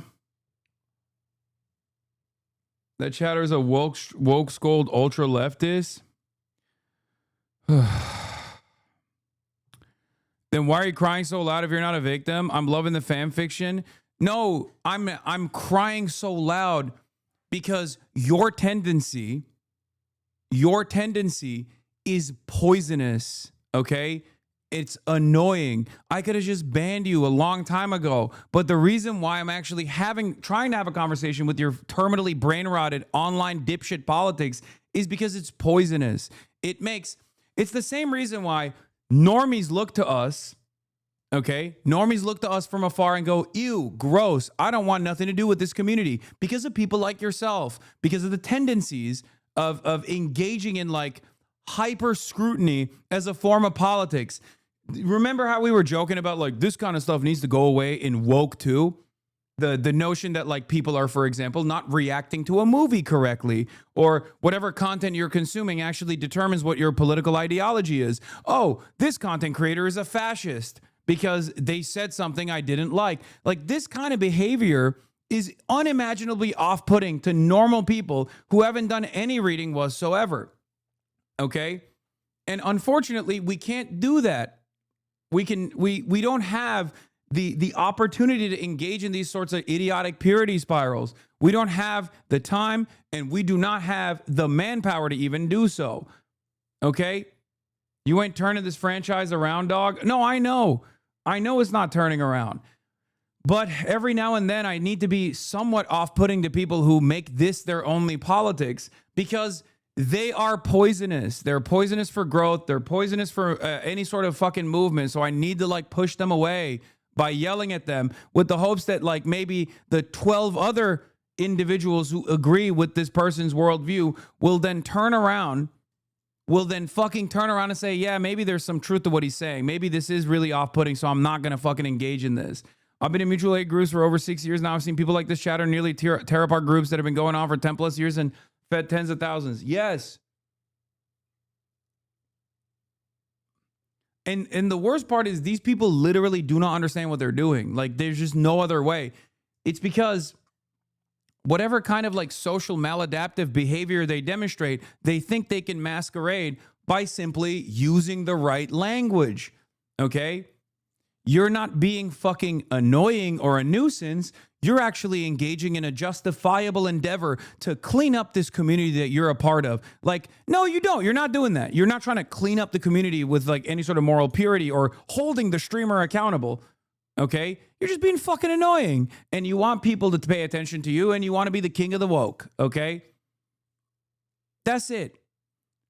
I've seen thousands of people like you come and go. Many of them become lifelong haters and then make fucking fools of themselves, like that Suki's mom person on Twitter. Okay? That's where you're going to become if you don't actually change the path that you're going down. Okay? That's it. It's because their politics are their whole personality. They think they're better than everyone else. It's pure narcissism. It is. It is pure narcissism. No wonder there's so many fucking left movements in this country that turn into cults.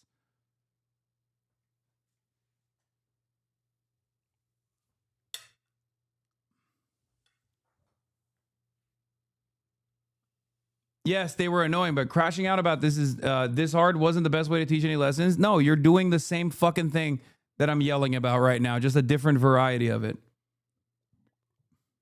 Okay? That's it.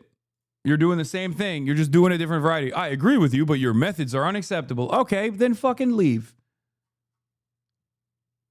I'm an eldest immigrant daughter. You think yelling me pushes me away? Do you know normal people? You hang out with streamers? I know a lot more normal people than you do. Trust me.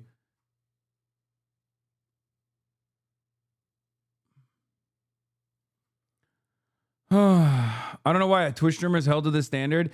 Because there's no emotion in the real world. The only time where you fucking make a big fuss about a Twitch community, especially one that is so ideologically aligned with you, is when you recognize that you're powerless. Okay? This comes from a place of powerlessness. In 2016, in 2017, in 2018, the reason why so many fucking radlibs hyper-focused on whatever kind of content was not suited to their immediate demands was because they knew that they couldn't do anything about the Trump administration. They knew they couldn't do anything to tackle white supremacy, which is a core foundational value for America. So what could they do? Maybe feel a little bit better about themselves if, insert corporate name here, actually took their demands seriously. And they got a crumb of accountability. And it's this right here, the Twitch streaming space, is entirely reliant on consistent feedback. Okay, there's a lot of back and forth communication happening here in this medium, and that is precisely the reason why that accessibility makes some of the fucking craziest people nut at the prospect of being able to get a streamer to respond to their accountability measures. Okay, it sucks. It's fucking annoying. It sucks. It's annoying. And those people, when I say these words, will go, there it is. He's avoiding accountability. No, I'm not. I'm trying to tell you that what you're doing is not a sincere demand for accountability, that you haven't actually been wronged. But the real reason why you're doing this is because you want to be heard. And deep down inside, hopefully you can recognize that and stop behaving like this. If there is a serious grievance that must be addressed, then yeah, of course. And there are plenty of times where I do actually take a deep breath and go, you know what? You guys are right. I'm sorry for the way I behaved here. But this is not one of those moments. This is a consistent gripe that I've had over the course of the past 8 fucking years of this goddamn career that I've built here in this goddamn community that I've built. Okay?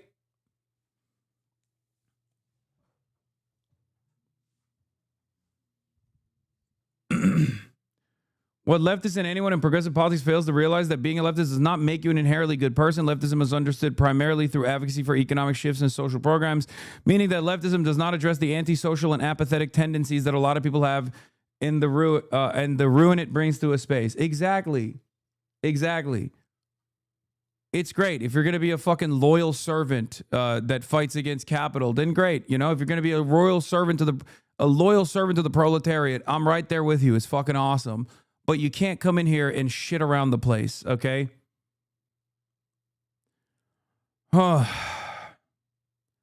This is a twice-a-year rant, put the movement first before your feelings. Exactly. And I hope to God you guys don't behave around other people when you're in an actual organization, because, oh my Lord, this shit is so poisonous.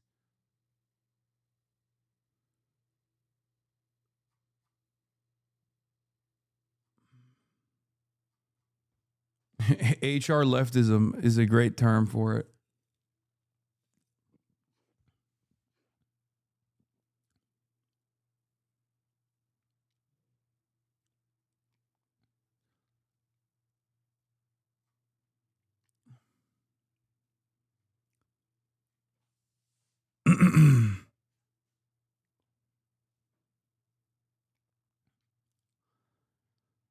To be honest, most of this kind of behavior I only meet online with other leftists. I know. It's because most people like this get pushed out of real organizations, because they get consistently pushed out of real organizations because they behave like this around other people, and the other people then turn around and go, okay, you're fucking insane. Look, like they're still chirping. Like this person, they're still chirping. I'm an eldest immigrant daughter. You think your yelling pushes me away? Who am I, Hasan? Tell me. Here we go. The Hasan mind can't possibly comprehend people having legitimate concerns and sincere beliefs. No, I can. I'm saying your concern is illegitimate, okay? Your concern that you think is real is actually not real. It's illegitimate. That's the point. And you already demonstrated that by saying, remember, this all started because you had to argue that sundown towns are cool. Yeah, if that was your concern, then it would be legitimate. If all of a sudden a streamer that you've been watching that you think is progressive came out of the gate swinging for sundown towns and how cool they are, yeah, that would be a legitimate concern. It'd probably be more concerning for you and how fucking stupid you have been. You must have been the biggest moron for the last couple of years. A person that you financially supported for 6 months, as a matter of fact, with subscriptions, was actually advocating for sundown towns this whole time. How could we have been so stupid? How could we have been so stupid? If that was a legitimate concern, yes. The problem is that is an illegitimate concern, and deep down inside you recognize that. That's why you have to bastardize a position that I do not hold in order to justify the fucking self-aggrandizing positions that you have here, okay? That's it. It's not real analysis. I hope this is a sobering moment for you. I hope this is a moment of recognition for the way you behave, because if you behave like this in the real world, you're going to fucking push people away instantly. Or if you're going to behave like this in the real world, don't tell people that you're a leftist or a socialist. Tell them you're a fucking Republican. You know? Just go around telling people you're a Republican, and this is the fucking smarmy, annoying attitude you demonstrate as a Republican. Okay? That's it.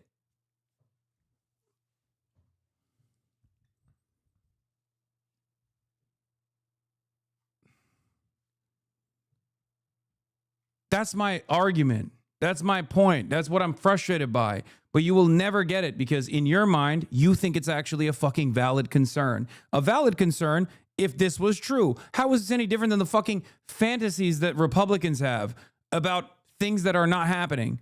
How is this any different than the reactionary ways of thinking that we make fun of with Republicans, where Republicans actually hallucinate a problem and then get really mad about it? Because you're doing that, but wokely.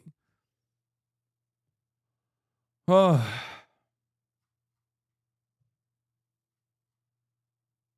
Don't refresh, just ban. I'm going to refresh and then ban.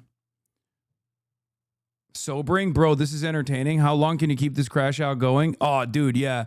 I wasn't actually getting bitched at by a 34-year-old Twitch streamer that I've fucking financially supported in a community that I enjoy being a part of for the better half of the last 30 minutes as a 40-year-old dipshit from fucking Oregon who tries to present himself as like the champion of woke. It was actually fun for me. I really made you crash out, bro. fucking idiot. You sound like one of these goddamn gray sock account trolls. Okay? A dude that came in as a first-time chatter. Oh, I was just pretending, dude. I was just trying to piss you off. Moron. You're fucking 40 years old, dude. Wake up. God, what a fucking pathetic way of existence. Holy shit.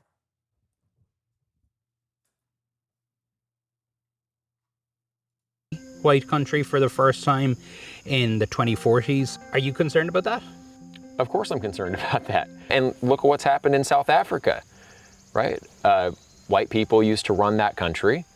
When the tides turned and political control was given to non-white people there, people have to live behind bars and be very cautious. There's private security everywhere. But these fears aren't confined to rural Arkansas. The greatest invasion in history is taking place right here in our country. They're everywhere. In political terms, this policy is called the Great Replacement. And the name of one white minority country keeps coming up. Terrible things are happening in South Africa. The leadership is doing some terrible things, horrible things. So, indeed, Eric took inspiration from a whites-only town in South Africa for what he's building here in Arkansas.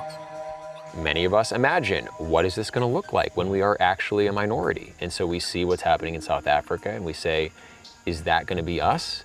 Trump has even claimed a so-called white genocide is happening in South Africa. but it's a genocide that's taking place that you people don't want to write about. Welcome to the United States of America. He's used this as a reason to open up the US refugee program to white South Africans. Something that in the US has become the butt of late-night jokes. President Trump has signed an executive order giving refugee status to white people from South Africa. You know, I could have sworn that white people had it good in South Africa. Must be the Mandela effect. Specifically, Trump is giving refugee status to Afrikaners. These are the descendants of the people who created the most diabolical system of white supremacy in human history, apartheid. I traveled to Alabama to meet one of the new Afrikaners. Yes, I know the chatter we banned is the same chatter from yesterday, woke scolding Hasan about his not knowing how to make a land acknowledgement. I know. I didn't deal with it yesterday because I thought they would be more normal if it was a other issue.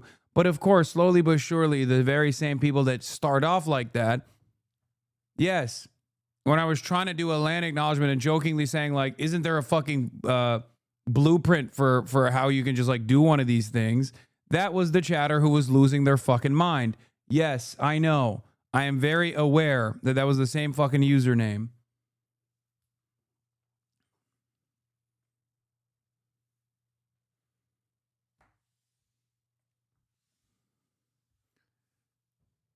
I'm going to be so for real with all of you. If you think that kind of behavior is actually totally appropriate, you don't have a space here, okay? If you are the most woke person on the fucking planet, I'm always there by your side, okay? But if that's the way you present yourself, if that's the way you carry yourself, that means you are just not serious about anything and you just want your voice to be heard. You want to make a fucking fuss. That's it. That's it. You're selfish and you want to selfishly make the conversation revolve around you. Pick better fucking fights.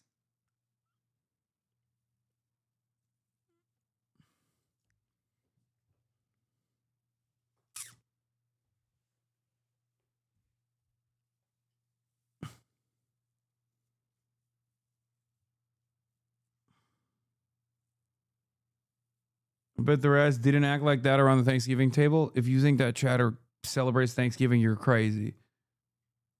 They're either not invited to any Thanksgivings or they don't celebrate Thanksgiving at all. This is a genocidal holiday celebrating colonial occupation and the death and destruction that befall the indigenous population. Are you crazy?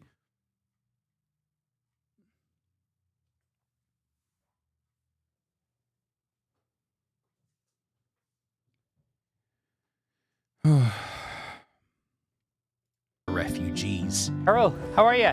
Nice to meet you. Errol Langton, who had just moved to the US with his family. Could we get 2 of the breakfast sandwiches, please? You seem happy.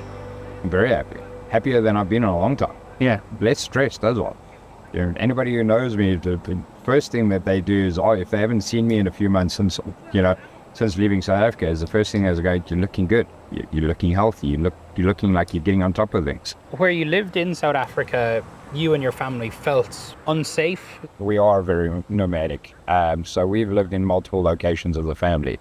And in multiple locations, I've had the same kind of sense of, I'm just waiting for something bad to happen. Yeah. And I've had bad things happen. In 2003, Errol says he was stabbed 15 times in his home. He says the intruder was black, but he doesn't know if the attack was racially motivated. Is there a white genocide in South Africa? I feel that's a little bit of a loaded question because genocide, the definition of genocide is such that you can interpret it any way you want. Do I believe there's a white genocide? Yes, I do. They want it to be a black country. And if that's not the definition of genocide, I don't know what is. Again, it's not always just about murdering. The term is eradication, by whatever means. So how has the idea of white persecution in South Africa taken such a strong hold in the US? I think one could say that a lot of the problems that we experience in South Africa today might be experienced by countries like America in the future. A lot of it is down to this man, Ernst Roots, an Afrikaner who's made multiple trips to Washington, D.C. and has appeared all across conservative media. Especially farmers in South Africa, white farmers in particular. I don't know if this shit has just let themselves exile, though. I think they have broader ambitions to assimilate wherever they do this bullshit. They're trying to set up communities in rural areas near me. Yeah, obviously, if it's like coming near your fucking hometown, that's an entirely different equation. Okay? Who the fuck wants there to be a Klan rally next door? The joke that I'm making is that they're literally in bumfuck Arkansas, hundreds of miles away from other humans. Okay?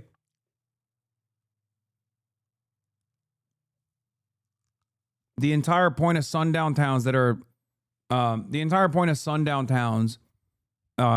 how damaging it is because it's the only fucking, it's the only town with its own municipality, its own municipal structure, with its own cops, running water in a large stretch of road.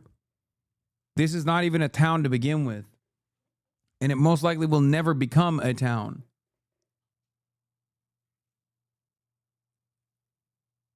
Yeah, this is basically my Florida project, but people doing it on their own in Arkansas.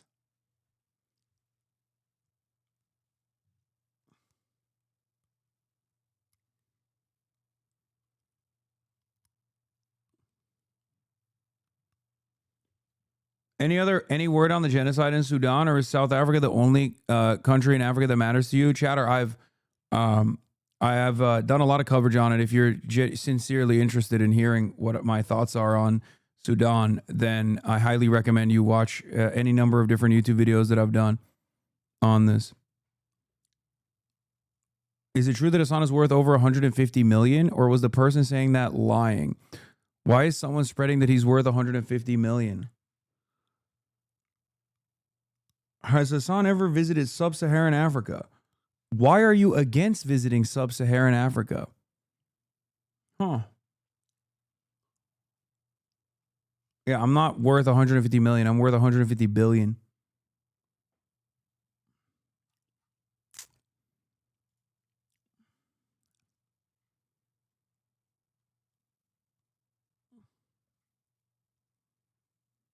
Yeah, another asking real questions chatter.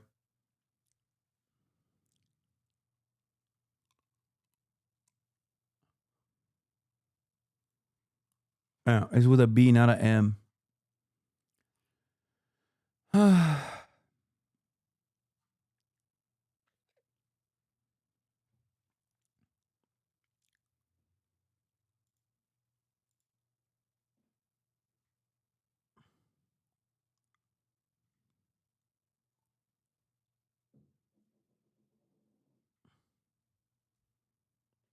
Is the RSF poised to win the civil war due to their support from the UAE and the US? The RSF is poised to win the civil war because they're It's not a real civil war. It's just a genocide. But yes, due to their support from the UAE and the lack of interest from the rest of the world to actually address any of that or even offer any punishments to the United Arab Emirates.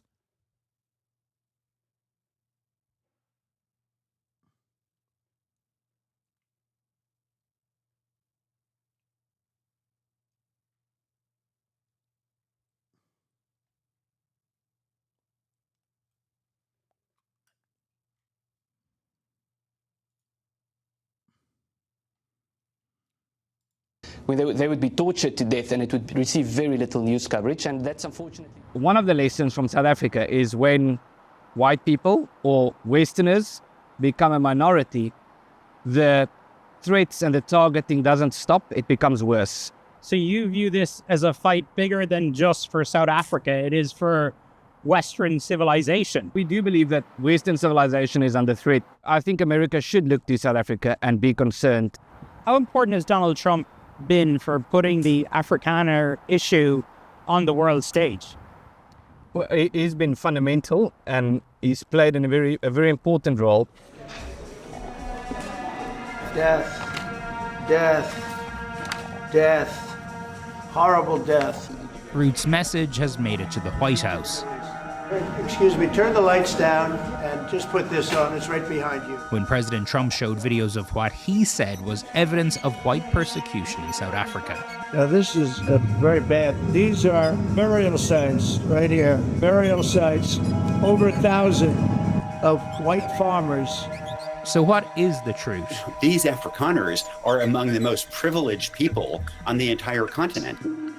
Everybody got all hot and bothered about, the program being stopped and, South Africans are now coming in and how unfair that is and all these whiteys getting an opportunity when there's people somewhere else that should be getting an opportunity. I think it's utter bullshit. Do Americans need to be worried? What really is going on in South Africa? We went there to find out.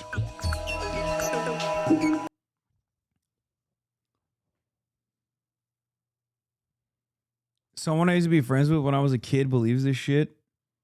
Is so depressing. Oh my God.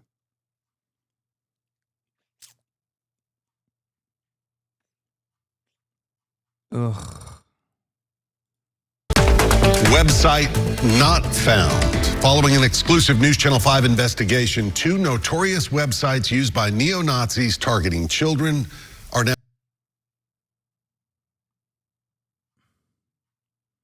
So loud.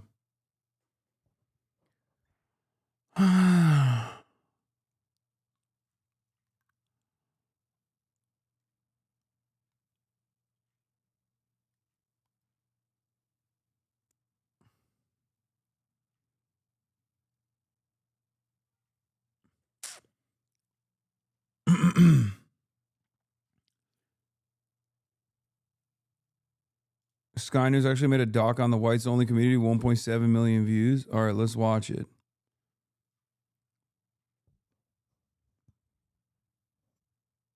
What we've done here is establish a place where we have control over who our neighbors are, and that is just for the sake of preserving, our culture. And that culture, effectively, we're saying this is a white culture, a white... You sound depressed? I am depressed. How can you not be? Everything is shit. The world is fucking falling apart. Racists are winning, okay? Everywhere. And dumb fuck leftists are mad at a fucking Twitch streamer.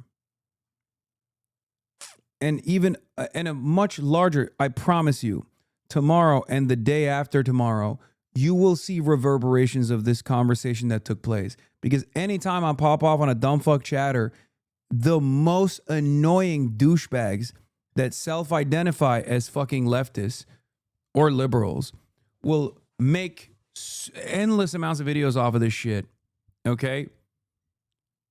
And slop tubers will farm it. Hasan is crashing out. Hasan is getting canceled by his own community. Tens of millions of views. And the saddest part about it is that sometimes I wish my imagination was more stunted, okay? Because the saddest part about it is there are people who could so easily be convinced, people with a good moral compass, that would otherwise be like, oh, let me check in to see what this guy was saying. Those guys will watch those fucking brain-breaking, thought-terminating slop tubers and go, yeah, fuck this guy. And then we lose those guys to the right-wing pipeline eventually because they're just rudderless. Okay?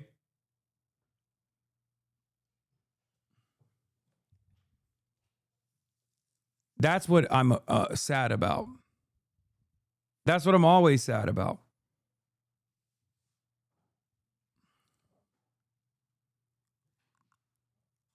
See, don't you sort of think you're reaping what you sow a little bit? I mean, it's literally always a 40-month chatter. First of all, that was a 6-month chatter. These are the people you created, homie. The chickens are coming home to roost. Like, all of these, for the record, all of these fucking losers that behave like this, all of the fucking hyper scrutinizing, endless puritanical spiral enjoying leftists actually give Asmongold's audience a fantastic opportunity to sit around and jerk off about how fucking dumb we are on the left. Because we are. Okay? It's guys like this that make out like bandits here. They look at us and then we laugh and they laugh at us. Okay? Some of the most hateful, most bigoted, neck-bearded losers love this kind of constant fucking crash out infused discourse on the left. Okay? Look, he's saying chickens come home to roost. I'm here to watch you fall apart. Do you understand? Yeah. I can't help but feel like you have some accountability. It's always a 40-month subscriber. Do you not feel like you've created some of these people, bro? How can we make land acknowledgments when there's a gender slide going on? I don't think I'm saying this that is any different than people saying there was a trans genocide here in the U.S. Do you understand?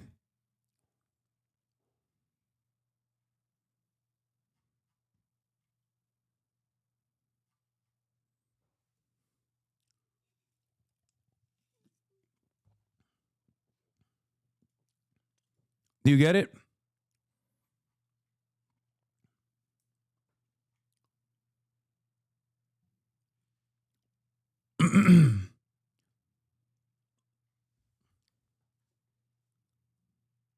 Anaphase is right earlier. The new meta is dipshits coming in here just to do this. No, this is not the new meta. It's been the old meta. It's been the forever meta.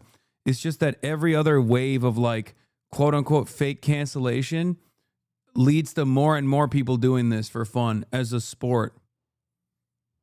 You understand? I wish people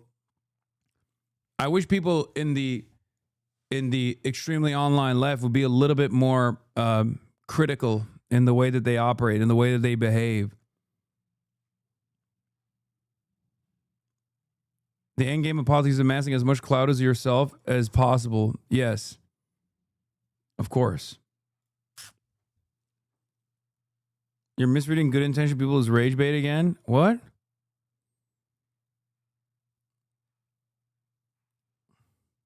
You think this is a good intention person? Are you okay?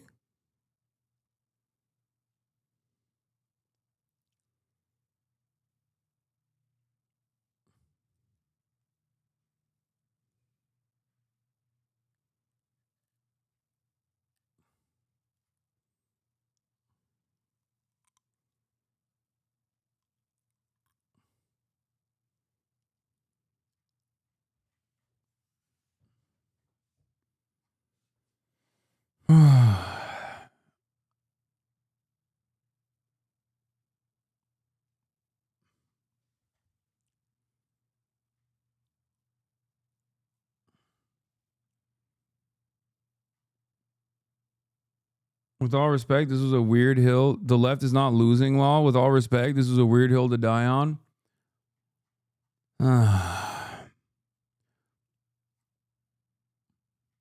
Donald Trump, as the United States of American president, just released one of the most racist rants I've seen in recent American history from a president.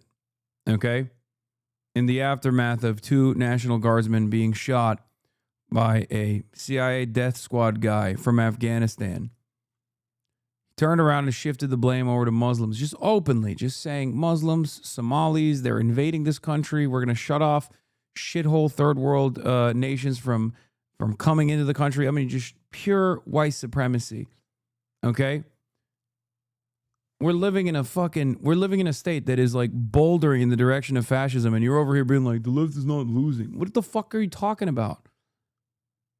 Like, sure, there's a lot to be hopeful for in terms of organizing, but let's be fucking real for a goddamn moment.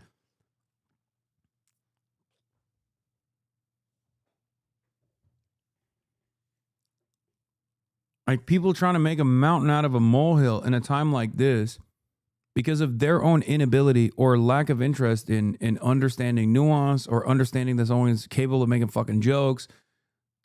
In one of the only fucking progressive communities that is sizable in a sea of hatred everywhere.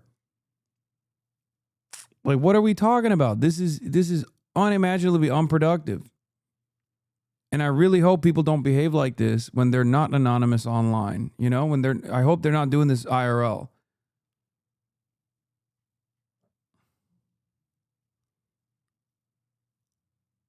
It's crazy. We're not going to build shit.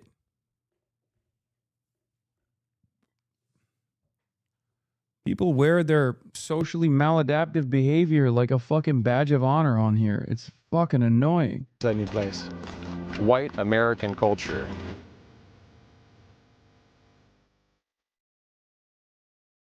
Over the last year and a half, high up in the Ozark Hills in the state of Arkansas, dozens of people have been working hard, leveling the land, building housing. They call it an intentional community based around shared ancestry, a long-winded way of saying something really quite simple.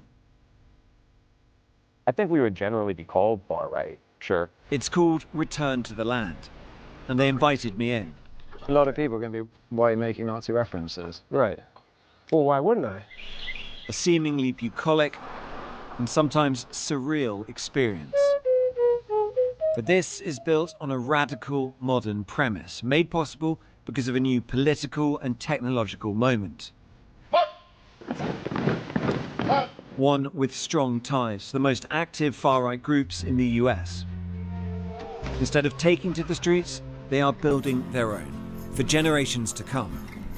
It's important for me to do this for my ancestors, my friends, my family, my children, my children's children. But in this southern US state, people who have lived through segregation once fear it is returning. Dude, it's so crazy to me that you could just like get this experience with running water and sewage in any American exurb or suburb. But like the mere prospect of having like a black mailman is enough for these guys to literally escape to the mountains of Arkansas. Are you fucking kidding me? Like, that is so wild. Because like this level of white segregation already pretty much exists as a consequence of redlining. And these guys are like, nah, there might be randomly someone with melanin that I might encounter. Like, how sensitive are you? Jesus Christ.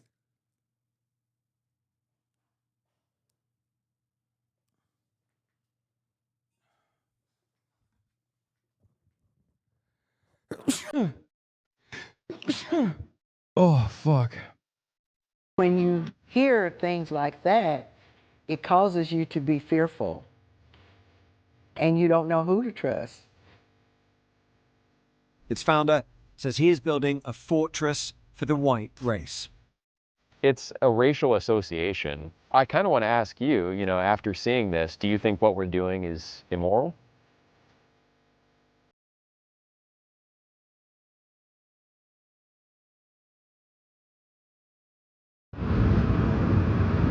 Arkansas, in the southern United States. Welcome to Little Rock, where the local time is 4:27. For the last few years, I've been exploring how an ethno-nationalist movement has been organising online. This guy, a network that aims to define... This is the perfect journalist to send there. They're going to be like, oh, you're one of our own. Welcome. ...countries by ethnicity, but which links across borders. And this is the place that one group has chosen to put that into radical, real-world action. You want a white nation? Build a white town. It can be done, and we're doing it. Haven't white people been taught that no matter what they do, they will always be racist? I think that's why we're seeing things like this happen. Yeah, dude, totally. Yeah, white supremacy is a direct response to people saying white people are racist across the board. You're totally right. Come on. Come on, chatter. As I already explained, there are plenty of fucking places that already have running water and sewage that are this racist and this racially segregated. These guys are extra. These guys are extra white supremacists. They are specifically trying to build a white supremacist enclave. Okay? Also, as a white person myself, I get told all the time that I am racially insensitive or I have blind spots. And I'm not just like any regular kind of white person. I am a white person that has spent the last 12 years of my professional media career criticizing white supremacy and educating people on white supremacy, and yet people still fucking say that shit. Okay? What are you, some kind of pussy? The fuck's wrong with you? You hear someone say, oh, all white people are racist, and you're like, oh, I guess I'll show them by becoming racist? The fuck? Have some conviction. Have some courage. Have some intellectual honesty.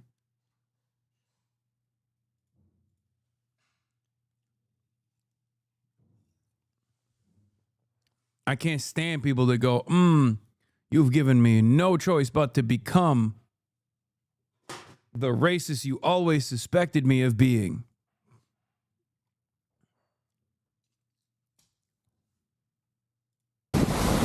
It is an extreme view, but it draws on more familiar arguments.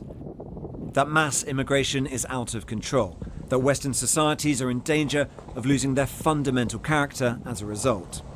So one of the arguments here is that this isn't about persecution of an ethnic identity, but protection of an ethnic identity, and that identity happens to be white. So we're going here now up into these pretty remote woods to really put that to the test. We are driving deep into the Ozark Mountains. The group's leaders are not from Arkansas, and they've chosen these remote parts for a reason. All the locals I spoke to knew only a little about the group, if anything. I don't necessarily agree with it, but that's not my choice. Yeah, but do you think they should have the freedom to do it?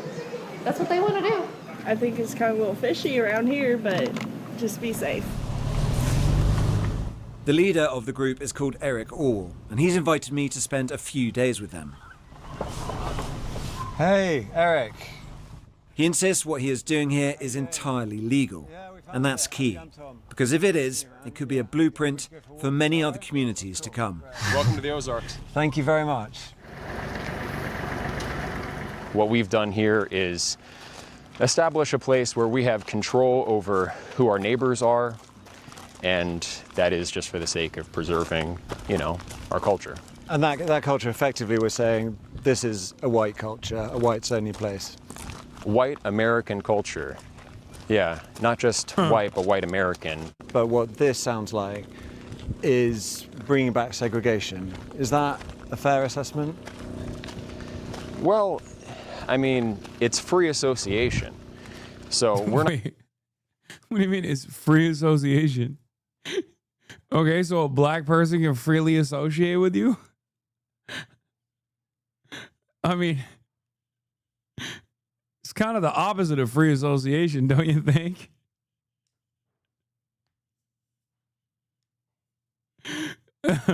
It's so funny. See, he's still trying to be woke while being a Nazi. Is fucking hilarious.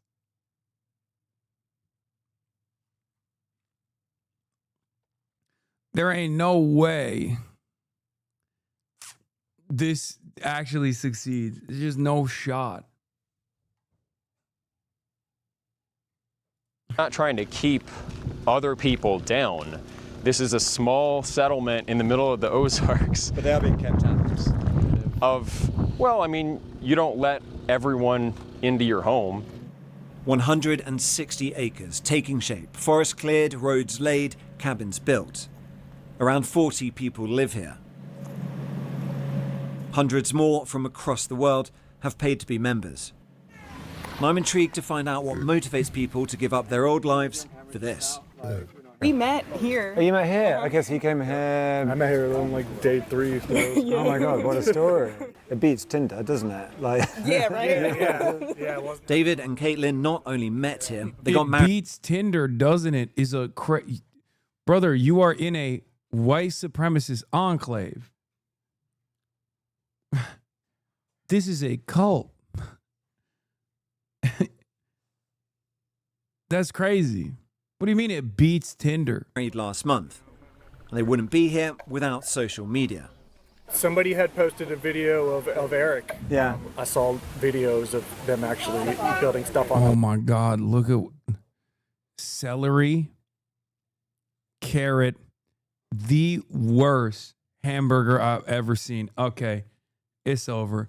Brother, you can't even make a good burger. Like, you can't even have a good grilling session. The fuck is the point, dude? The fuck is the point? You deserve to eat the shit burger for the rest of your goddamn life in your bumfuck white supremacist inbred enclave, dude.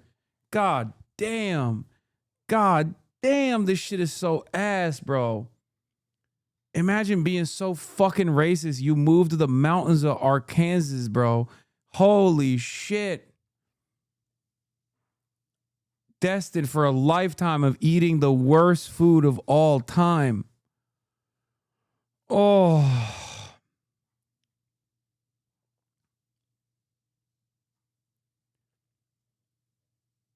They're doing the Florida Project to themselves. I'll allow it. land. I was like, oh man, I gotta come check this out. And I figure if there's nothing else like this in the country, like it should at least exist. Yeah. Like, do people really think that we should never be able to choose our neighbors? It wouldn't be controversial for any other racial group to do the same thing. I think it'd be quite controversial. Well, if you don't have rules. Yeah, like this guy's gonna be like, oh, well, what about Chinatown? It's like, first of all, any sort of enclave of that sort was created as a matter of protection because there was also real harm being done. No such comparison exists with white people in a country like the United States of America, a white nation, okay? A nation founded through genocide of the indigenous population by white Anglo-Saxon Protestants, okay? And even then, you can move to Chinatown as a non-Chinese. Okay? Little Italy exists, and you can move there as a non-Italian. The difference, of course, is that not only are white people, or at least like, people of European white heritage are not being attacked or systematically eviscerated or harmed or bullied on the virtues of whiteness in a country like the United States of America. But also, you have designed this little enclave specifically on the basis of exclusion, deliberate exclusion. Against it, then, anyone of any race can come and be your neighbor, and they're watching the news, which is telling you that white people are, the cause of all your problems and all the ills of society, and suddenly, your children are much less safe because there's a lot of violence, anti-white violence happening to white people and white children. Oh my God. Yeah, this is mental illness. Oh, what are you saying, bro? This is like the incel school shooter that becomes an incel school shooter because they heard someone say all men are trash. Oh, stuff like this makes me think we really do need to regulate the internet better, I think. I don't know how that would work. But like, goddamn, dude, we're just not responsible enough. We're not educated enough to be able to handle free flow of information and specifically misinformation.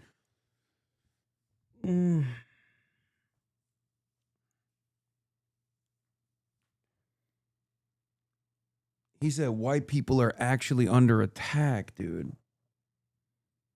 Lobotomy, brother, the internet gave this guy a lobotomy already.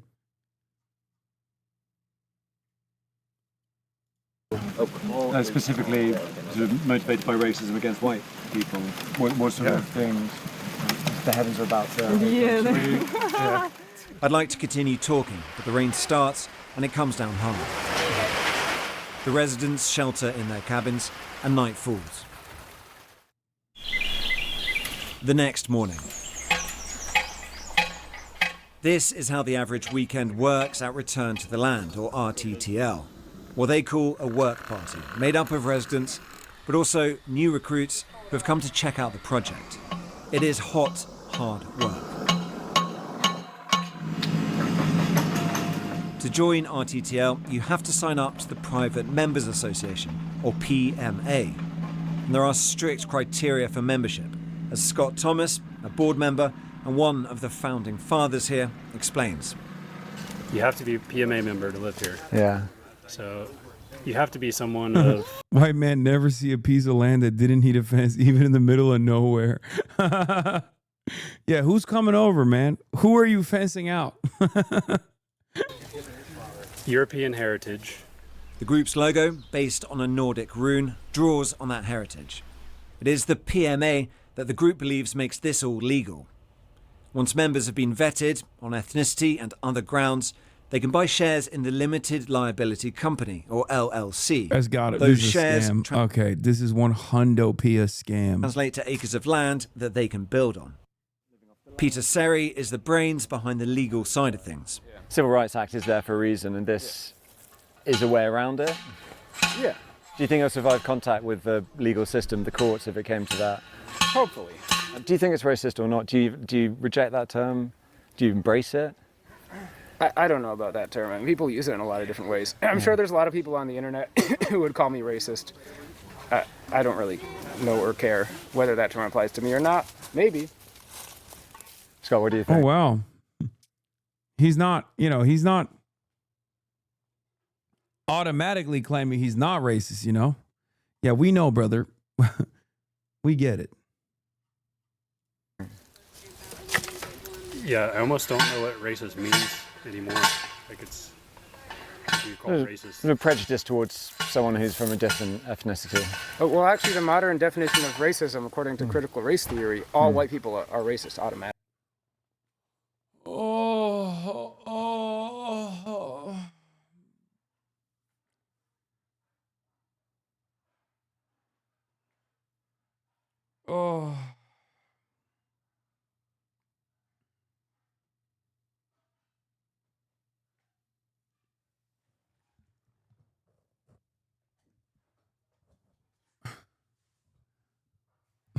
I don't know about all white people, but all white people at this commune definitely are racist. Because it's a whites only, white supremacist enclave led by a guy who won't even say, I don't know about racism. I mean, maybe I'm a racist. Who knows?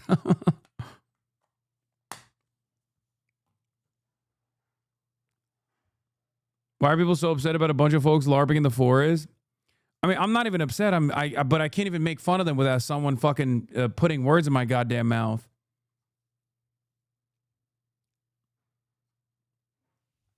I mean, it's just a congregation of open neo-Nazis. You know what I mean? They're not just like Boy Scouts. They're also organizing around white supremacy. Let's be real.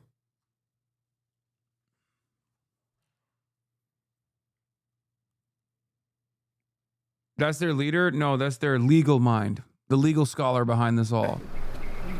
A lot of this is reaction to left-wing identity politics, critical race theory, and movements like Black Lives Matter.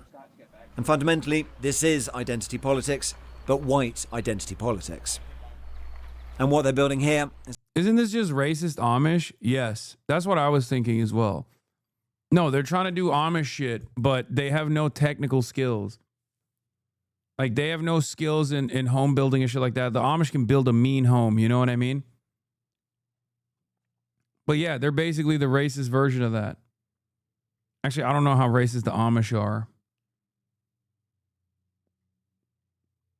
The Amish are racist too, yeah. These guys are racist Amish without learning how to churn the butter. Also, I'm seeing a far larger number of men than women here, for the record. It's a safe space for people of European ancestry. It's exclusionary. It's sort of an attempt at segregation. Right. Aren't Amish pacifists? No, those are Quakers.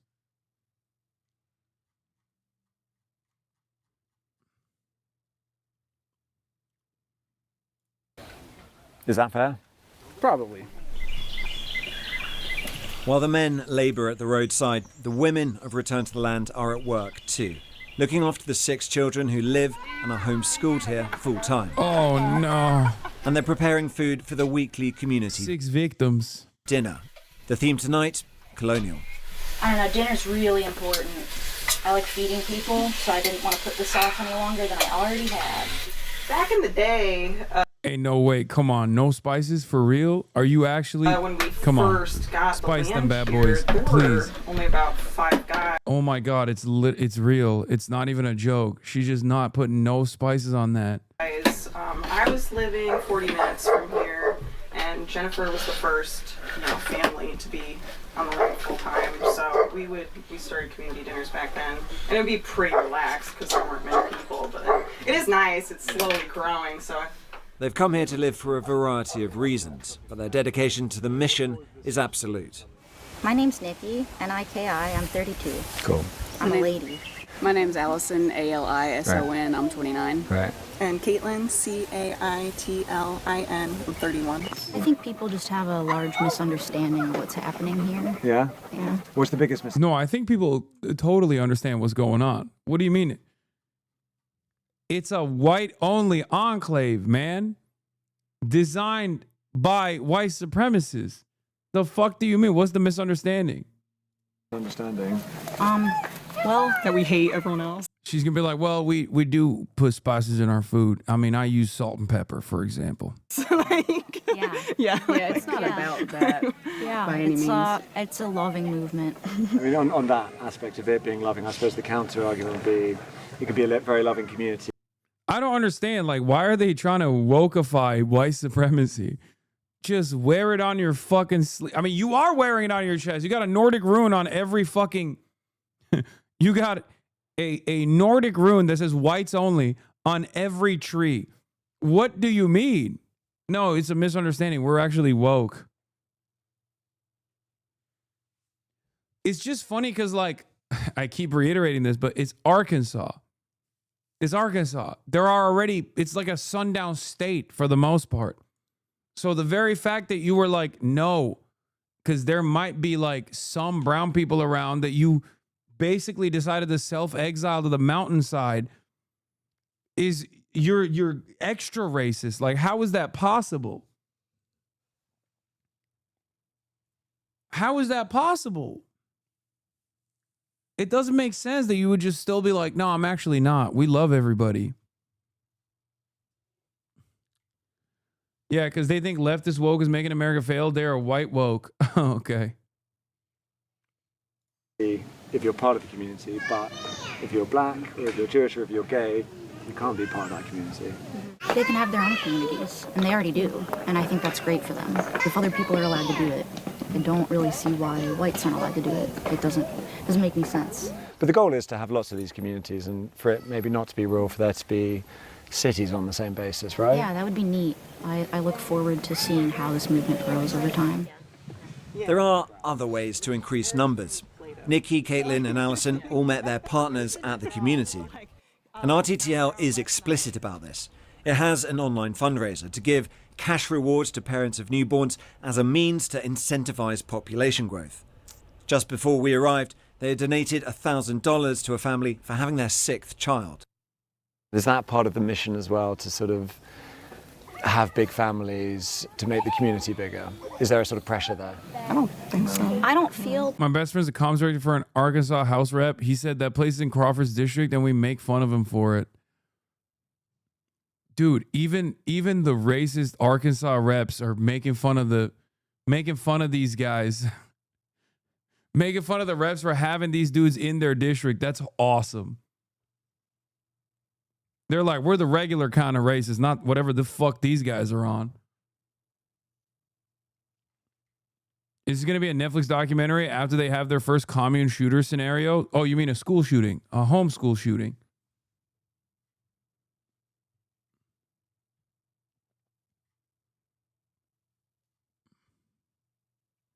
This is just white Zionism. Okay. Unlike Israel, though, this is truly a land without people. Like, historic Palestine existed and there were people there. These guys chose the one plot of land where there is unironically no goddamn people.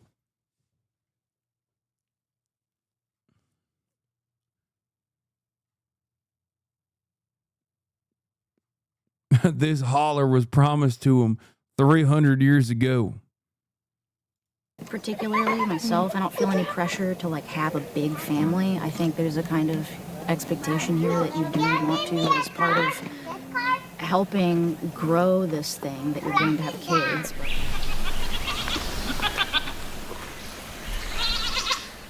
There's not a lot to show around here. I basically just have the whole pasture area. Peter is unattached. This is his homestead. He's been on a journey. He told me he used to be a liberal, a hippie even. The knife is a tool. It has to be very sharp in order to cut properly. He founded a commune in Ecuador. Oh, that makes sense as to why he was he was at least educated enough to get a law degree. Of course. Of course. He was a liberal and he went to college and he got a law degree, and then he did this like freak ass hippie commune shit already. And then somewhere along the road he just snapped. An intentional community based not on ethnicity, but veganism. I can't begin to explain to you how fucked this guy's vibes are, which I think is you know, something you can all see, right? Yeah.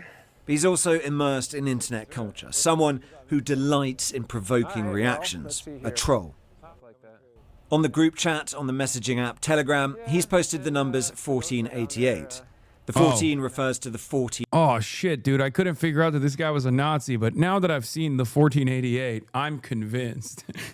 Yeah, he built a fucking whites-only commune, man. In words, a white supremacist slogan.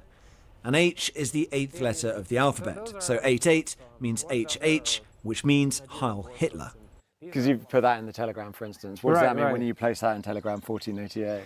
Well, I use it as kind of like a funny comment throwback. As part of that Nazi discussion, another frequent topic on the online chat is the Holocaust. Usually minimized, sometimes even mocked.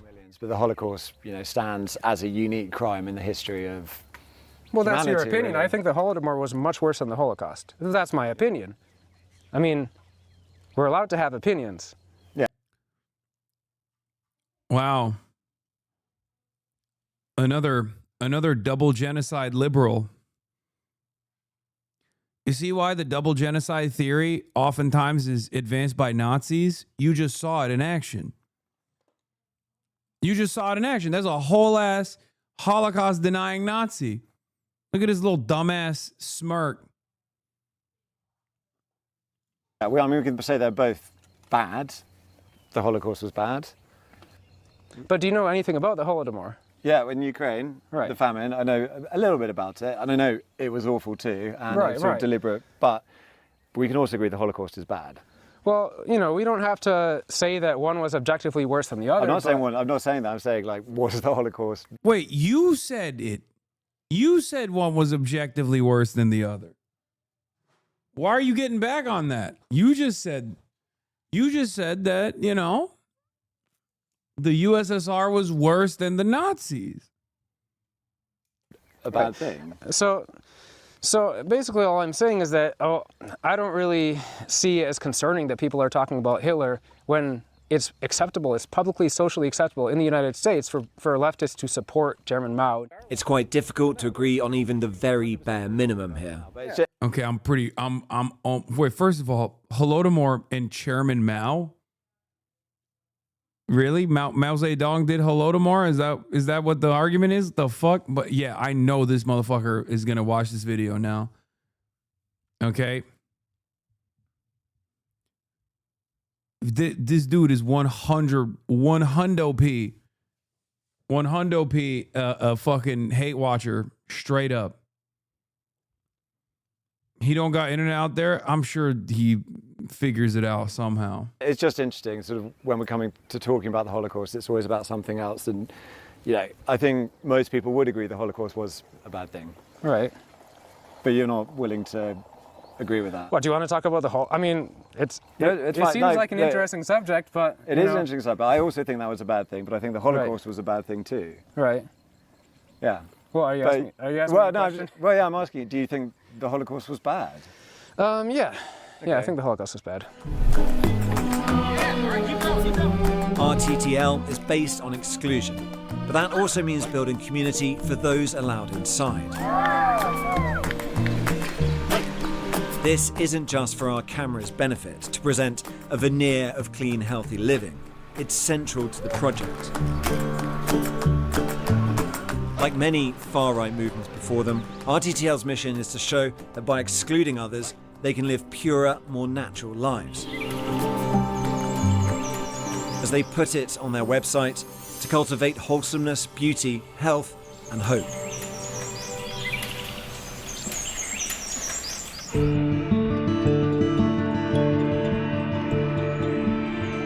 Let's talk about hope. As much as RTTL might like, they do not exist in a separate world. Pocahontas is the nearest town to the settlement. And hope means something different for Pat Johnson. I'm Tom. I'm Pat. Oh, you're Pat. Lovely to meet you, Pat. How are you? We met her before we went up into the hills. It was about 25 students that attended school here. At the on whole and off. time, yeah. Mhm. So it's really tiny. There you are. Yes. Second from bottom. How old are you in that photo? I don't know. I think probably about 12 or 13. This is the school she attended in the 1950s, a school for black children only, because she was not allowed to be educated with white people. Unlike the members of Return to the Land, she is Arkansas born and bred. For the first 15 years of her life, she lived under segregation. We could not go to school together. We couldn't eat together. We couldn't do everyday things together. Each day that you leave your home, you are under rejection.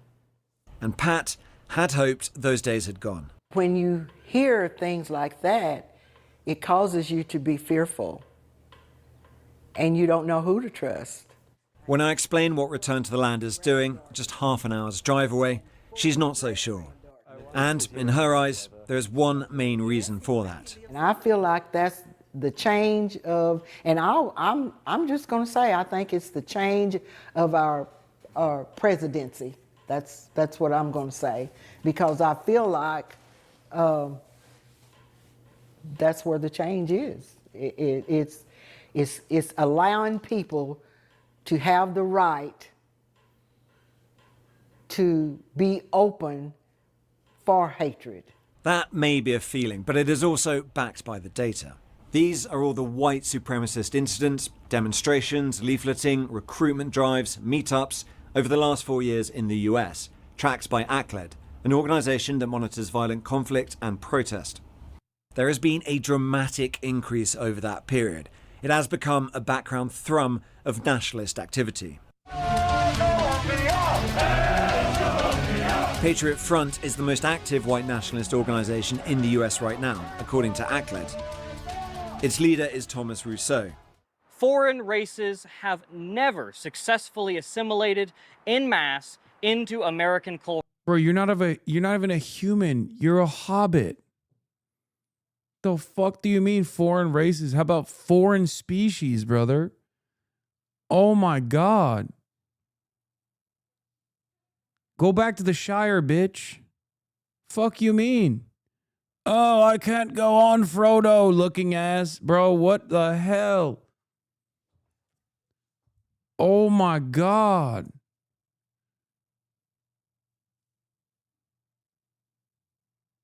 Oh my Lord. Bro is finger painting size. That's crazy.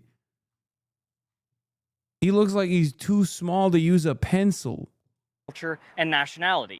And the group has tight links to return to the land. Eric and Thomas speak on each other's podcasts and have fast-track membership for both organisations. Comfy? Feels good. Yeah. It's about time we spoke to Eric. Less than 50% of children born today in the US are white. I'm white, my kids are white. There is something to your background that informs who you are, your sense of identity. And we don't want that sense of identity being taken away from us involuntarily.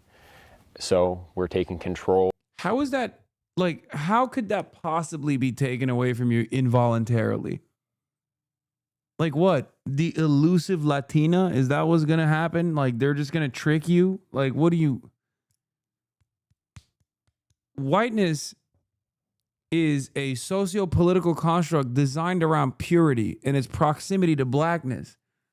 There can't be like a white genocide through miscegenation. It's not a real genocide. It's just people behaving as normal people do and just not being as racist as you.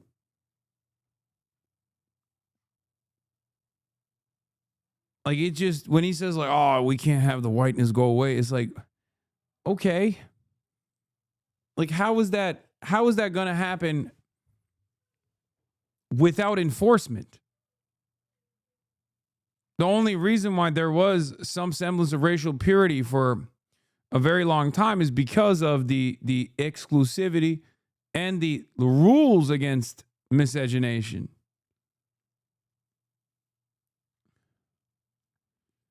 It's such a funny concept because they made it up, right? Like whiteness is something that they made up and they designed it around purity. So when people don't want to believe this idiotic notion, now this made up concept is going away. It's like, yeah, no shit. Yeah, it's going away because you fucking made it up to begin with. What's the problem?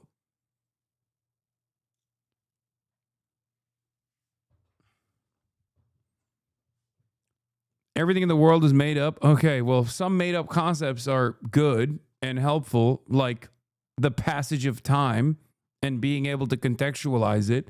And then some made up concepts are fucking idiotic, like whiteness, designed around genetic purity, okay? Or a made up concept such as phrenology, scientific racism.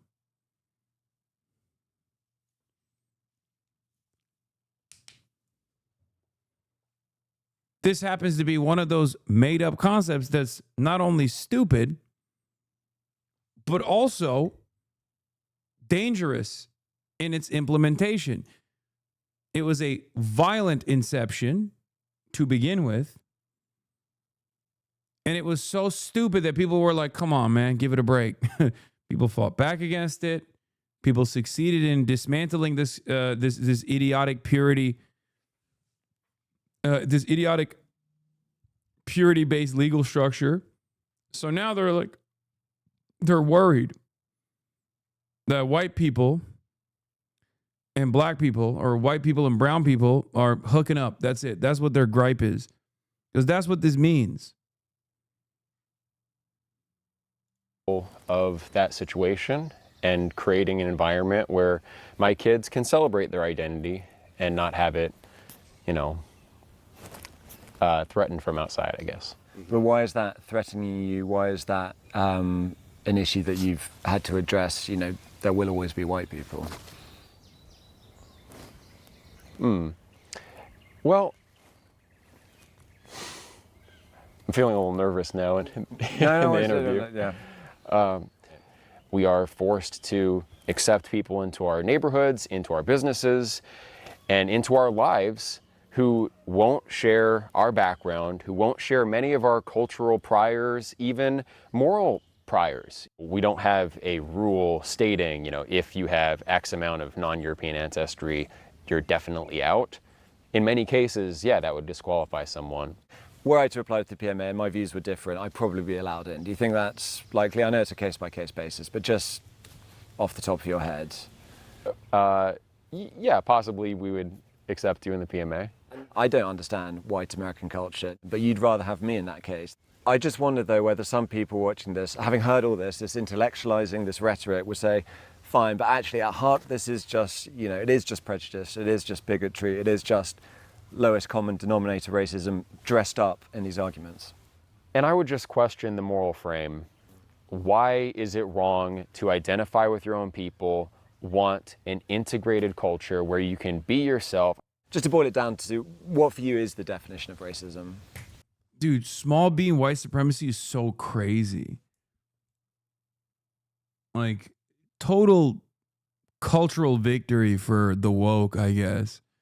That you got straight up Klansmen being like, oh, little old me. Excuse me. I mean, this is a place for preservation. Dude, you can go anywhere in America and there are places that are just as racist,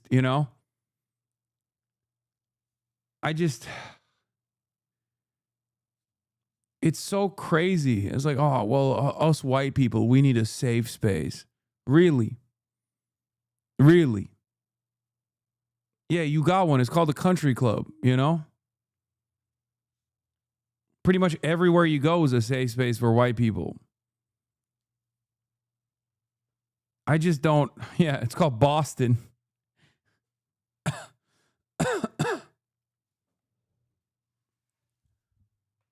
Ugh. When I was a kid, I suppose I interpreted racism to be judging someone solely on the basis of their race. And is that a good or bad thing? I think this basic moral consensus treats it as automatically a bad thing without a lot of reflection. Oh, he's saying, like, I hate the moral consensus around racism being automatically disqualifying. Wow, I'm glad you learned better that racism's sometimes good. This is my last day here, and before I go, I want to speak to John. Not a leader like Eric or Pete or Scott, but an acolyte, a young one and newly arrived. He's only been here a month. So I'm trying to knock off some of this more good topsoil. Give it some more. We'd seen him when we first came up. He guided us in on his bicycle. It's just you have a community where you feel like you belong here. You have people you can talk to, and I can't explain it. It's too beautiful. It's nice. He'd been working on Scott's new house over the weekend. In return for his labour, he gets cheap rent. John dropped out of college, and he's worked jobs all over the United States. Oh, he's 26, younger than the leaders who are all in their 30s. If they are the recruiters, he is the perfect recruit. And for John, the primary motivation was... Oh, brother, his ass dropped out of college because of anti-white racism. Financial. To me, it's economical. It's an economic decision, right? And, everything also, else. He's doing serfdom. They're doing racialized serfdom. Dude, white people love capitalism, bro. I swear to God. They're doing white slavery. Respect. Respect. Oh, I'm sorry. When the Ottomans were doing it, everybody was mad. All of a sudden, when other white people in America are doing it to other white people, boom, then it's fine. Is that what we're doing here? Everybody hated the Dev Shirman program when the Ottomans were doing it. They were real pissed off. How dare you?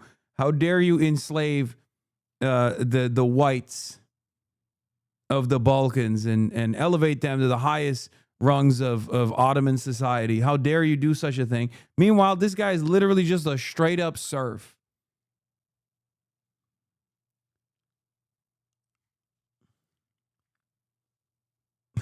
Yeah, he still pays rent too. It's even funnier. It just kind of falls in line. Yeah. But the main thing to me is cheap land. Everything else is a bonus. You've got 2 levels here. Yep. Got a loft up top, and this is the main area. So living area down here. So it's quite comfy, right? It is quite comfy. As for excluding people, I don't see it that way. We're trying to We're trying to embrace our culture. Bro, we can't even escape landlords by moving to fucking racist ass bumfuck nowhere. Yeah, that's the craziest thing, dude. Like being relegated to permanent renter status and as a serf in 160 acres of untabbed land is wild. Like at no point did you realize like, hey, motherfucker, let me build my own house in one of these plots. Nope. You're supposed to be a serf in racist land. That's awesome. That is awesome. You are such a fucking loser, dude. You are so stupid. Like you could have done this in every other formation. The whole point is that you're supposed to not be a peasant here, right? You're supposed to be a king in your own plot of land. Nope. Yeah, sidekick in your own dream type shit. Exactly. And our heritage. It's been denigrated, if you ask me. We've turned into a melting pot of a country for a long time now. There is one last thing before I go. A concert put on in honor of our visit. This first piece that Peter and I are performing, it's called The Virginia Colonies by Fred Cooper. The English governor returned to take his place. Eric himself takes the... Stop. Oh my God. Oh my Lord. Oh no. Oh, that's so bad. That is, oh brother. It's like, it's designed like a meme. What the fuck? Ass food, terrible music, no joy in your life. You're literally a fucking peasant. That guy is gonna shoot up the rest of the colony, I think. This is a Baroque flute, also known as the German flute or the penny whistle. It was a very popular instrument in colonial America. It's not easy to look tough with a flute, even if it's German. But the audience is rapt.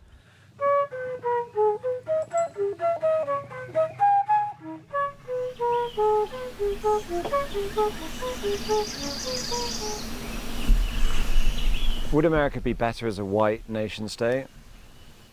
Better in what sense? Would you prefer, completely blank slate, America is just an ethnically white country?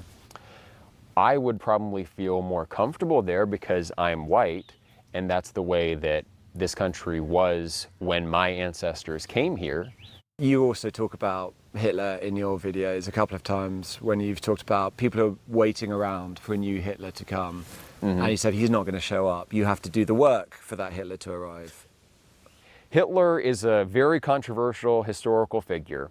I think the mainstream view is one-sided. It's informed by World War II propaganda, but also the contrary position that Hitler did nothing wrong that many people online say, that's also a one-sided view. I think all historical figures are complex. What's this guy's issue with Hitler? That he didn't kill enough? Is that what it is?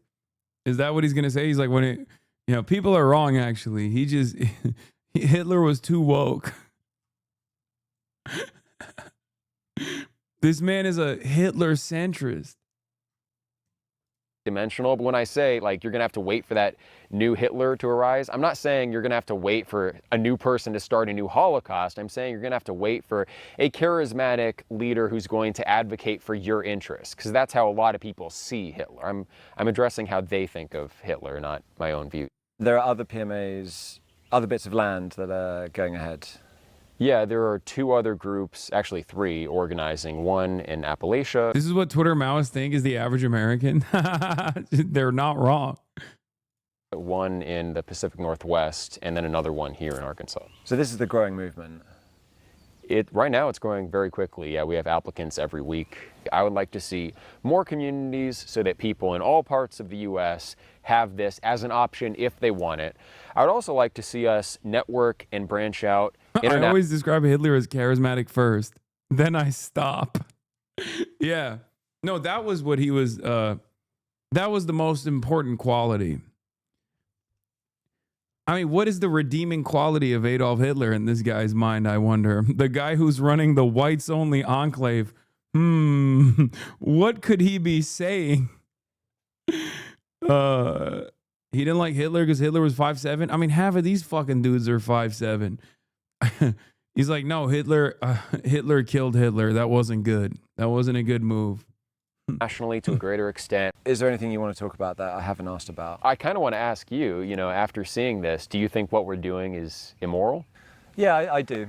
Yeah? Yeah. And that's not, for me, it is morally objectionable. I think the way we've talked about it is, I don't think it is like a country club. That's the difference. I don't think this is sort of free association. I think you are depriving people of a fundamental right to housing. That's how I see this issue. And I think the reason I'm asking those questions about where it goes from here, I think that is a thought experiment, but I think if you replicated it He's like, oh, I don't like this. When I saw your bald ass head, I thought, oh, fellow traveler. Now I'm starting to notice that maybe you weren't a skinhead. What the fuck?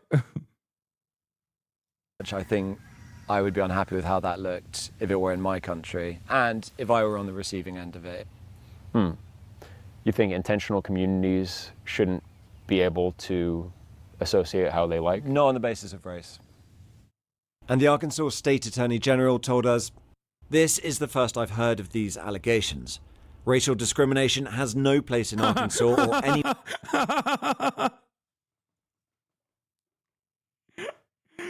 That's a funny thing for the Arkansas Attorney General to say, dog. Come on. First time I've heard of it. Wait, what? You mean to tell me, wait a minute, they built another racialized whites only enclave in Arkansas? That's crazy. Anywhere in a free society. These allegations raise all sorts of legal issues, including constitutional concerns. My office is reviewing the matter.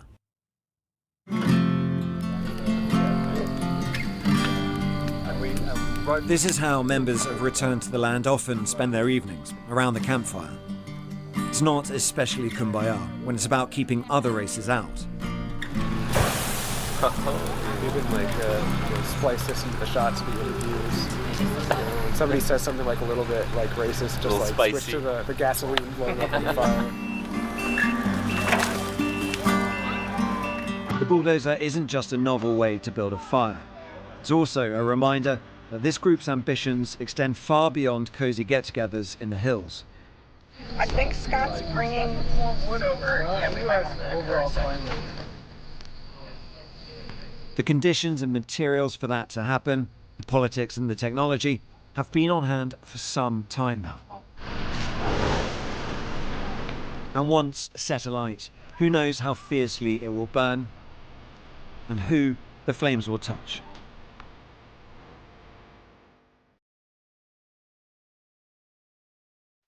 Here's the Attorney General Griffin declining to make Ethics Commission pick, citing unconstitutionality of the statute.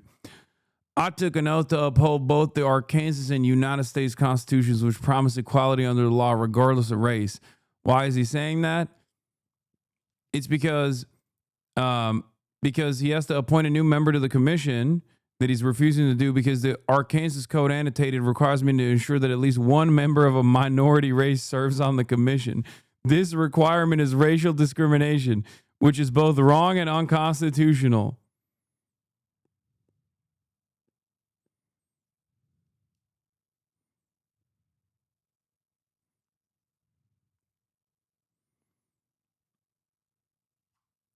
That's awesome. And no, the chatters who suspected of me of not gaming are correct. Yes, I'm too tired. But I will be back tomorrow. And I will be gaming tomorrow. And I also have chadvice tomorrow with Phineas and Pokimane. Not beating the allegations. Okay, one day of not gaming and you guys lose your fucking minds. Come on now. That's crazy. It's one day of not gaming.